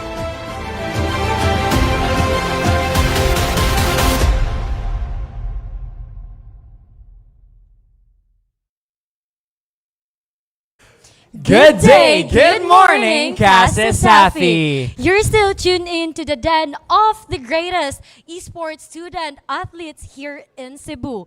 This is your host, Nika. And this is your loud and proud host, Astera. Welcome back to Sasafi Esports League Season 4. For our next set of matches this afternoon, Astera, oh my gosh, we've got a quite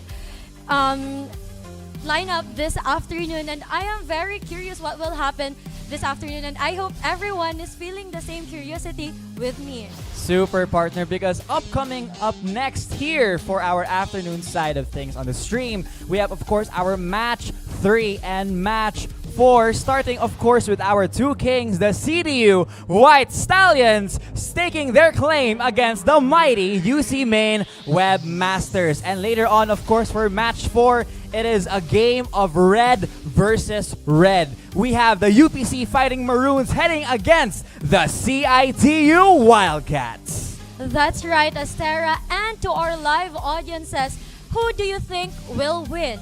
Would it be the CIT-U White Stallions, or would it be the UC Main Webmasters? Sasafi fans, don't forget to comment your favorite teams to lock in your predictions.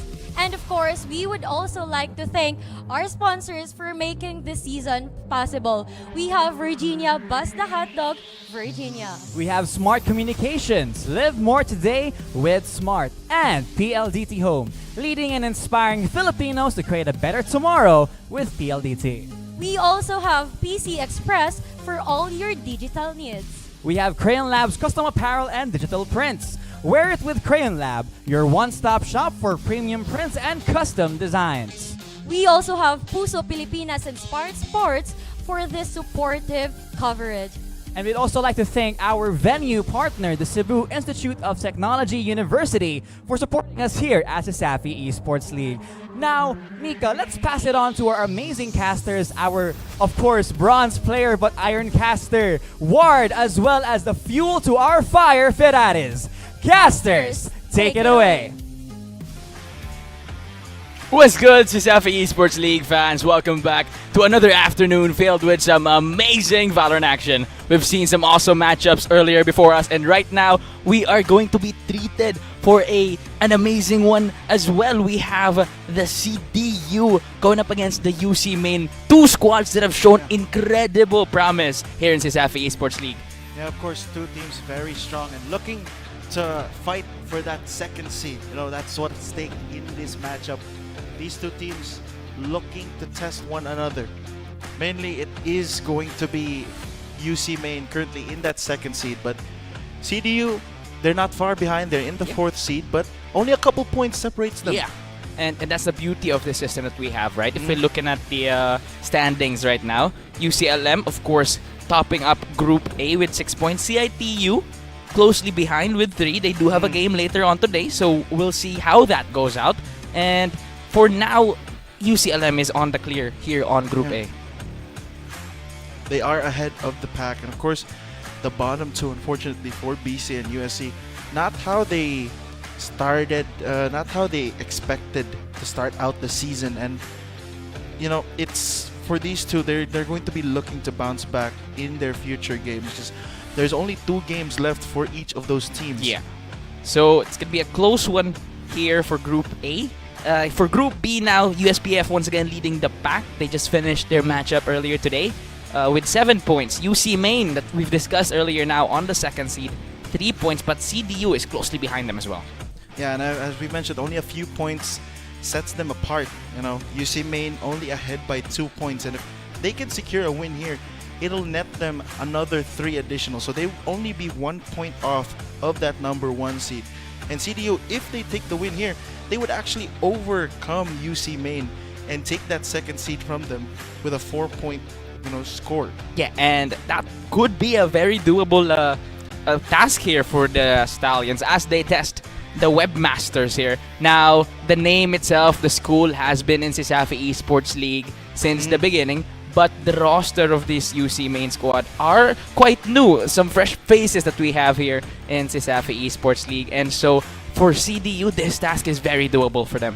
Yeah, I mean, this is the 3rd iteration of UC Main, as you mentioned. Only a few members from that prior season have returned, being Shinobi, Yabu, and of course, I forgot there's one more. It's on the tip of my tongue, but only 3 players have returned from that previous squad, and the new additions as well, showing so much promise in in their previous match. And mind you, the veterans still have yet to show their faces in the matches. Yeah, exactly. Some insights there from Ferraris, but we know someone as well who has a deeper insight, more on towards the personal side of the players here. Of course, our loud and proud host, Astera. Where you at, Astera?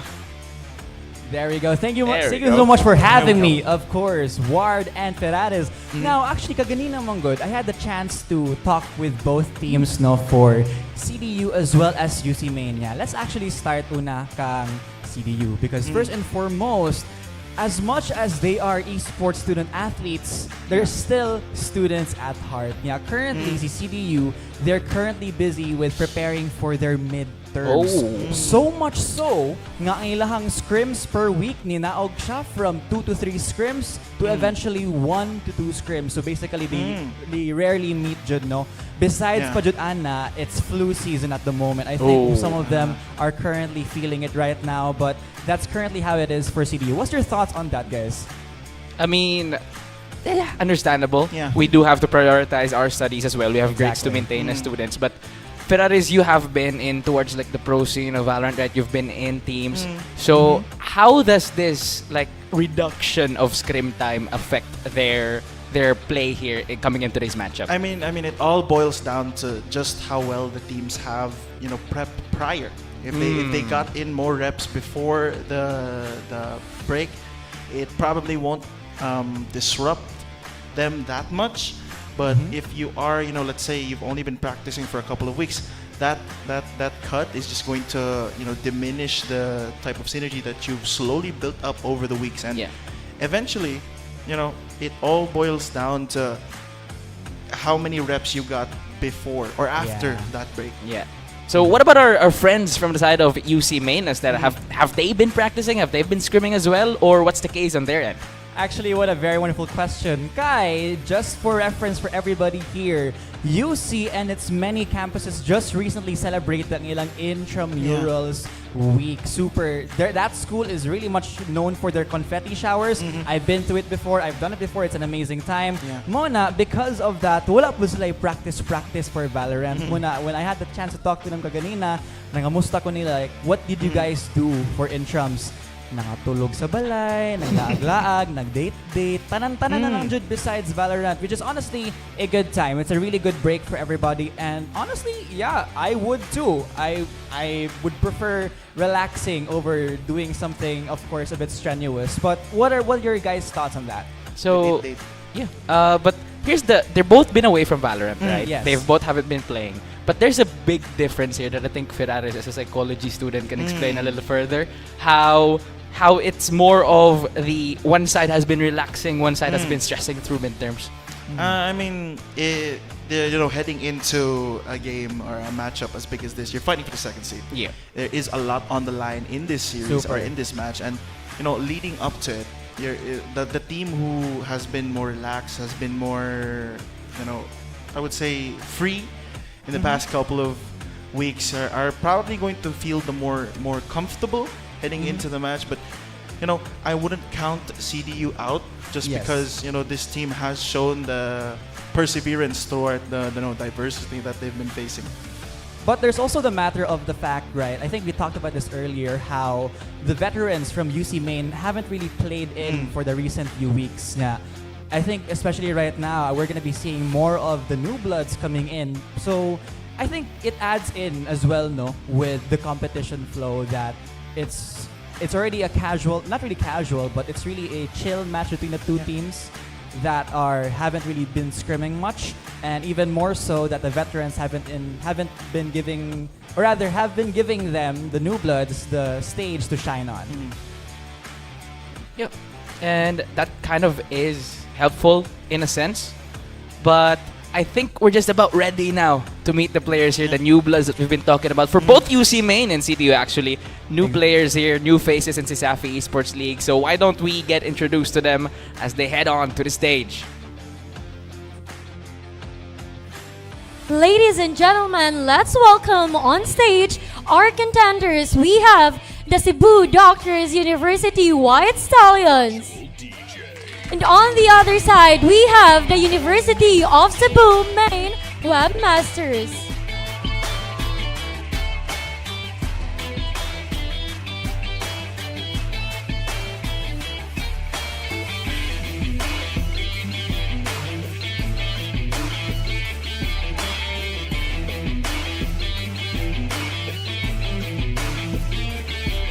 To show sportsmanship, players, you may now shake hands.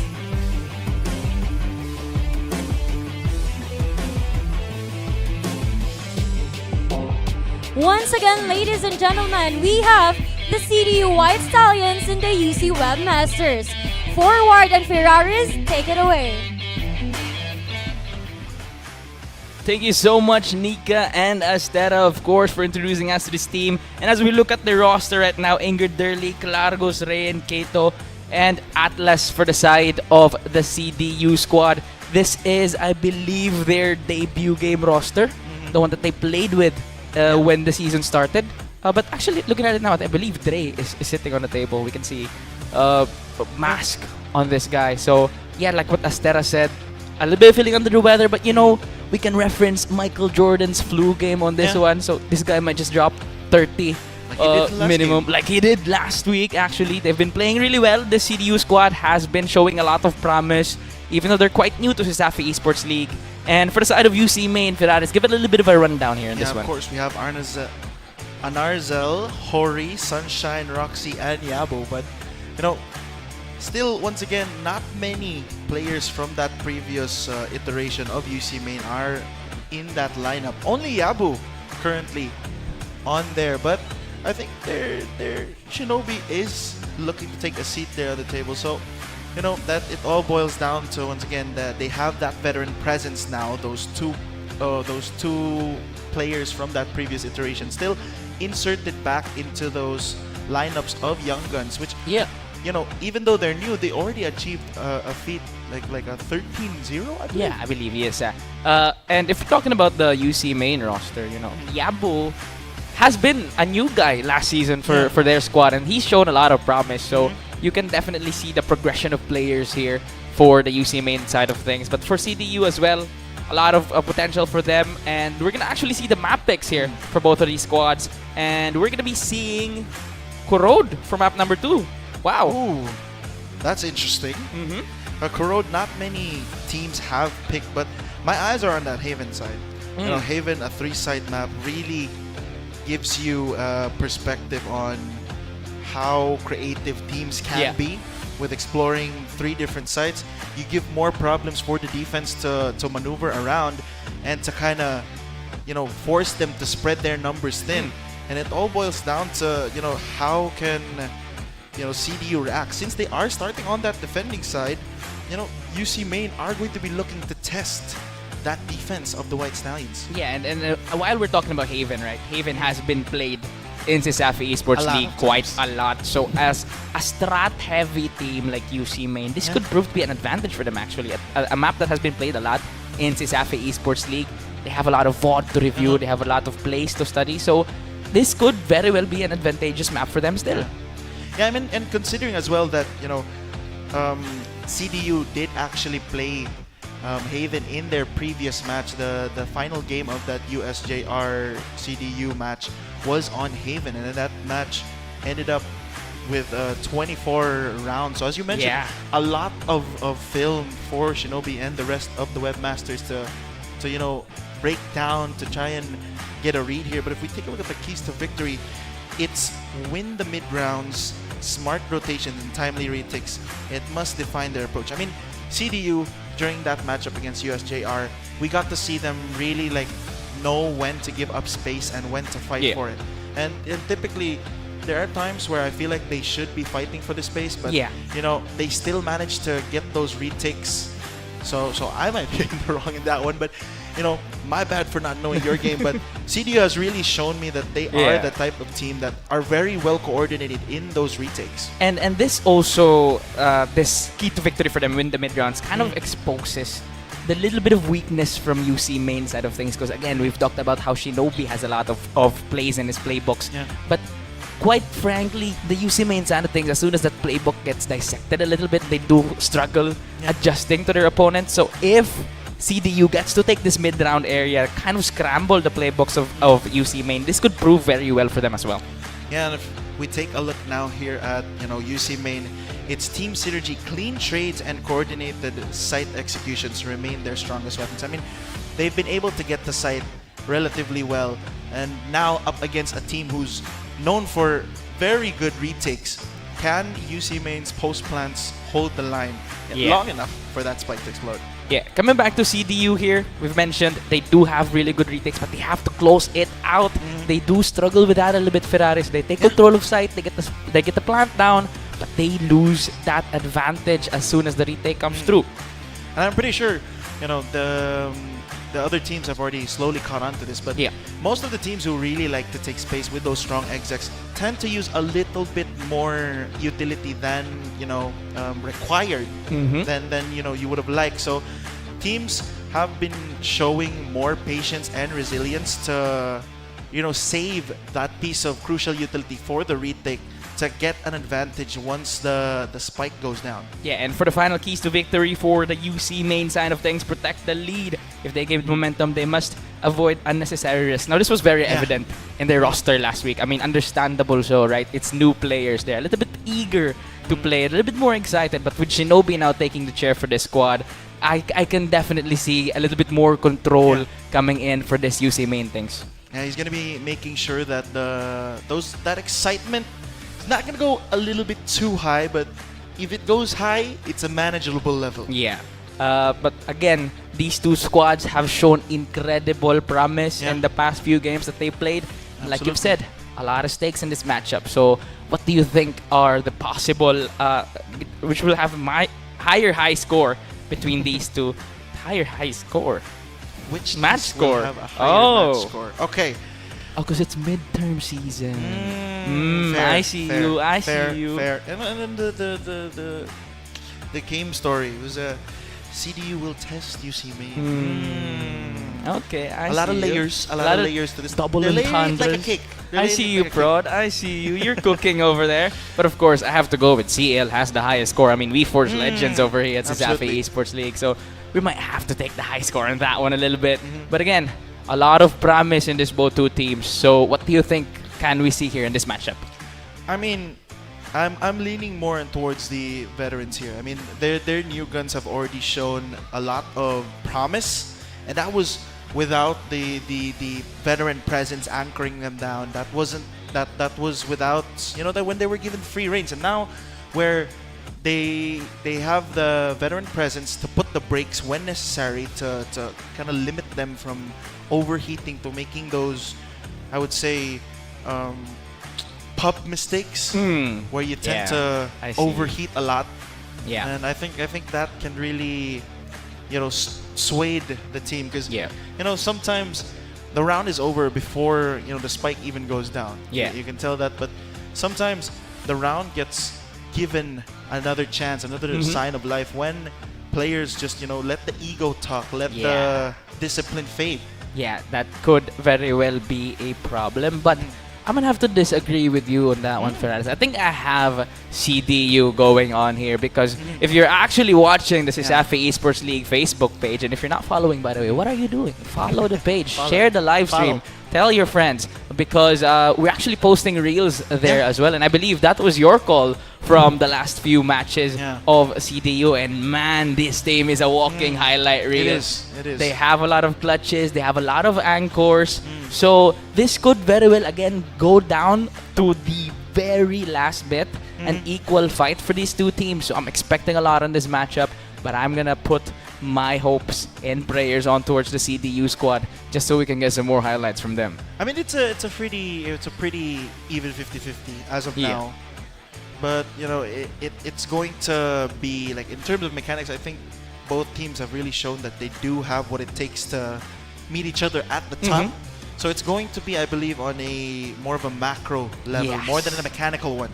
The decisions you make during the mid round, as you've mentioned, the keys to victory for CDU were take control of that mid round. But UC, man, they're not going to give that up easily. Yes, they're not for gonna sure. give that up. They're going to make sure to, if you make a move, we'll make another move. Yeah. It's a game of chess at the end of the day, and they have a master tier chess player on the webmaster side. But I want to take CDU out of it because you mentioned they have a lot of anchor players. They have a lot of pretty solid clutchers on there, and they even have the firepower with Dre. Yeah, with this squad, they definitely have a lot of clutches in hand. Leave any one of them in a 1vx situation and they still find a way. But we have the picks here coming in now for both of these two teams now, Ferraris. So I'd like to listen out to your thoughts on this. Yeah. I mean, no surprise here with the Yoru for CDU, along with that anchored early Neon. That was a pretty good showing. Very good, actually. Those two duelists. But very interesting here from the side of UC Main. They're opting to go for that Vito or that Teho, yes, who's already fallen off of the meta pretty significantly. But considering that Yabu has already had that experience before, I'm pretty sure he can pilot it to a degree where it's still pretty effective. Okay? Even if it has been nerfed to the ground, might I add, it's still Teho. It's still Teho. It's still the agent that really dominated that meta, that when you weren't picking Teho, you were trolling. If you weren't picking Teho, you were selling the game. But other than that, they're running a double duel and double controller setup. So that extra smokes from Hori with that clove, along with the metal, to get paired up with those shock darts, that's an instant one shot. Yeah, and for the Teho pick as well, to kind of justify it, they do have a Killjoy to go up against. And even though those salvos do not destroy the lockdown anymore, it still does enough damage. And we've seen it here in CISAFI Esports League. I believe that was CDU's debut match actually on Bind, where they swung the lockdown, shot it down, but got immediately swung back. Because that lockdown has a lot of HP. It is very tanky. So taking the time to shoot it can leave you vulnerable. Yeah. And I believe that also counters that sort of angle, because if you have those salvos to delay those crucial smokes, to deny that crucial bit of space, you get a sense that the map is a lot more free, or a lot more spacious than you originally thought, and that gives you a little bit of boost of confidence, and that little bit of boost can be the difference between a won duel and a lost duel. Yeah, and not only that, right? The salvos may not be as deadly as they used to be, but when it comes to the post plant, if you use it for the post plant after engagement where players are already like low on HP, damaged, no shields, that could still be very crucial. That could still deter the diffuser from coming in, and those precious seconds can definitely help you win rounds as well. Yeah, and not only that, let's try to take a look at the Sova as well. Both teams really opted to go for that Sova for good reason as well. The recons here, there's so many lineups now. So many lineups that he's been out for so long. He's been out Aven's for so been long. the same for so long. Yeah, I mean the setups as well. There are lineups for shock darts now to destroy preset utility. There are very, very good recon lineups that are hard to break and very, I would say, that would leave you vulnerable. Yeah. Even if you break the dart, they'll give you so much information and you're trapped on one side. And considering that UC Main do have a lot more smokes, they have double the amount of smokes compared to CDU, they're going to have more of places or more options to play around with. Once the site takes are going to come into play, they're going to have more cover to use, they're going to have more space to control, they're going to buy so much more time that this double duelist lineup could just enter a site and look back, get shot, and then realize that their team can't get through the smoke. Yeah, and that could very well be the round ender. Not every time, but like in crucial rounds. Exactly. Where that little bit of HP, there's always that one moment where you're like, I'm good. I have a 145 HP, and I'm not gonna buy full shield. Dies. And that could also be the point where if had that smoke not been there, he could have saved his teammate. Yeah, or if that utility has not been there, they could have planted a spike. A lot of and especially in these two teams where you don't really expect them to be on site with so much time left. Yeah. This few seconds could be very, very crucial to them as we head over to map number 1 now. Haven, both of these two teams, once again, showing promise. CDU versus UC Main. Welcome everyone to Safi Esports League Season 4 Valorant Week number 3, day number 6. It's a very big game. Once again, ladies and gentlemen, this is our third match of the day. Both these teams fighting for that second seed. There we go. One of the lineups already used there, Ferraris. But no detection just yet. These two squads, once again, very methodical when it comes to how they push in towards the site. So they're just taking the time here. Yeah, presence already shown towards that garage area, but CDU, they're holding their ground here. Dre might just get greeted. Dre actually will find one already, didn't he? Falls for them. That's their initiator, Ferraris. So that's one of their flashes down. They still do have that Tejo, but the flashes are gone. Yeah, and a bit of a correction there, but this A site is exposed. CDU are here. In already deep. The rest of the squad still slowly going in. Yabu finds Anger Dirly. Claragos finds one of his own as well. This is a 4v3 situation now as Claragos once again popping off.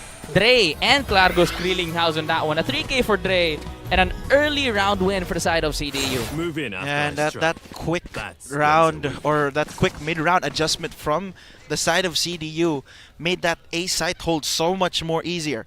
And that crucial pick-off from Dre as well. I mean, we talked about it before. CDU, they love to give, or they tend to give up space which they should have fought for. Yeah. Yeah, and this time around, they're not giving up space, but they're also taking more space this time. Yeah. Dre taking the fight to that seat or to that UC main squad, completely caught the breach off guard, and that's the breach utility already out. And when they went in, they were not expecting that much utility or resistance from the site. And not only that, but they're quite smart with it as well, Ferraris, They got their one and then dip out, regroup with the team. They didn't fully over-aggress, they didn't over-push, which is very crucial as well because that early elimination could have just gone to waste if they didn't dip out, if they tried to fight one and then got traded. I mean, and that just goes to show how much this team of the White Stallions has really grown over the past couple of weeks. I think if that was week 1 White Stallions, Dre would have still stayed in A main and took that fight, but this time a lot of maturity and patience shown here by the White Stallions crew here in this opening round of their week 3 match. Some very quick adjustments for them for sure. They know how to adapt. They know how to evolve as a team.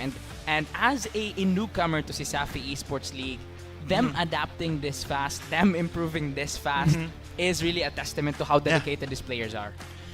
And mind you, even though they have already suffered a loss in the series to USPF and got a draw, they still have a pretty solid shot of making it. They actually are one of the top teams in their bracket, and especially after this matchup, if they manage to at least take one map off UC Main, that could really set them well in the upcoming weeks. Yeah.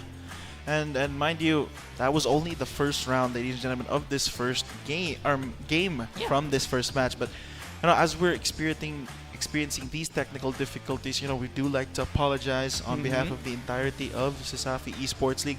We're trying our very best here to solve these issues as quickly as possible and make sure that the players do not experience any more inconvenience. Yeah, exactly. And as much as we love to see some Valorant action, of course, we have to make sure that Valorant action is the best that we can offer. So for now, we have to take this little bit of a talking point for me and Ferraris here to kind of discuss what could be done by these two squads. I mean, we've seen at least the round 1 play out.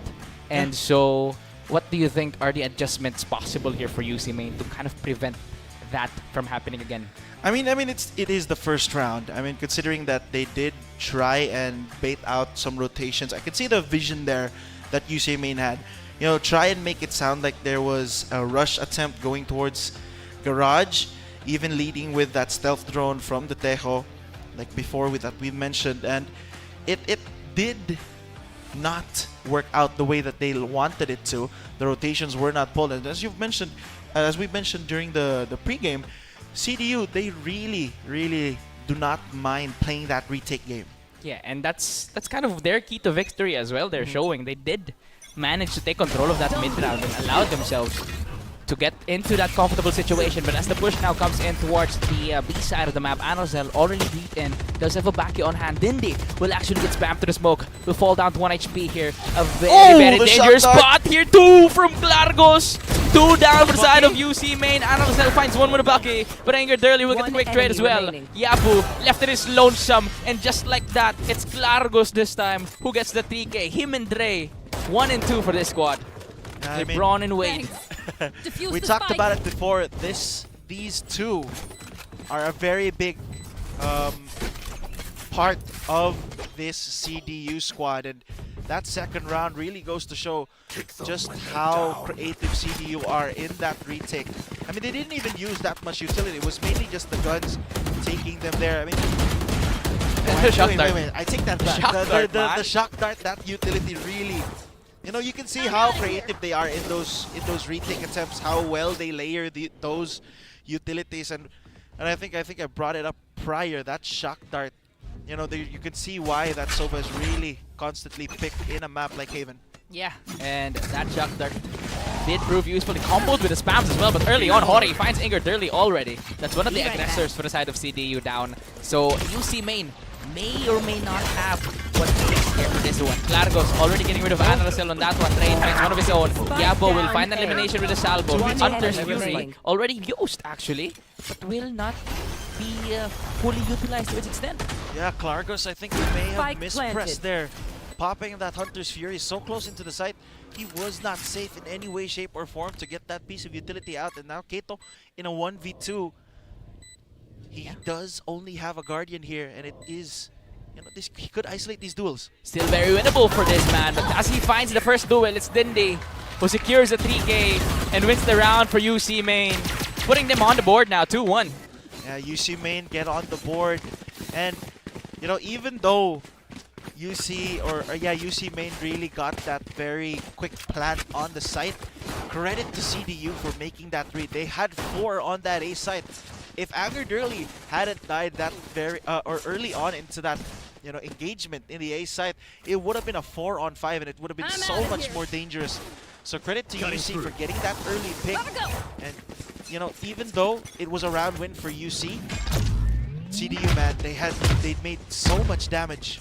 Look at the play. Once again, taking the space here, destroys the drone. Bounce tries to get one, but Hori is there, gets the elimination. Already deep towards the side, UC Main. Hori finds another one. Inger Durley is there as well. 4v3 scenario as the spike is down now. They don't have control of it. They don't have it planted as of yet, but Yabu will get the retrieve. Gets the plant down for the side of UC Main. And that does put the salvos, the ultimates rather, the Annihilation online. Armageddon, it is. Yeah, Kato now in a 1v2 might just get challenged here. We'll still have that turret to work around with. Yep, a mirror of last round, but this time he finds Anarzel. 1v1. Ultimate still online for Yabu. A lot of plays to be done here. The alarm bot is placed to try and detect, but it's Yabu holding that spot, hitting the headshot onto Kato, and securing the second round for UC Main. I mean, unfortunate for Kato that time around. He did get the first, but fortunately couldn't get the second. I think he may have misplaced that alarm bot. He wanted to clear that very corner, but I think he realized it himself as soon as he placed it down. That corner was not fully cleared. And in that instance, you know, he tried to bait out the shot, but you know, great instincts from Yabu that that alarm bot placement was not close enough for him to get detected in that corner. Didn't panic at all. He was just, I believe, just outside the radius of detection for that alarm bot. So that was really, you know, the awareness of Yabu is there. Yeah, and I like as well what we're seeing from CDU. Despite them losing the last previous rounds, we get to see them now, you know, the pre-game. We already talked about how CDU really love to play those retakes. This time, they're looking to fight on that A site. They've tried it twice now. Unfortunately for them, it hasn't worked out in their favor. UC Main just have a better execution down the stretch, and those little plays, those micro plays down the stretch are adding up, because it's been twice now that Kato has been asked to clutch, and twice that Kato has unfortunately gone down. And now you see they have a little bit of a bank to work with moving forward. They even have the ultimate already, as you mentioned, the Armageddon online for Yabu if they decide to use it. And you know, C site, they've been going to that A site UC Main time and time again, and I'm pretty sure they're going to be looking to head to that C site soon with that Armageddon online. They'll be looking to use that as this round goes down, but it could be just possibly just not used, as you know, pretty sure UC Main realized that CDU do not have the utils available, but extreme patience once again here from CDU. They've gathered so much information. They hear the footsteps.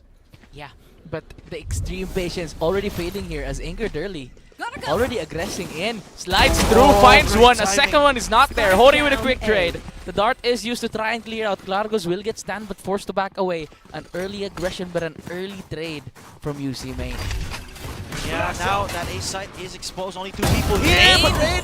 With a Bucky on hand, finds the elimination. Hori will pop the not dead yet. Still remaining a 4v3. As for now, the rest of the UC Main squad will take control of A site. CDU once again opting to play for the retake that they're known for. But this time, Ferraris, weaponries are not there for them just yet. Hori now will fall. That timer, the countdown just finished already. Ana Rosel will get rid of Dre as well. And now it's all up one more time. Kato, same spot, same location, and the same result for UC Main. Another round for them. And yeah, you see, great credit to them. They managed to recover that round. You know, they lost that initial duel, or they lost a member in that initial duel. Yabu went down with that Armageddon. You know, not even needing to use that in that round for the side of UC Main is big, because you still have that ultimate to work with, and now you can pair that up with the divergent paths. Yeah, this could very similar in terms of size, no? So if you can slow them and hit them with that ultimate, this could very well be dangerous for them. Dre, once again, aggressing in, forced to fall back with the rest of the squad. Salvo's used. Here comes the recon as well. Dashing in towards the side. Dre pops the flash, but already too late. Ana Rosel is there. Rain with a quick trade. Now this is a 4v4. Rain! TP's away, finds one, a second one, and a third! Four now for Rain, swaps to the classic! But it's Roxy who stops his shenanigans. Inger Durley, however, secures the round still for his crew. Rain, an absolute monster in that C site. Shadow stepping away, or Shrouded stepping away, and finding value at that stage area. All of UC Main thought that area was clear, had their backs turned, and Rain capitalizes on the moment. That was a raining bullets moment from Rain there. Finds his spot, some anime blitz type of situation, man. That spray control was wild. I saw that crosshair, man. It was on the shoulder, but UC Main on that C side once again. Yep, a fast aggression for the side of UC Main now, and this side seems to be clear for them. Destroys the utilities as well, placed there by the Killjoy. It's a free plant for UC Main, Ferraris. CDU once again opting for that retake. Yep, that retake is there, but they do have a very big Portal closed. crucial opportunity Oh. here. Oh. Looks like they want to take the There we fight go. to them. Ultimates pop now. They use No the value Rolling found. Thunder as well. Yeah, no one dead, still alive. But it's Dindy who actually finds Kato. Anger Durley finds a quick trade. 3v4. Time ticks up against them. A shot from Dre to Anarzel. And now it's a 3v3. Paranoia is used. Rain is spotted, One is shot enemy down. remaining. Hori finds Anger Durley as well. Dre tries to play some hero ball here, but it's Roxy who cleans it out for UC Main. A lot of utilities used in that Ferraris, but a lot of utilities not giving enough impact as well. And CDU, you know, even though they were Remaining. looking to go for that retake, they took a little bit too time to set them up. That it gave UC Main enough time, enough moments to coordinate that counter attack before the main attack even happened. And CDU, they just scatter. Yeah, it did give them space, but with those utilities, you kind of wanted more to be Yeah. able to save those weaponries. Probably some economic advantage throwing that. But again, CDU is down in terms of economy here, so they're just in an eco once more. Yeah, they are in that eco, but Anger Durley does still have that overdrive available, and that stealth drone pin. Tex. Shots for the judge. Forced fallback. Kato still alive, but down to 61 HP.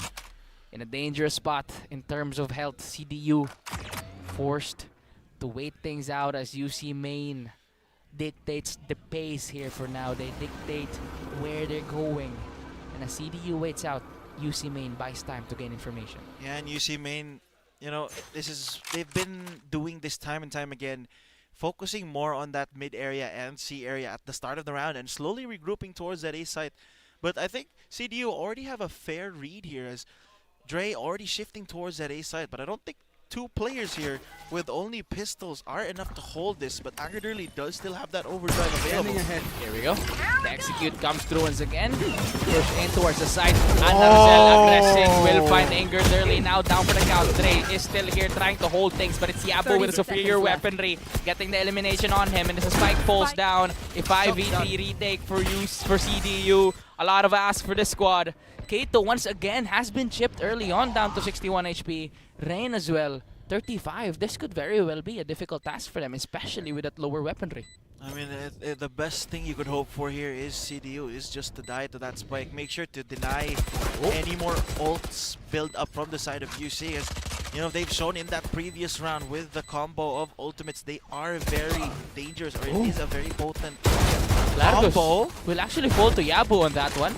And as the time ticks away, UC Main will try to run. CDU, Rain will try to find a pick here. And again, they're just trying to do the best economic damage that they can, but for now, it's not much.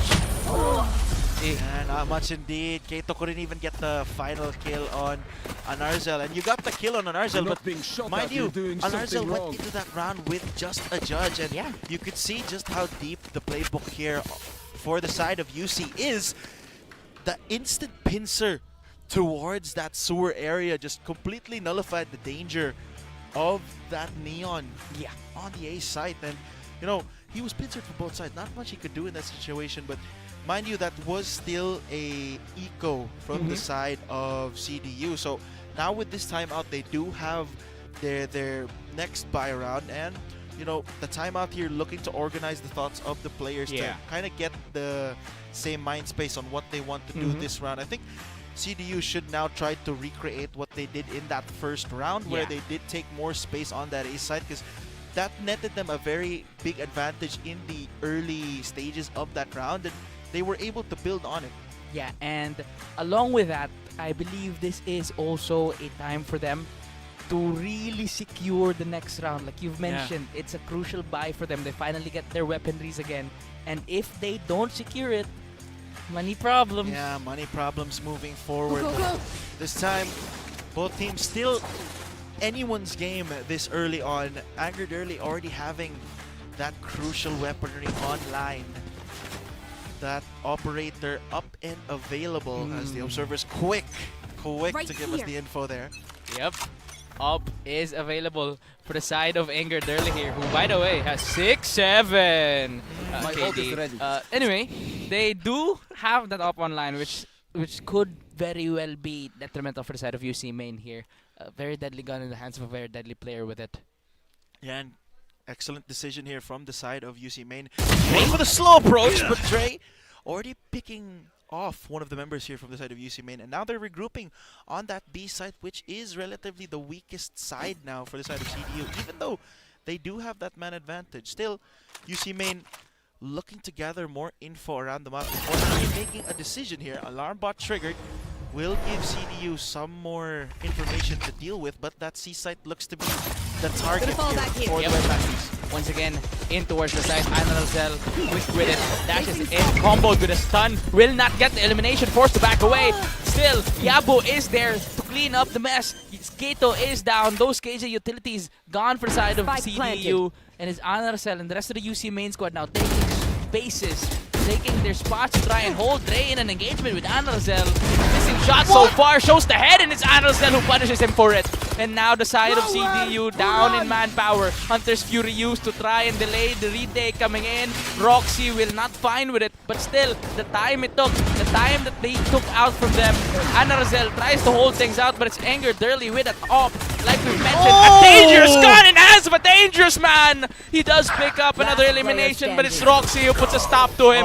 But it's Yabu's 3K who cleans it out for UC Main. He cleaned out that execute that didn't properly go in, and it cleaned out the rest of the round with it as well. The cleaner. Disaster there for CDU. They tried to go for the retake, but it's UC Main with that layer on layer of delay that we talked about early on. They have 3 initiators.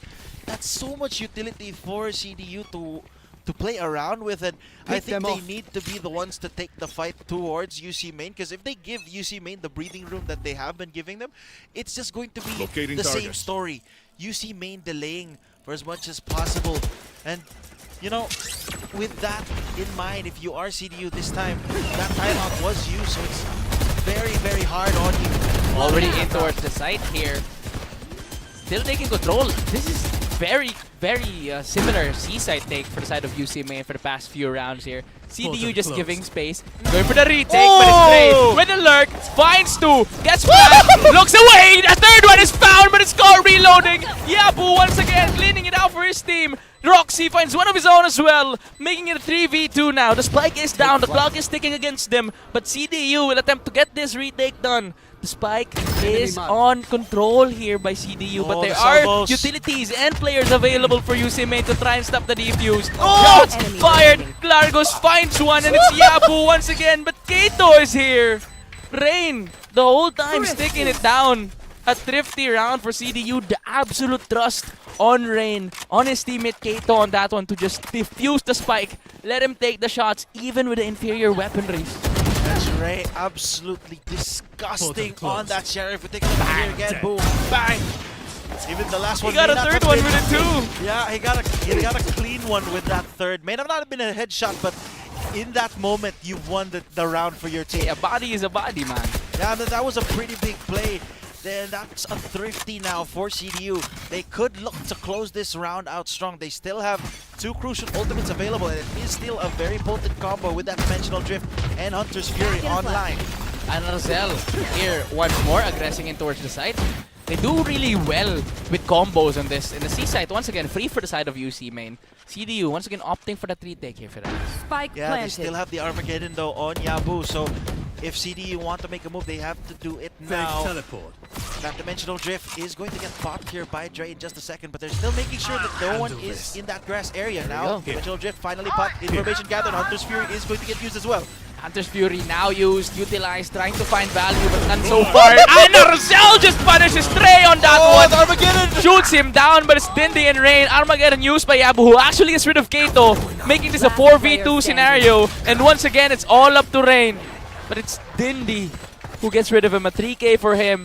And a secure site for UC Main as they reach 7. Excellent response from UC Main. They traded 2 ults for 1 there, and they ended up with a round loss for the side of CDU. And now UC Main, they only invested that Armageddon, and they only lost 1 person in that round. That's such a big win for UC Main to cut the momentum here for CDU and to deny that strong start that the White Stallions were looking to get as this half slowly comes to a close here, as we have another bit of a slow or just a small or minor tech pause, but it looks like we are slowly resolving that issue. And again, ladies and gentlemen, these sort of things are sometimes very unavoidable. It happens, man. It is Valorant, right? It does require a lot of technological situations going on around the inner workings of it. And so I believe that will be resolved now as we're back into the fray here. Deep already on towards the B side of the map. Analzel and the rest of the UC main crew with an early take on this one. Falls back, and I believe they're gonna play far here. But Dre in that flag. I'm looking at Dre. Does he have a timing? Oh! That's the second flag for Drain. He actually gets two. A 3 is there again. Dre, man. How are you doing this? And oh my goodness, Dre once again finds value. And we talked about this composition early on. I typically forgot to mention that UC main are playing without a sentinel. So that flank, Dre realizing that they did not have that sentinel. Oh, so clean with it as well. Oh man, he got a third one with that too. I believe he did. Yeah, he did. Yeah, he did. But once again, that tripwire, did really bite UC main in the back as the half started to close. But still, a 2-round lead for the Webmasters. And considering that they are on that heavy util composition, they should have gotten more rounds on that attack. Yeah, exactly. But once again, that was just, you don't expect Dre to be behind you, man. He does it as well so unsystematically that you don't know when it's gonna happen. It just happens, and when you find out it happens, you're dead.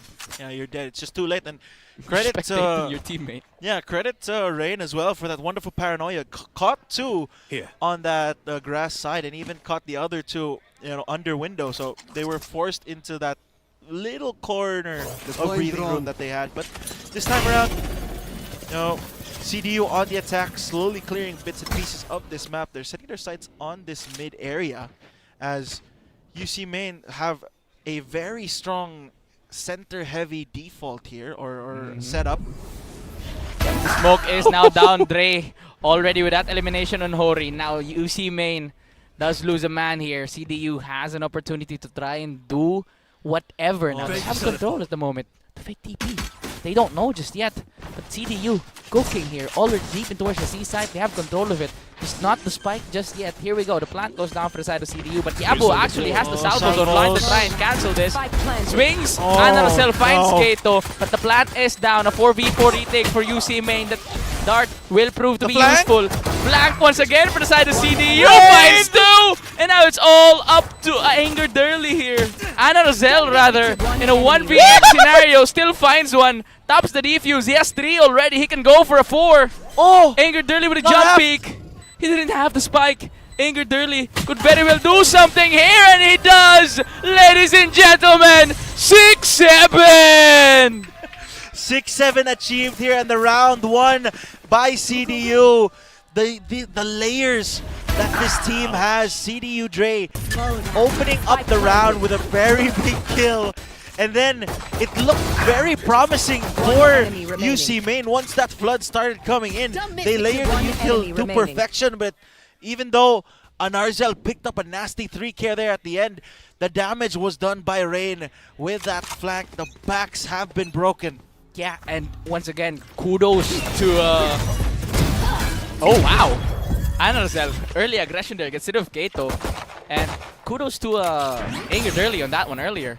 The discipline that he had, jump peeking it, not really going for that ego play, more playing for the team, and that did give them the round win and secure the 6-7, Yeah, 6-7 secured, but the pistol winners from that previous round in the CDU White Stallions will be playing with a man disadvantage here for the remainder of this bye round from them.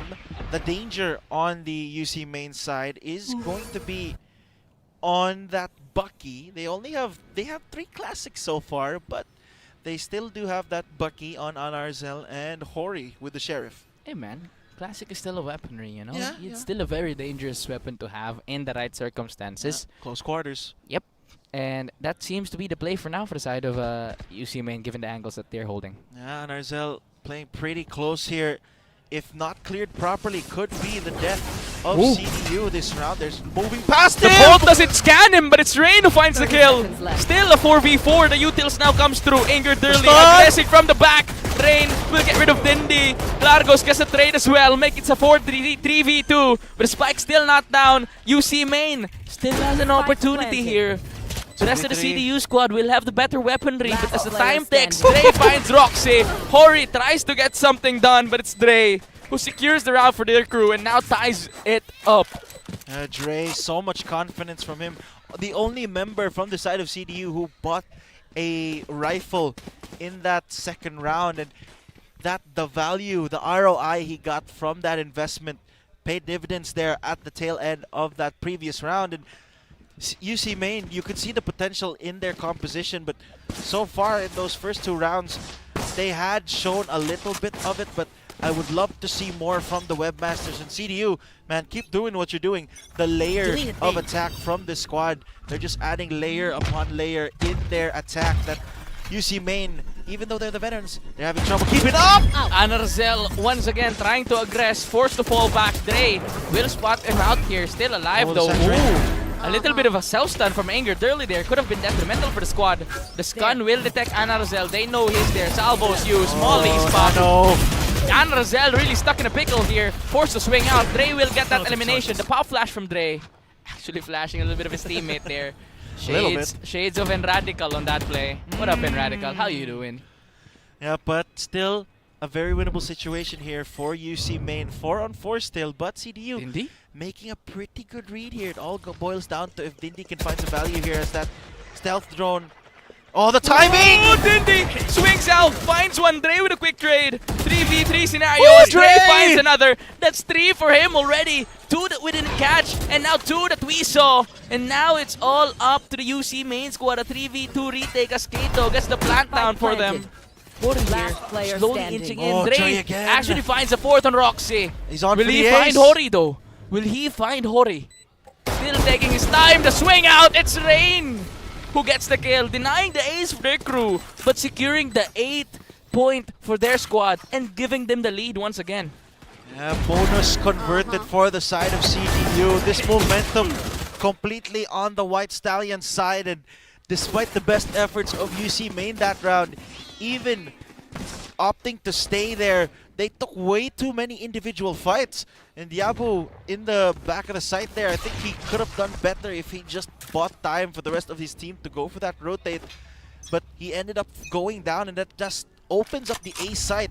If he stayed alive, you know, he could have caused more delay for the side of CDU. Could have denied that spike plant. Could have forced maybe a tap or 2 before the initial plant. But Dre already going to use that dimensional drift and see and realize that the C site, there's no one home.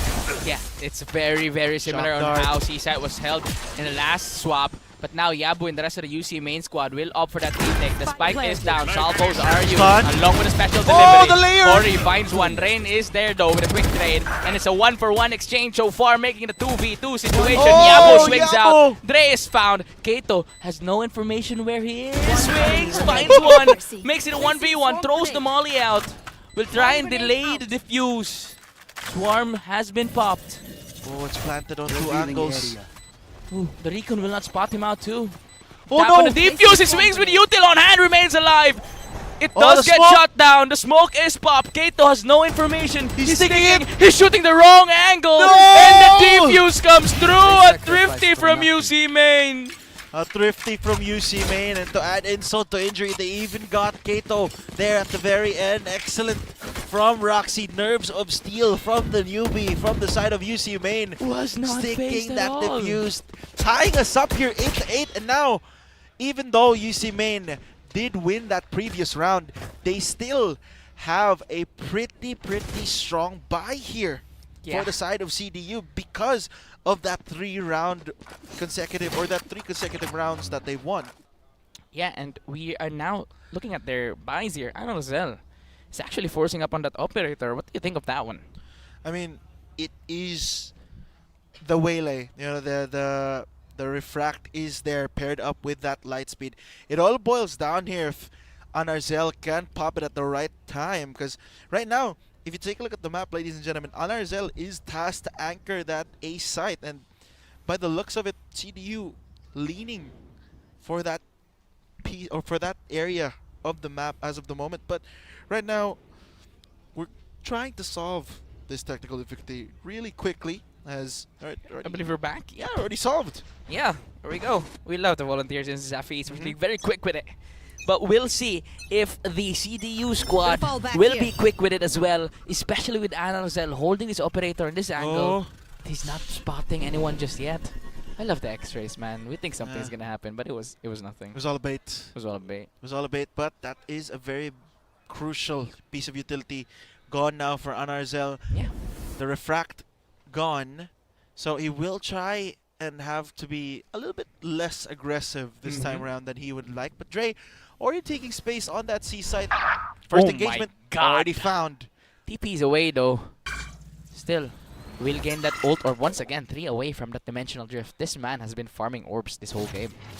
And UC main, they've shown him the respect that he's earned so far, as that Sovadron will spot out the info that Anarzel is holding along with that operator. So CDU set their sights on the C site instead. Smartly not going for the operator on towards the A site. They do clear C, but the paranoia is through. Yabo will be in the smoke here. No information gained just yet. Valorant timing at its finest. Spike planted. Rain will get a spike down for the squad. 4v5 retake for UC main here. Angered early actually. Positioned on towards the garage area of the map. Yeah, the very smart positioning here from the side of CDU. They realize that, UC main, they love to layer that piece of utility on site. So how do you counter that? Not playing at site at all. Still. And there we go. They do layer it on towards the site. Anarzel will get rid of Kato on that one, but the utilities will prove to be a little bit difficult for them here. Not being able to find a good spot. The smoke used to try and get the defuse. Dindy once again is here. He's sticking it. Angered early finds one. Largus will try to get it, but the defuse comes through. He stayed alive until the very end, stuck it like a champ. And, oh man, these guys, not afraid at all. And not afraid at all. Even though they wasted that initial utility on site, still, CDU, they did everything right up until that very crucial end where no one was able to get Dindea off that defuse. And, even if you do everything right in the mid-round, as the keys to the victory would have suggested, you still have to make sure to do that second key of victory, which is close it out. Yes, exactly. And Anarzel now, after a bloody engagement, falls to 4 back. Down to 21 HP here. He did do a little bit of damage, but Dre, what a judge can do from that distance, Dre will get spotted out by Yabo on that one. Salvo's used to try and deny space. Yeah, Yabo this time around, the veteran tasked to hold down that C site. Dre has been, exploring that side of the map more and more ambitiously as the rounds progress. And this time around, he is punished. So now CDU will have to play this man disadvantage, and they're already eyeing that B site. But the rest of UC main here can just respond. Smokes will be used to try and deny information. CDU still buying their time, taking it as far as they can because they do have a lot of it still. They don't have to rush here, Ferraris. Yeah, excellent read as well. The timing on that smoke delayed them, but as the smoke dissipates, they still have that Rolling Thunder! Rolling Thunder now used along with the Hunter's Fury as well. Oh! CDU will my fall back. God! Enemy remaining. Roxy finds so many, including one of his own, but still, it's a round win. So you know what? If I was Anarzel, I wouldn't be mad at that. I mean, that was the off. May have been. Maybe a little bit mad then. A little bit, just a little bit, Just but a little still, bit. double digits secured here by UC main. We talked about it before, the layering of ultimates. This team picked that triple initiator composition, and they're using that very strong piece of, utility to the maximum here. They're getting minimal investment in these rounds and getting maximum value. Oh my gosh, Anarzel once more with the aggression will deal damage. Light speeds up, finds one, but the trade is there. Makes it a 3v4 now. UC main will have that advantage, but CDU still has the spike. still has the manpower to do this still. Still a very minimal round for them. And the smoke on that mid area to kind of bait out a little bit of utility here. But with that owl drone used, spotting out that there is nobody in that middle area, UC Main start to ask questions now. Where are the rest of CDU? They kind of have a good understanding here with the way they're setting up. 2-2 on that mid area. That way, if either side that CDU decide to go on, they will have two on standby to react. As the dark cover now used on towards the site, it seems to be an A take here for the side of the CDU. And they will try and get that plant down along with the mollies to try and hold post plant here. Shock dash to try and delay, but the UC main squad already forming up. The TP up to heaven, but it's Horio spot him out, ready for him there. Yabu using the drones here. Armageddon is online, but I believe none so far. Shots on the side. Seketo gets rid of Hori. Here comes the lockdown use as well. 2v1. Roxy finds Clargos. Oh, timing! And with a gun down, Roxy finds a third to secure the win. Do they have time to refuse? Does he have time to defuse? So much time. He has an entire millennia to get that spike defuse. That's a big mistake from the side of CDU. They had that round and they let it slip. Kato, a very big mistake, an unforced one as well. He got that knife out for no reason at all, outside of trying to get across to that crucial box area. But Clargus was full sprinting, so you heard him moving towards you. Sana all may hat. Sana all. Sige na lang. Anyway, yeah, crucial mistake there. That does secure UC Main's, I believe, 11th. Yeah, 2 rounds away. And for the side of CDU here, Ferraris, what do you think can they do here to try and turn the odds around? You know, again, like you've mentioned, taking 2 maps here from UC Main could put them in the 2nd seed. So it is a crucial map for them. Yeah, very crucial map. And I think it all boils down to just CDU being able to, you know, control themselves as these rounds start to close, because they have been doing the proper executions. It's just that these little moments at the end where they falter with their execution, as they've been struggling so far to close out these rounds, and it's mainly been them just relying too heavily on the setups, them not taking the fights, and we got to see it a while ago, them taking the fight, and that round it looked very promising, but the mistake of getting the knife out at a very bad moment, at a very crucial moment, ends up flipping the round on its head. Yeah, that's why you don't pull your knife out randomly in an engagement, Moik. Hey, Mike. Shots thrown out here with the knives used, but still, CDU, they have a pretty solid buy here coming up. They would need to win 3 to tie it up, and 5 to snatch this game away. You know, analysis from a bronze player, there is one situation where you're allowed to pull your knife out in an engagement. If you're playing Jed and you have your ultimate. Those are knives still, technically speaking. Okay. Excellent analysis. I can do some analysis too, you know. Crazy. I never would have known. Yeah. The Blade Storm considered as knives. They are technically kitchen knives, no? Lore-wise.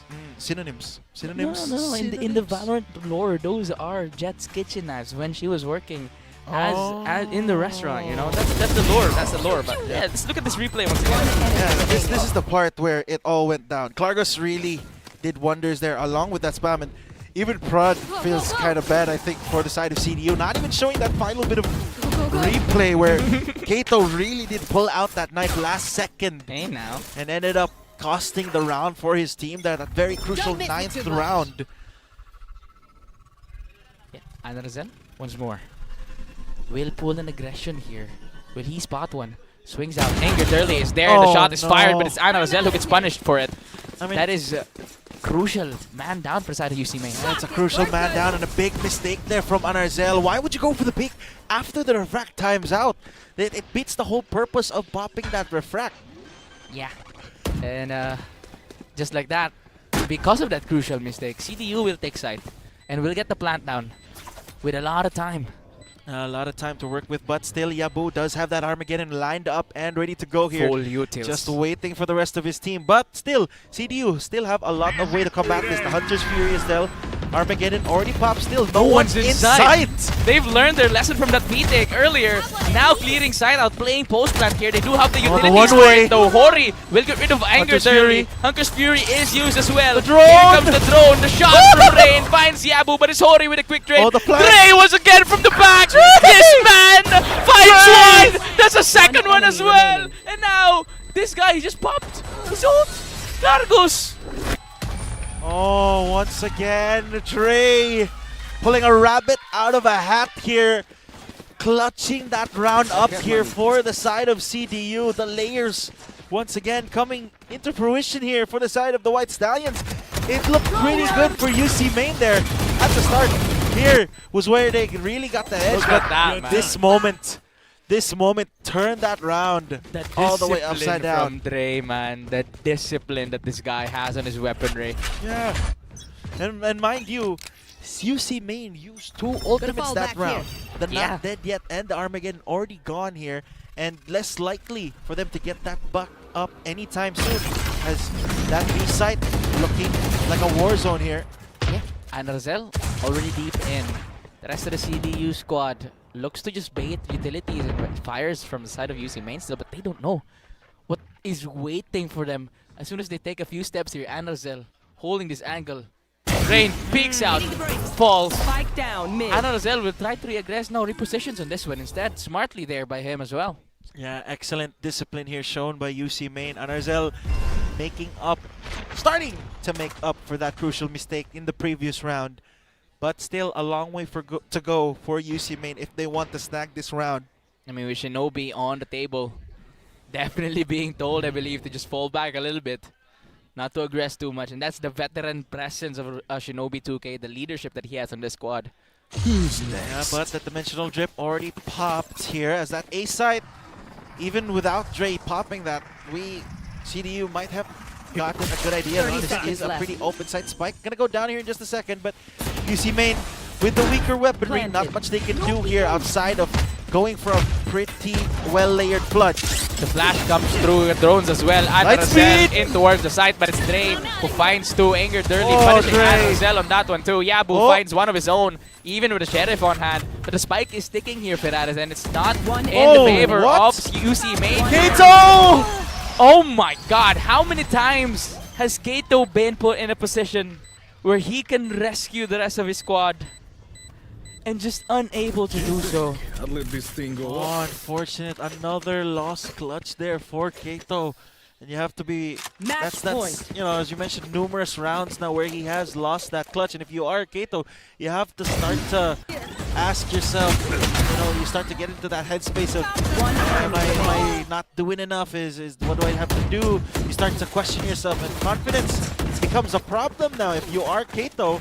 But, you know, considering that the White Stallions are on now on that back foot, they need to slowly lock in here, as this is their must-win round. And Lightspeed! And a very crucial round for the side of UC Main. Anarzel will get that first elimination on that one. They will aggress, they will fight, they will battle it. The utilities are used now to try and secure the round. Anarzel finds Kato in a 2v5 to keep CDU alive for this map. Largos finds one, but Anarzel with a 3K will secure map number 1 for side of UC Main. A grueling battle, but at the end of it all, UC Main secures the round, and Yapo showing his moves. Excellent showing here from UC Main and Yabu. That final round, the calling from Shinobi completely read CDU like an open book there in the final round.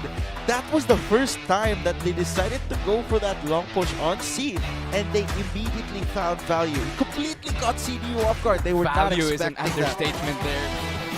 They just nailed the final, hammered the final nail. And once again, a really tough battle fought there. A little bit tougher for what UC Main would have wanted, but again, it's CDU. They have been really good so far, and that one was just amazing for the side of UC Main. Again, the calling, like you've mentioned, not only the calling, right? Yeah. Your calling is one thing. It's how your players Yeah. listen to you as well, and the side of UC Main disciplined with it, listening to the calls of Shinobi 2K, and that really secured them map number 1, especially Haven, a 3-sided map. Yeah, there were so many rounds where, UC Main would start the round off with a man disadvantage out of, Dre getting a cheeky pick off on that, attacker side with the Yoru and being able to get back to safety. And somehow, some way, UC Main constantly able to salvage that mistake at the start, and now, completely redeeming himself for that one round. Anarzel. Is this his third MVP, by the way? Man, we're gonna have to. I believe this is his third map and his third MVP. Yeah, we're gonna. And this guy is, I believe, a freshman.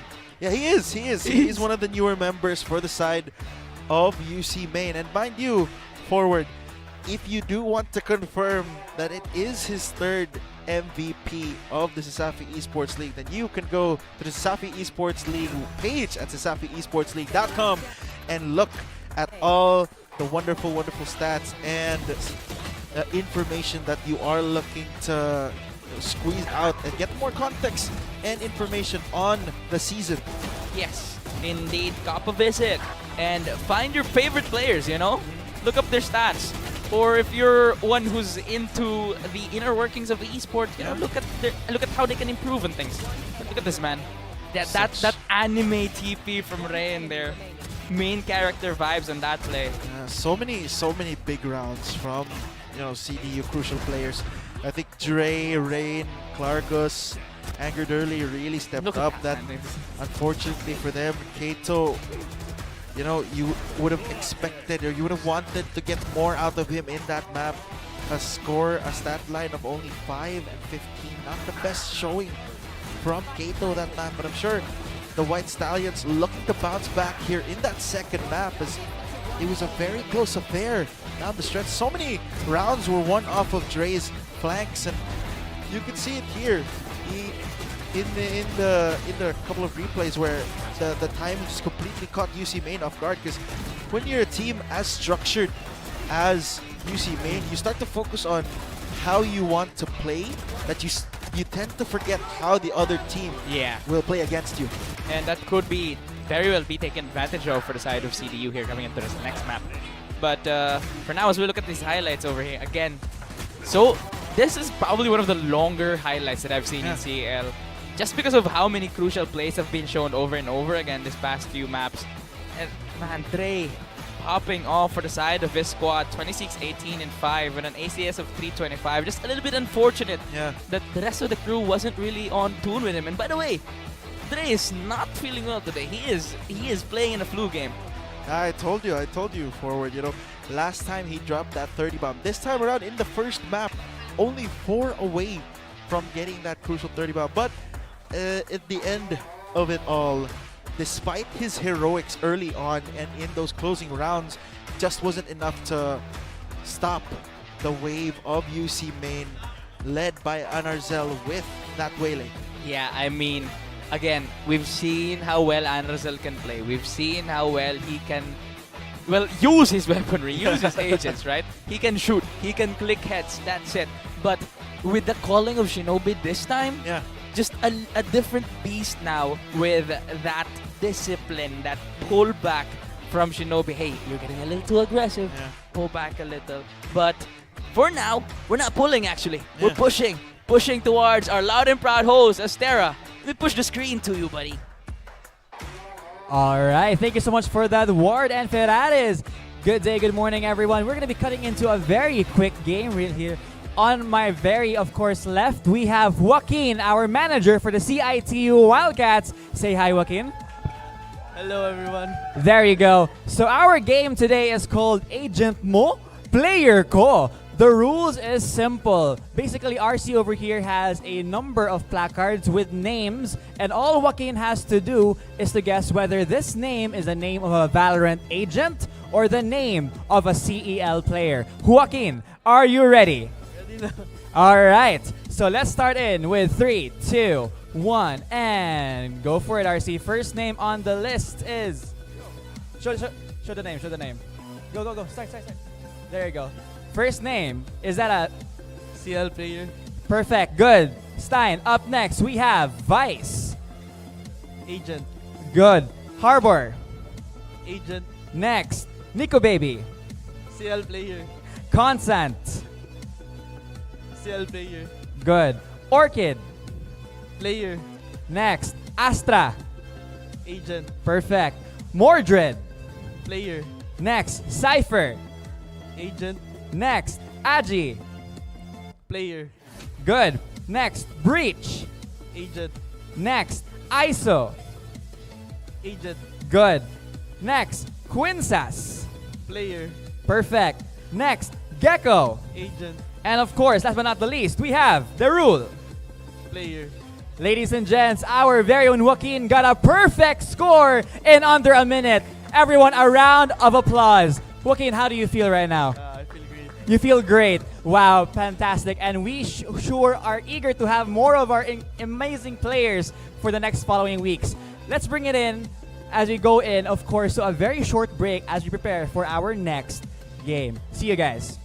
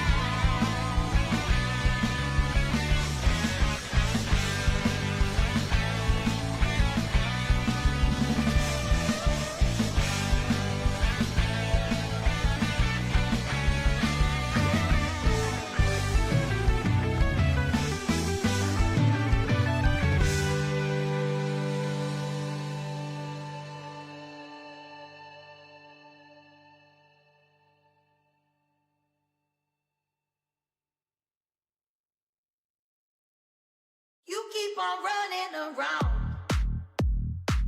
with other women in town.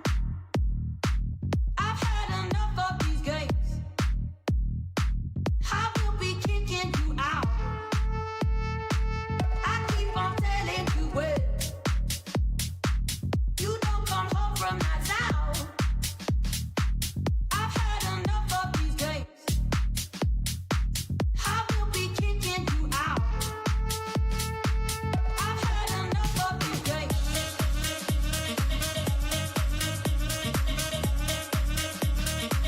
I've had enough of these games.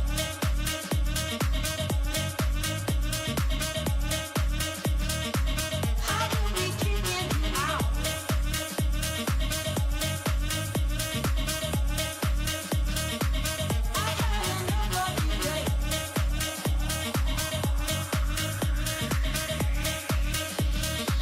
You keep on running around with other women in town. I've had enough of these games. I will be kicking you out. I keep on telling you when you don't come home from nights out. I've had enough of these games. I will be kicking you out. I've had enough of these games.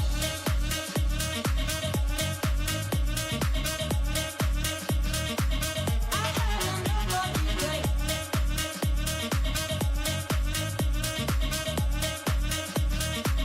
I will be kicking you out.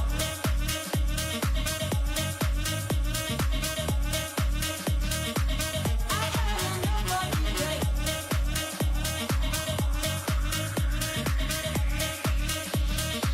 I will be kicking you out.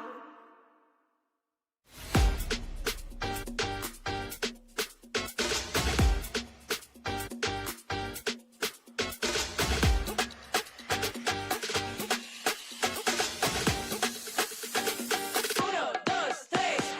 dos, tres.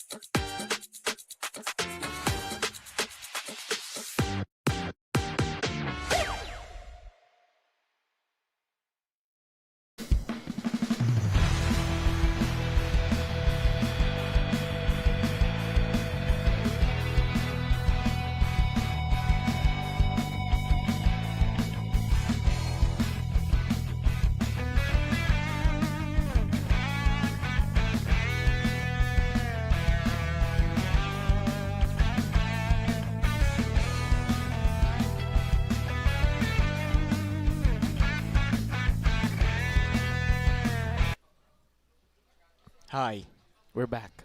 We're back. What's up, Sisafi fans? Welcome back once again to another banger of a matchup between CIT-U and UC Main. We saw map 1. It was amazing. It was fantastic. It was. Call it in Radical. Hey, what up in Radical?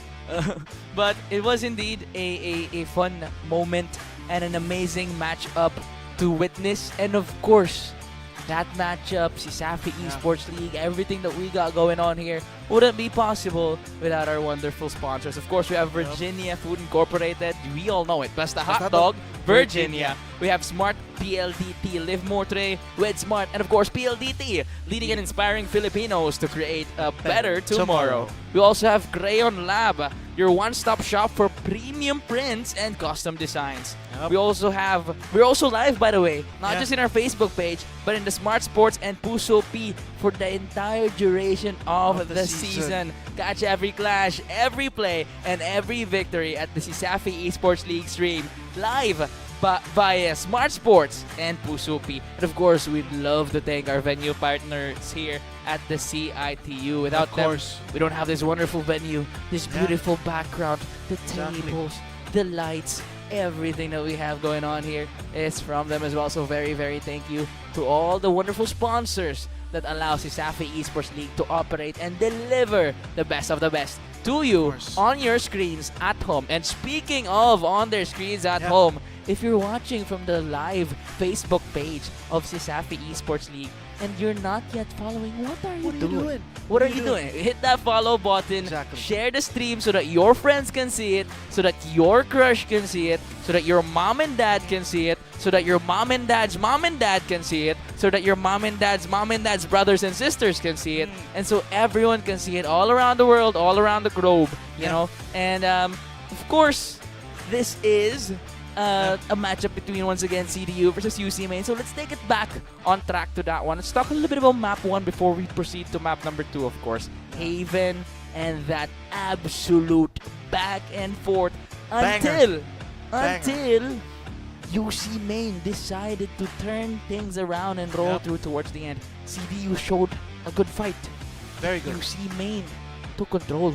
Yeah, I mean, the fight was there from the side of CDU. Just very, very characteristic mistakes from the rookies, from the new blood.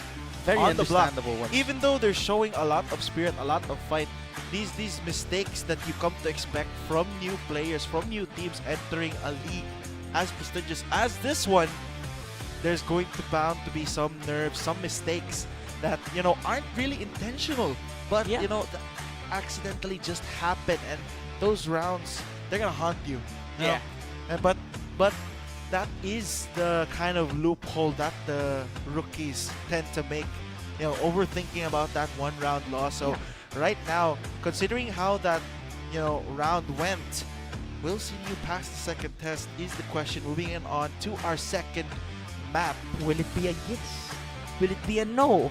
Will they bounce back in the midterms instead? Or will we forge legends in school? Well, to me, I think CDU still has a fighting chance on this one. Yeah, they still have hands, they still have mouse, a keyboard, they can shoot, they can fight. That's a lot of things that they still have, ladies and gentlemen. And once again, they still have a second chance here in our second map, Corrode. Not a lot of Corrode we've seen here at the Safi Esports League. So both these teams are a big question mark. This entire map is a question mark. I have to double check later if I know all the callouts for this map. That's how much of a question mark this is. Just to be fair on how big this map is. To be fair, no matter how much they play it, I believe this map will still be a question mark for me. But let's talk about the compositions here. The agents are set, and what they're playing will not be a question mark this time, Ferraris. So give us a little bit of a rundown for it. Oh, rundown, just a very standard picks here from the side of CDU. Double controller and double duelist here. The Yoru expected here. You can see that both sides really opting to go for that Yoru and Waylay combo paired with that Fade. You know, that Fade really very self-sufficient. One of the more very effective or very all-around in terms of combinations for the initiator pool. But the big difference here is that one side is opting to go for the double controller setup with CDU, and UC Main opting to go for the Sky and the Clove still on for the Webmasters. And you know, CDU, they're starting on defense here. So you could kind of understand why they went with that Viper pick, why they went to lean on more of a defensive setup with the Viper. You know, lock down that B site. Make sure that even though you are a double duelist, it'll still be hard for you to enter that site without without suffering losses. Yeah, and as soon as you've mentioned Yoru on both sides, actually, Ferraris, I take a gander at the crowd and I see Radical take a seat. He is seated right now for this Yoru v Yoru matchup, and rightfully so, because we've seen Dre on the Yoru in the first map, and he's been really good with it.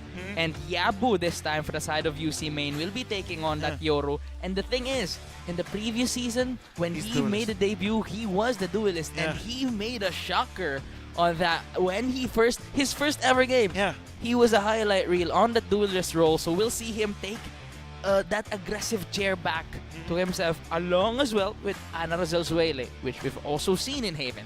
We've also seen in the past few matches he's played. And will Ana Rosel be able to force a fourth MVP on this one? Or will CDU put a stop to his shenanigans and tie this out 1-1? I mean, who knows? They put Anarzel in his comfort in that Waylay. And, you know, typically when you see the Sky from the side of Shinobi, you typically want to pair it with the combo of the Neon. Yeah. That guiding light plus the fast lane, providing so much value for the guide light to just pop out of that double-sided wall and blind someone. But here, they're opting to go for that Waylay instead. Still, I think the Waylay here is just kind of like a pseudo drone. You know, along paired with that, you know, the dimensional drift here. Interesting to see here that the both teams actually decided to skip the Astra angle altogether. Typically, when you see Yorus, especially in this map, you typically see it paired with an Astra. That cosmic divide paired with the dimensional drift. You get to see like little pockets around the map that Yoru can just pop out of dimensional drift, be at the flank now from flanking because of that little pocket that you get, and they don't hear it, they don't see it coming. They don't hear it because coming of the cosmic divide. because of the cosmic divide and the nullifying of the audio. But in this world, UC Main, I am looking to see how they can maximize this window on that Clove Smoke, because the Clove Smoke has been gutted. I mean, all smokes have been gutted, but specifically for Clove, it just feels like it's just gone so much faster. And speaking of that Cosmic Divide that could have been in this matchup, there is a similar utility that could provide that deafening effect, though not the same visually, because it does not provide that visual impairment of that wall. But that Nightfall from the Fate still can cause that audio goner on your ear situation for these two squads. I mean that is the beauty of having another Fade. I mean, the Astra is just like a luxury pick here. Still, both teams, still you can typically understand why CDU went for that Omen. Ryan, that highlight TP play that he did during that previous round, you can see how dangerous the Omen is in his hands. Yeah. But specifically this time, a map like Corrode, a very big map, very long rotations, and if you pass through that mid area, it's a very risky rotation angle, but if you can make it through, it's a very quick one as well. Could catch some people off guard, and you know, having an Omen with that Shrouded Step, just having that avenue to travel through that area and make sure that you aren't exposed to a very dangerous angle. And that Shrouded Step just provides so much utility for you to move around the map with, even from the shadows. Yeah, and we've discussed it a little bit earlier. We've gone through it, you know. Yeah. But I kind of want to hear a deeper thought process that you have on that Viper pick to kind of justify it for this map. I mean, the Viper pick in of itself has just been a big problem, especially on maps like this where the defense is spread thin. You have to be constantly aware of that Viper, that toxic screen, because you never know, at the other side there could be a Viper creeping up in the grass. You know, the grass is dangerous. The grass is dangerous. What up, Kratos? What up, Kratos? What up, Kratos? But yeah, Klargus on that Viper. The lurking potential from the Viper here. You can see the wall just cutting off so many sections. It can also give you a little bit of more creative side to play around with. But right now, as we go back to the game, CDU already taking space here. Very aggressive in that mid area. You can already see the value of that Viper screens. Yeah, and it's similar to what we saw on them in the last map. Taking a lot of space, trying to find an engagement that could work for them. But so far, right now, UC Main not giving it just yet. No, they expect this, but CDU already pushed up from multiple angles now. Do they expect Dre here? UC Main or the rest of the White Stallions completely know where this exec is going to go, but that snake bite might just delay them for a little bit here. The util goes wide, and that site is on the side, or is going to go to the side of UC Main. And considering that there is no fight here, looks like they are going to push more and find a man advantage before this retake and post-plant comes to fruition. But the flank!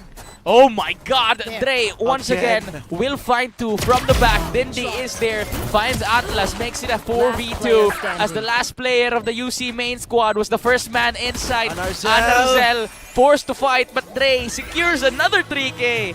How many has he had in this map? In this matchup, brother? And is Anarzel just failing to clutch that one out for his team? Defuse comes through for CDU. Yeah, that's a big round for the side of CDU.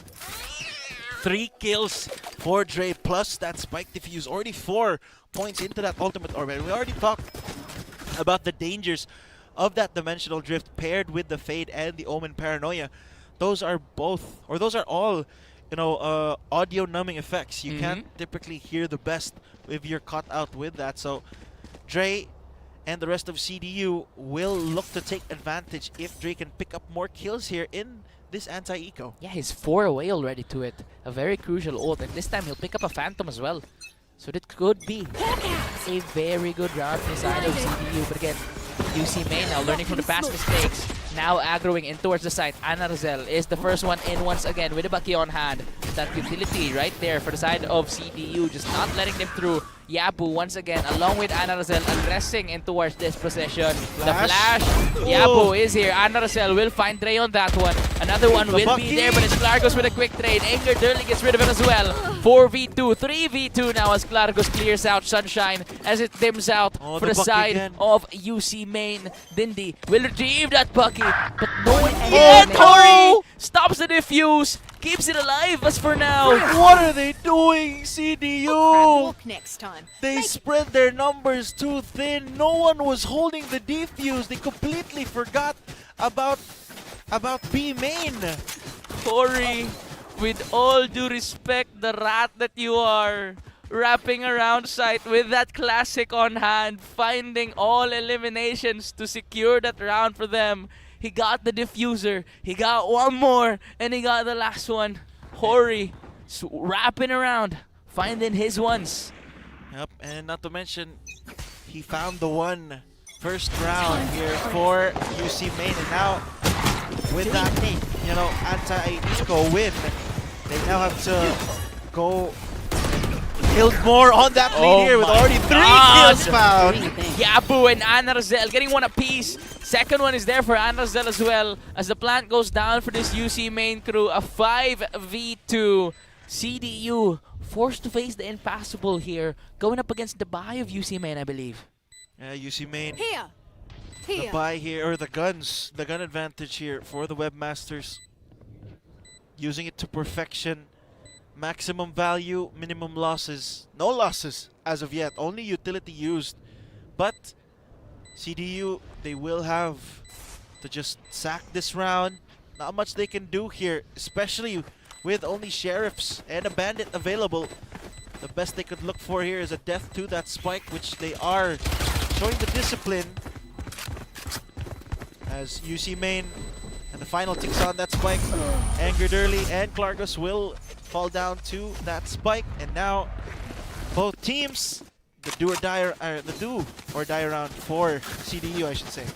Yeah, they get the death bonus on that one, and they deny the ultimate points for the opponents. So overall, with that lesser weaponry, a good round for CDU.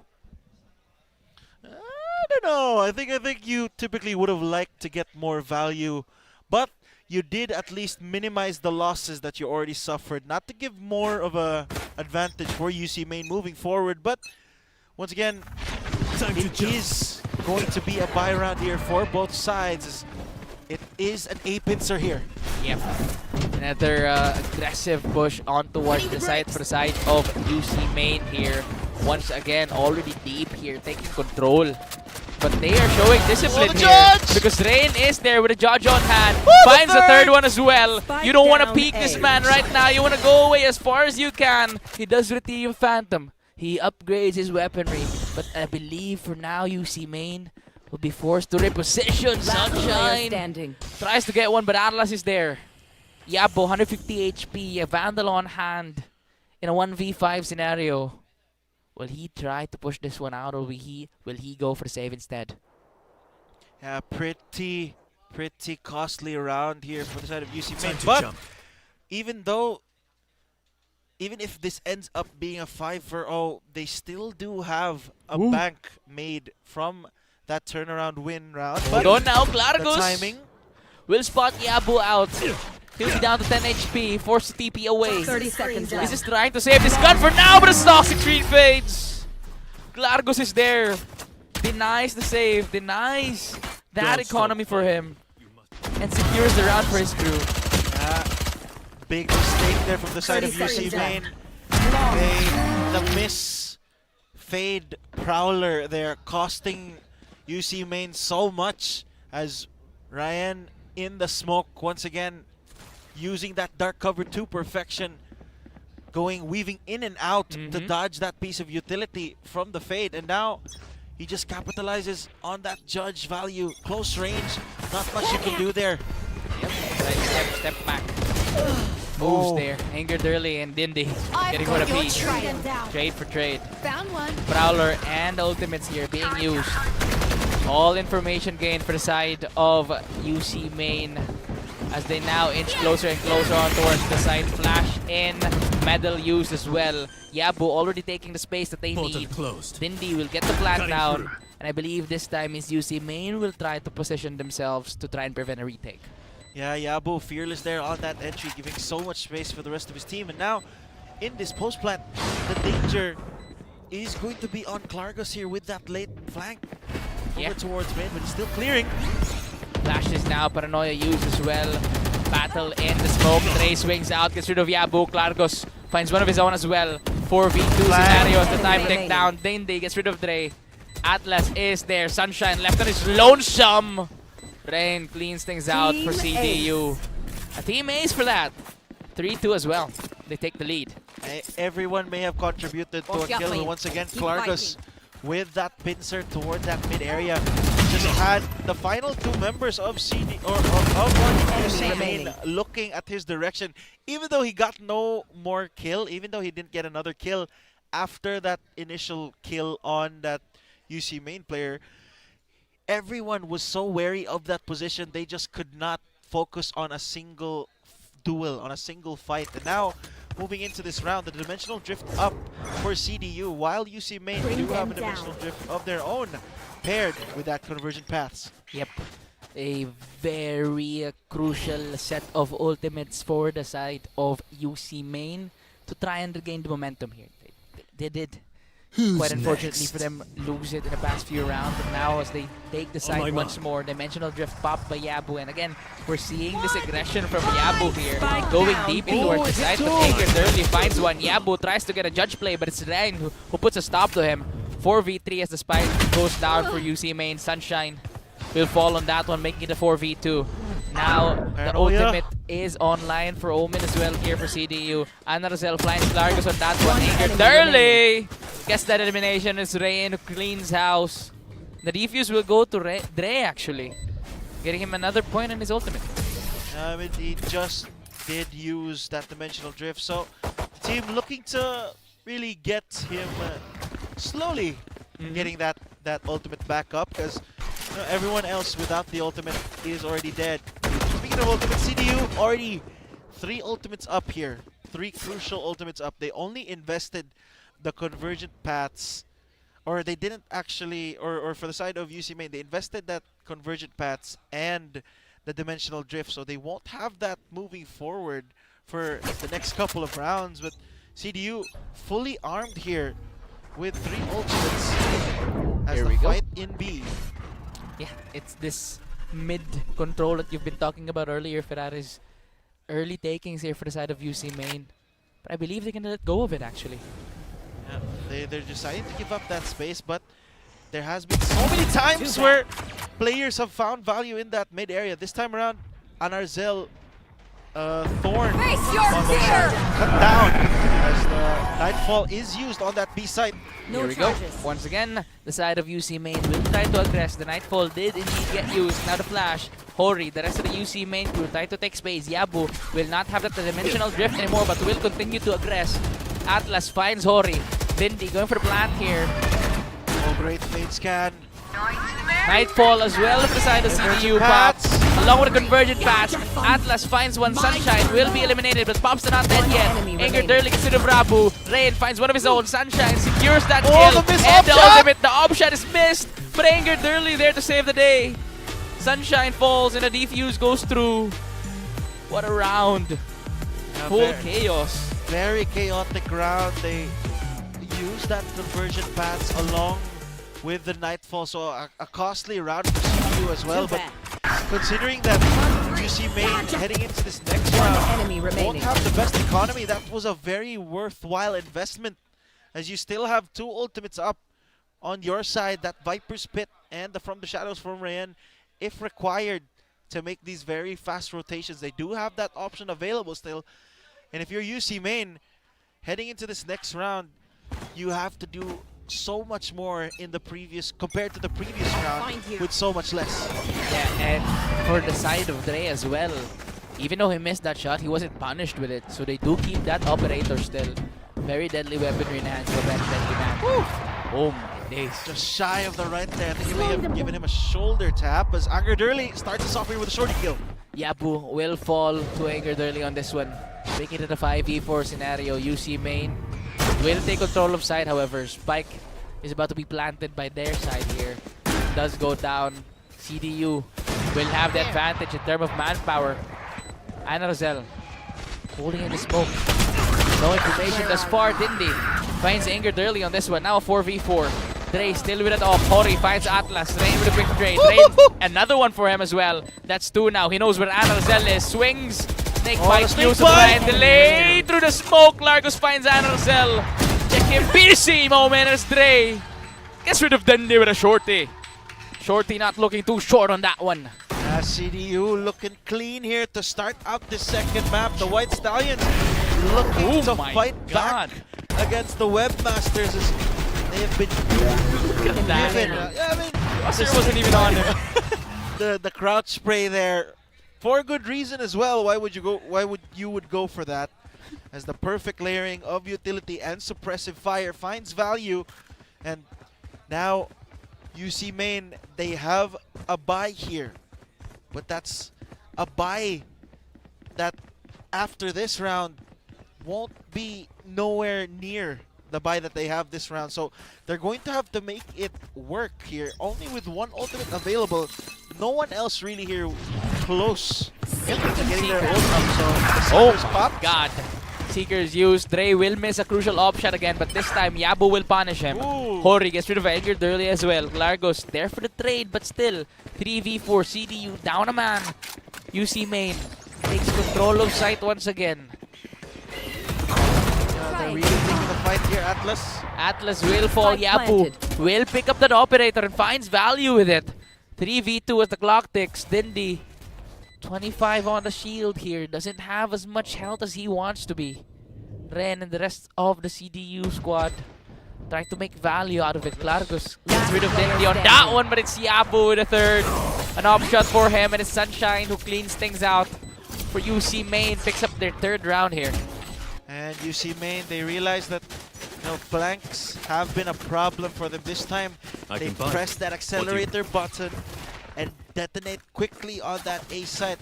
They've been able to get those plants down, but that post plant has been the question. And Yabu stepping up in a big way here in round number 9 to get his team more rounds on this first half, because this half for the side of UC main hasn't been what the Webmasters have envisioned for themselves. Bring them down. And Dre will be back on that operator as well.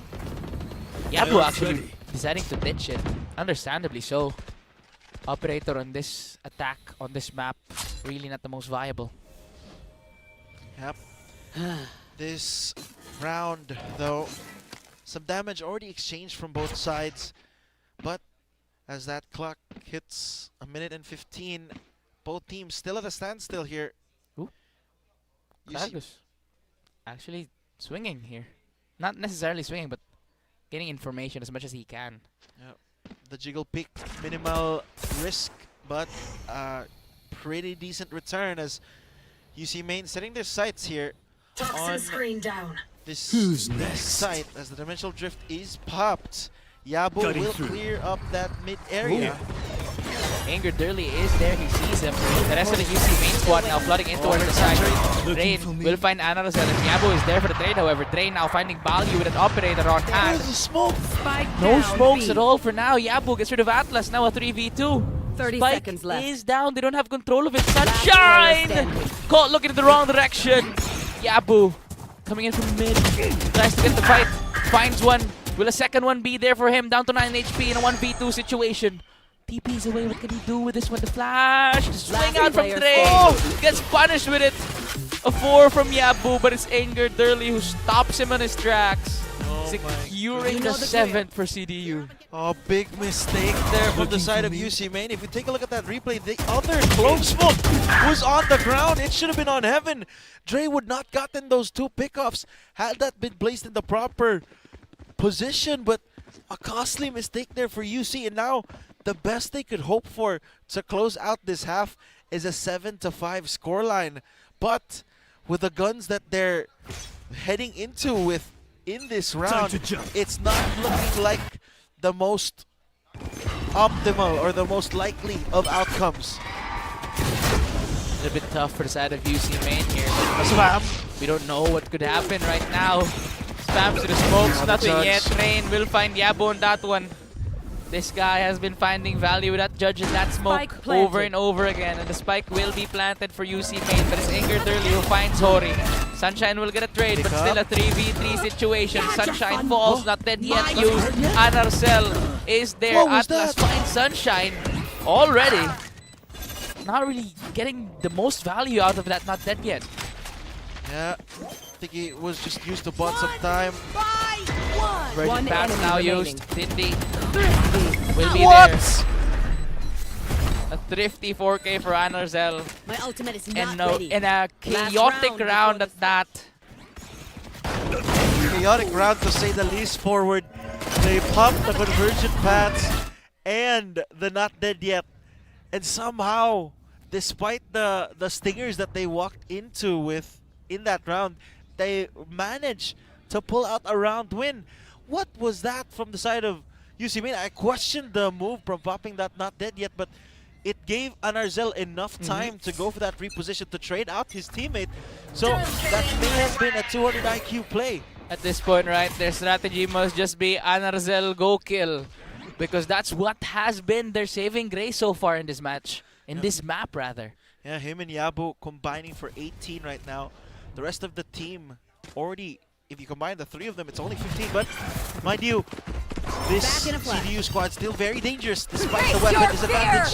Nightfall used, the TP will be countered. Another cancel here, but he cancels it. He got shot down. A counter Nightfall will be popped as well. UC Main once again taking control of site. Oh my God, we've seen this. We've seen this game before, but no, UC Main sees it further than us. Gets rid of Dre.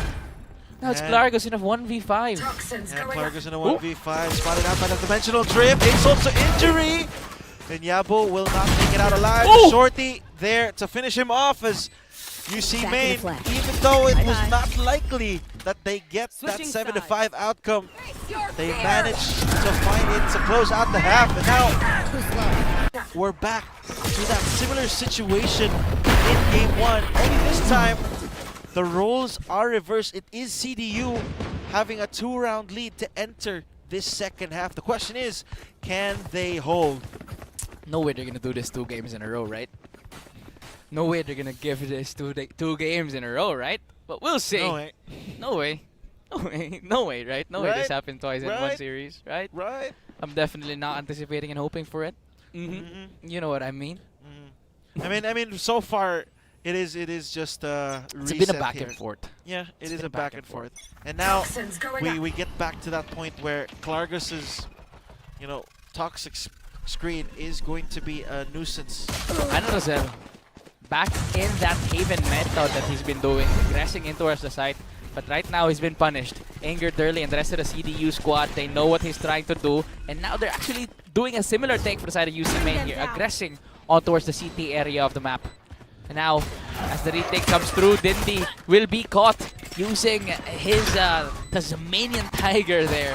Angered early, getting rid of him. Atlas and Rain gets one apiece, and it's all up to Rain here. Hori will fall. 6-7 denied as 8-5 comes through for the side of CDU. I jinxed it. I cast it. 5 on the cards here for CDU. A 3-round lead here to start. Most likely a 4-round lead after this one. Unless, once again, UC Main can come away with a round here with only 3 classics. And a sheriff. 4 classics and a sheriff. 4 classics and a sheriff. As that final adjustment there on the buy round. But still, a lot of hope here for the side of CDU, as if they win this, they secure their 9th, only 1 round away after that from their 10th.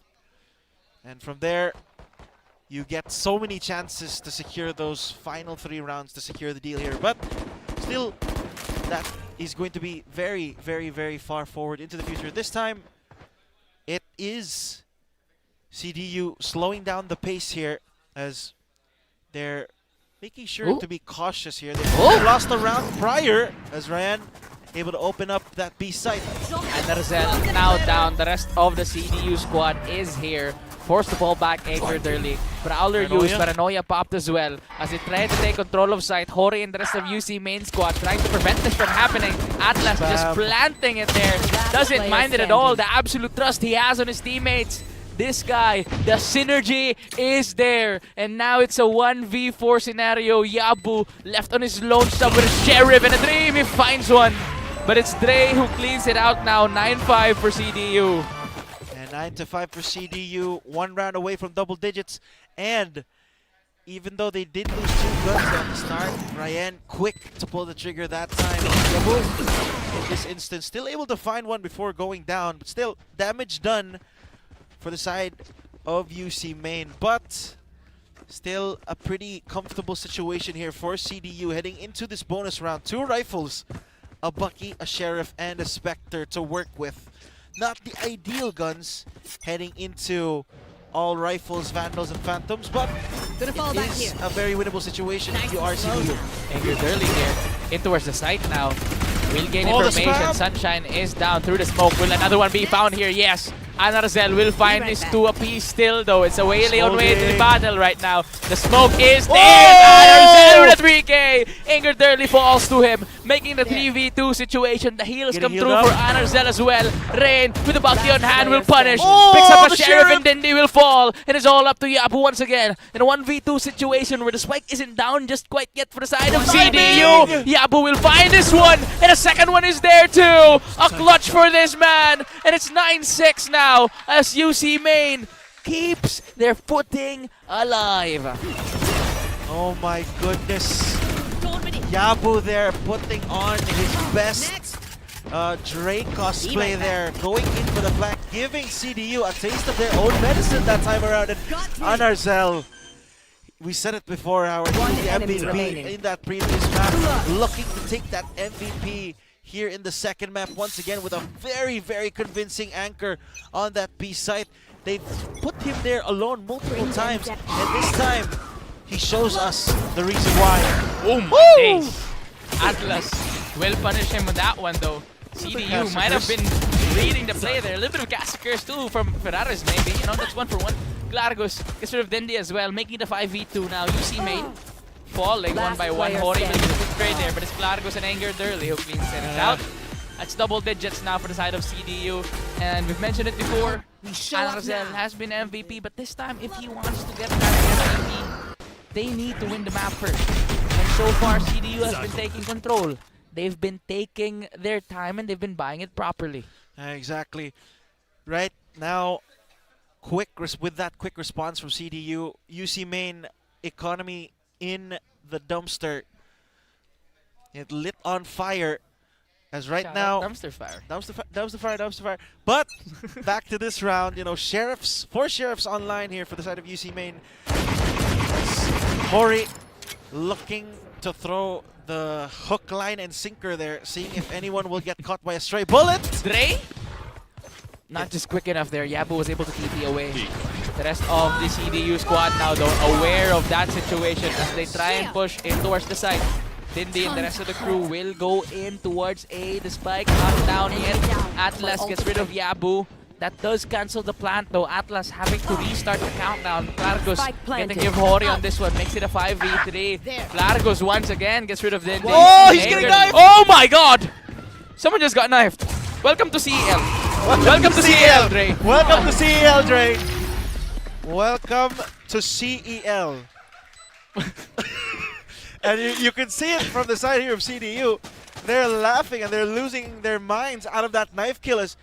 Even though, in the grand scheme of things, that knife is just another kill, it's a big confidence and morale boost to the already surging CDU team right now, and it's a big morale hit for the side of UC Main, as that was their star player, Anarzel, knifed and killed. As right now, UC Main, these are one of the last few strong buys they have here before it is really their last chance to scrap up a couple of rounds, as the Dimensional Drift is already popped as well.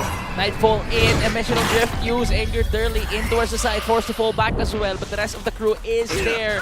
UC Main get no one just yet.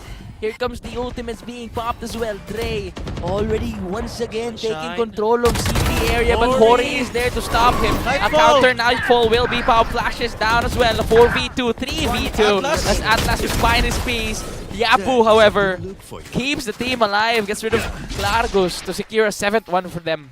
Excellent nerves there, nerves of steel from the side of CDU, or from UC Main, I should say.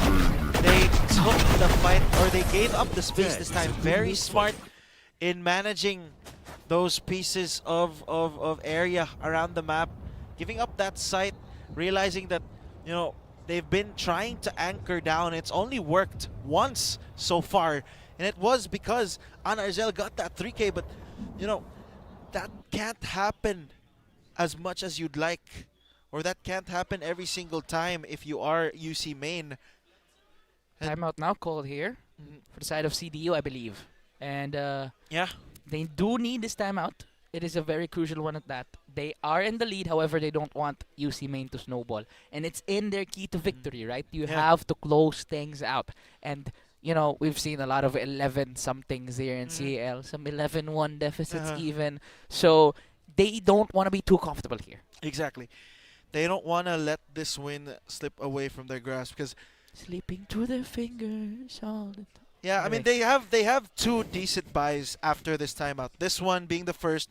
They have another round to work with in the next, possibly even a third round after that. But considering considering that UC Main have a big, you know, margin, or a big deficit to overcome here, they have to do so with minimal losses, and that's a pretty good start as Yabu gets the first blood.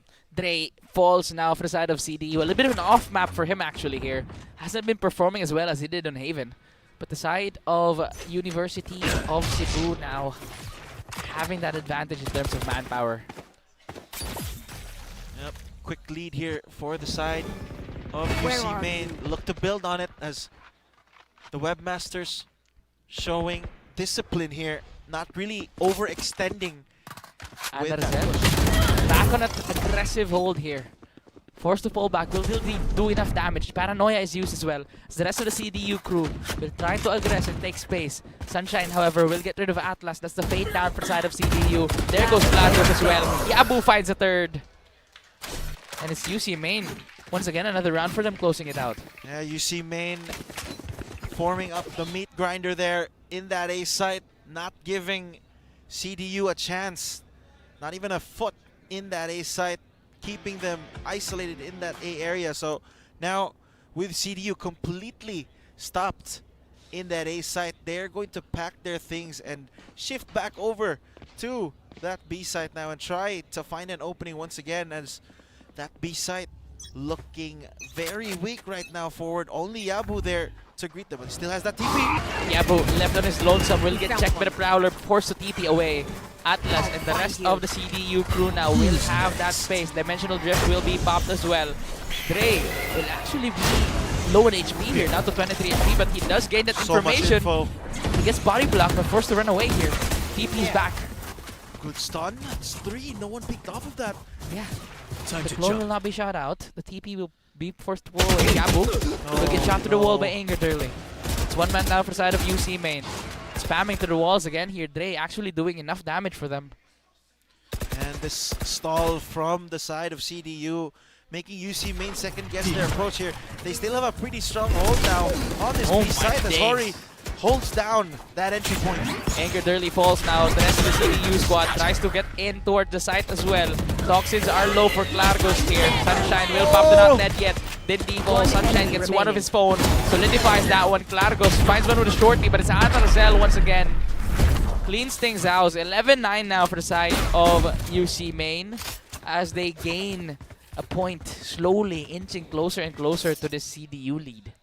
The CDU lead slowly getting smaller and smaller here. And right now, if CDU are opting to go for another buy here, they won't have, or at least a force, they won't have the best weaponry heading into the second. You know what? Never mind. I take that back. They realized that they do not have the economy, opting to go for weaker guns here, but trading it on for a better buy in the round after. As right now, they do only have that Viper's Pit to work with, and if they can get the site, that's a very big utility that the webmasters don't have an answer to as of yet. Yeah, and now they do get in towards that side. The plant goes down for them, but Viper's Pit is so far away. The Nightfall will be used. Will not get down actually. Anger Durley gets rid of Sunshine on that one though. The aggression on towards mid still here. Anarzel in towards the side. Anarzel will find Anger Durley with a spray down. Here comes the Viper's Pit now pop. A little bit late I might say, but still, it's valuable! Yabu from the heaven dropping down. Will finally get rid of Atlas. That's the ultimate gone. Yabu still here. Down to 1 HP in a 1v2 with a Viper's Pit still online. Oh my goodness, CDU! They say if you can do a thrifty, so can we. A little bit costly for them, but it secures their match point. They use 2 ultimates there. But with that round, with that crucial round secured by CDU, all they need to do here is secure that final one to secure the second map and force that draw. Yeah, and they do have the weaponry to do that. In terms of ultimates, not so much, but according to Zico, there's an ultimate online here. It's called an Odin. It's called Odin. Oh, Brock Watchers, Brock Haters, ready to get some more! Anger Durley, spray down, will fall to Anarzel. Yabu is there, finds 2 apiece. Now it's a 2v5 to try and keep the team alive here. Clargos gets caught with a stun, the flash is there as well. Anarzel finds him and it's all up to Rain with the Odin on hand. The ultimate, as Zico would call it, does not have the spike. Does not have the spike, does not have that from the shadows to work with. So Ryan, considering that they don't have the best economy moving forward, he would likely want to save this gun as he's just spamming through, expecting a push. And UC main clean up Ryan there. That Odin falls and UC main get to double digits now. Only 2 rounds away from tying us up here forward. And now CDU, they have to ask themselves here, do they go for the risky force buy here, or do they play to deny that overtime in the next? Looking at their buys now, Ferraris, what can you infer their decision could have been? Yeah, it's pretty obvious. It's pretty obvious. It's pretty obvious. It's pretty obvious. I'm not just gonna do a Zico here and read everything on the screen. but now the convergent paths line up here. I don't know if they would want to use that. Still, however, Dre will find Yabu early on. Flash pops. Here comes Anarzel as well. The rest of the UC main crew tries to fight. Dre falls. Rain with a quick trade. 4v3 now as Clargos gets rid of Dindy. 1v2, still very winnable for this man. 40 HP to secure the map for the team. Will he be able to do it? But from the back, it's Sunshine, giving daylight to the crew of UC Main. They're one away now from the lead, and their smiles are back, Ferraris. Those smiles are there, ladies and gentlemen. Look at this, just lines them all up. Only one survivor there. It was Clargos who did pull off that 1v4 clutch in their previous match, but that time denied, not looking at the right direction, and UC Main stay alive for one more round here, but this is it. This is the must-win round for both sides. Each side with one ultimate apiece, and Yabo looking to take a big piece here. Inger Durley does have that conversion pattern already and will pull it off. This could be the round for CDU, and this should be the round for them if they do. Inger Durley finds Dindy on that one, makes it a 5v4 already. Anarzel forced to fall back from the snake bite. Ryan will have the free plant on towards the A side. Prowler and Prowler action, no one found. Rain will still attempt to plant the spike down, and he does now. The time ticks towards their side. Anger Durley finds 3. And now to try and complete the map. 2 players remaining for UC Main. Clargos from the back. Anarzel is there to keep the team alive. But it's Dre. The man with a mask. The man who has been down with the flu. It's flu game for him. Call him Jordan. Call him the GOAT. Because CDU ties things out today, and this is their map to win. What a matchup, what a battle, what a fight, and what a victory for CDU, tying things out now, 1-1, securing that crucial point in the bracket. But with that now being said, both teams will stay to their original places outside of CDU, who is now tied for third with their previous opponent USJ-R, as you know, UC Main still holding on to that second seed, but with that very big performance from Dre and the rest of the White Stallions, man, it was such a big match. Yeah, as you can see now, a show of sportsmanship from the players there, the handshakes, of course. A battle that was worth the watch, and it was such an amazing game to see and an amazing game to cast as well for the both of us, of course. What a matchup is all I can say. There's so much more to say, of course, but for now, it's just been, I've just been in awe with these two, and to fully understand the inner mechanics of it from a player side of things, from the player perspective. We have our host on stage, Nika with the CDU squad. What up? Thank you so much for that, casters. And ladies and gentlemen, that wraps up the match between the UC Main Webmasters and the CDU White Stallions. And of course, before anything else, we would also like to congratulate the UC Main Webmasters for showing determinations up until the very end of the match. That was good, guys. And now together here with me is our winners for the game 2. We have the CDU White Stallions. So hi guys, congratulations. How do you feel after that match? I think after the first map we realized like we were playing good, but there were still things we could polish on, and there were lots of rounds that we were supposed to win, but a lack of communication and a lot of misplays happened. So into the second map, we just wanted to polish those mistakes, and we realized we were also not too like ourselves in the first map. So we just wanted to be aggressive on the second and talk to each other more. Guys, after that 1-1 win, what is the team's plan moving forward? I mean, like, so far, I mean, we were just having fun all throughout the games, all throughout the series. So I guess moving forward, I guess that's what we're gonna look forward to, having more fun, and yeah, just enjoy the game we love to play. Lastly, guys, how did the team stay efficient throughout the match?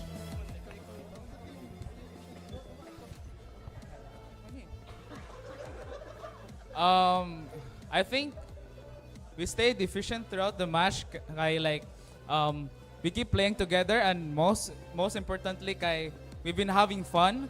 And then we had guides before, and like we didn't really follow it, but like we took it as our like guide for like throughout our games. Yeah. This is for everyone. Is there anyone you want to give a shout out to? Shout out to Kyle Gerald Catalan all the way from Manila, BGC. Shout out to my family, friends, and also my girlfriend. Shout out to my family and friends and my girlfriend from Southwest. And also, we want to give a huge shout out to our coach, Coach Nor, and Kulas Apparels and Voodoo Esports for sponsoring our team. Thank you. I want to give a huge shout out to Cebu Doctors University, the community, and our committee who's always there supporting us. I also want to give a big shout out to my family and friends. Yeah, we want to shout out our family and friends and the people who support us, and also my girlfriend Kisha. There you have it. The Safi fans are winners for the Game 2, the White Stallions. Once again, guys, congratulations, and to the whole CDU community. Now I'm passing it back to you, Ferraris and Ward. Congratulations once again to CDU for winning that matchup and for having people to shout out to talo na naman. Talo na naman si Forward. Pero, you know, with that game in the books, Angered Early, rightfully so, getting that MVP. Panalo, both in the server and out. 23 kills, 6 assists, and an average combat score of 270. Very, very big performance here. And later on, when we get to see this graph, you can understand just how big the impact Angered Early had in this match. You know, even just in the second game, he had 8 first bloods. The next person to him is 4, and that's his teammate Ryan. Yeah, I mean, he's shown incredible aggressiveness on this Waylay here. Controlled chaos per se. Because we look at the highlights of the matchup here. Really, really amazing gameplay from both of these squads. Yeah, it was a back and forth between the two Waylays. Anarzel really did not want to back down, but Angered Early in that second game stepped it up just a little bit more to secure that win for the team. And of course, you have to credit as well the player for CDU in that first, and also showing up a little bit to close out the map in that second game. Dre, really a big performer in that first, and even to add the cherry on top for the side of CDU, closed out that game. That was very, very poetic right there for them. And here we go. Here comes the stats. Here we go. That is first bloods. Wow. 8. 8 first bloods. Yeah. To give everyone the context, before the game started today, all of the teams, I checked their first bloods in the Sasafi Esports League webpage. We do have that. The website. Yeah, we do have that. The person with the highest first bloods had 13. And Angered Early achieved 8. Only 5 shy of matching that 13. Is that all time? No, that's for the current season. And that achieved as well in though a lengthy matchup, not as long as we've actually kind of expected this matchup to go. 13-11, close enough, but still a really, really tedious battle for both of these squads. Yeah. And again, CDU, as much as, of course, this is a tie, but your CDU, the new team on the block, taking a map off of UC main, the veterans who has shown success, that has to be a confidence booster for the squad. Exactly. I mean, it is. You're going up to one of the favorites to win this season, and you're matching them blow for blow. I mean, in Group B, there's always been like considered one of the more diverse groups, the more groups with, I would say, equal in power to one another amongst these teams. So it's a coin toss on who will end up securing that second place, that second to third place. Yeah, and we just witnessed, once again, I cannot reiterate this enough, a banger of a matchup between these two squads. And it has been an honor for both me and Ferraris to be the voices of the battlefield in that one. Once again, I'm your bronze player rating caster forward, and this is Ferraris. The fuel to your fire, ladies and gentlemen. And Stay tuned. Yeah. Go add fuel to the fire.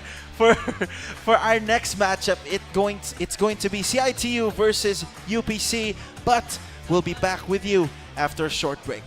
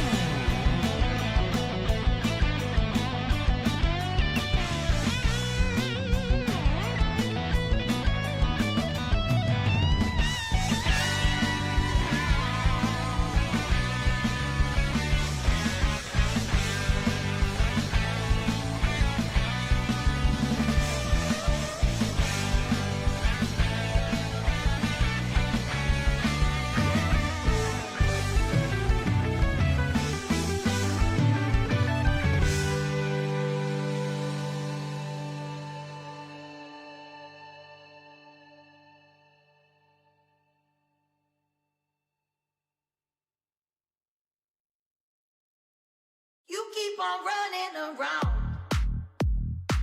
with other women in town. I've had enough of these games. I will be kicking you out. I keep on telling you where you don't come home from that town. I've had enough of these games.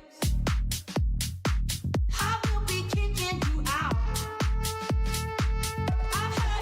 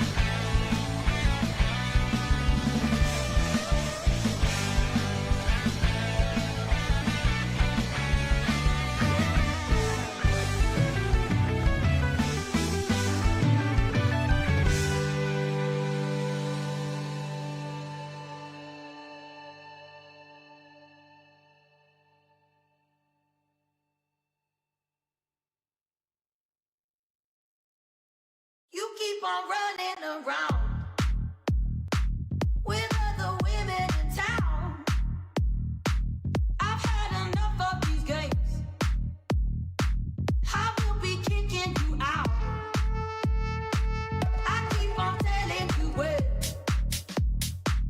you don't come home from nights out. I've had enough of these games. I will be kicking you out. I've had enough of these games.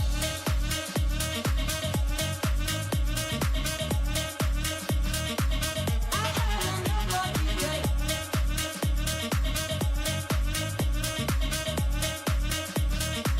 I will be kicking you out.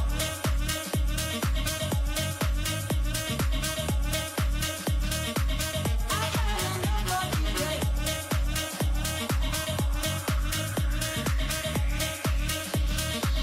You keep on running around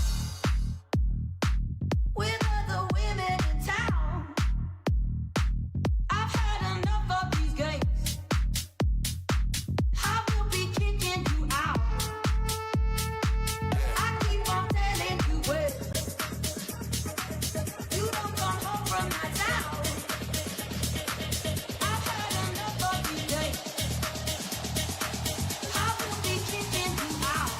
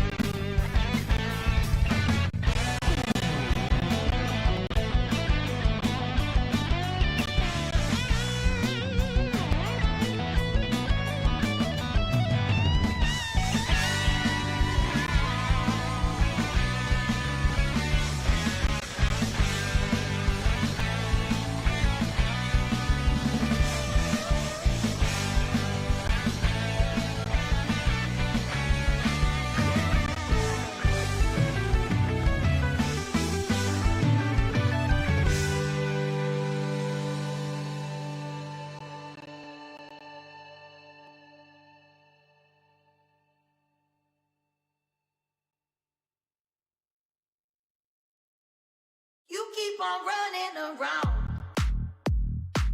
with other women in town.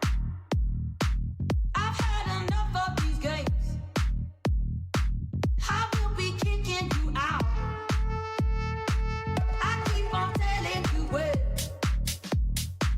You don't come home from nights out. I've had enough of these games. I will be kicking you out. I've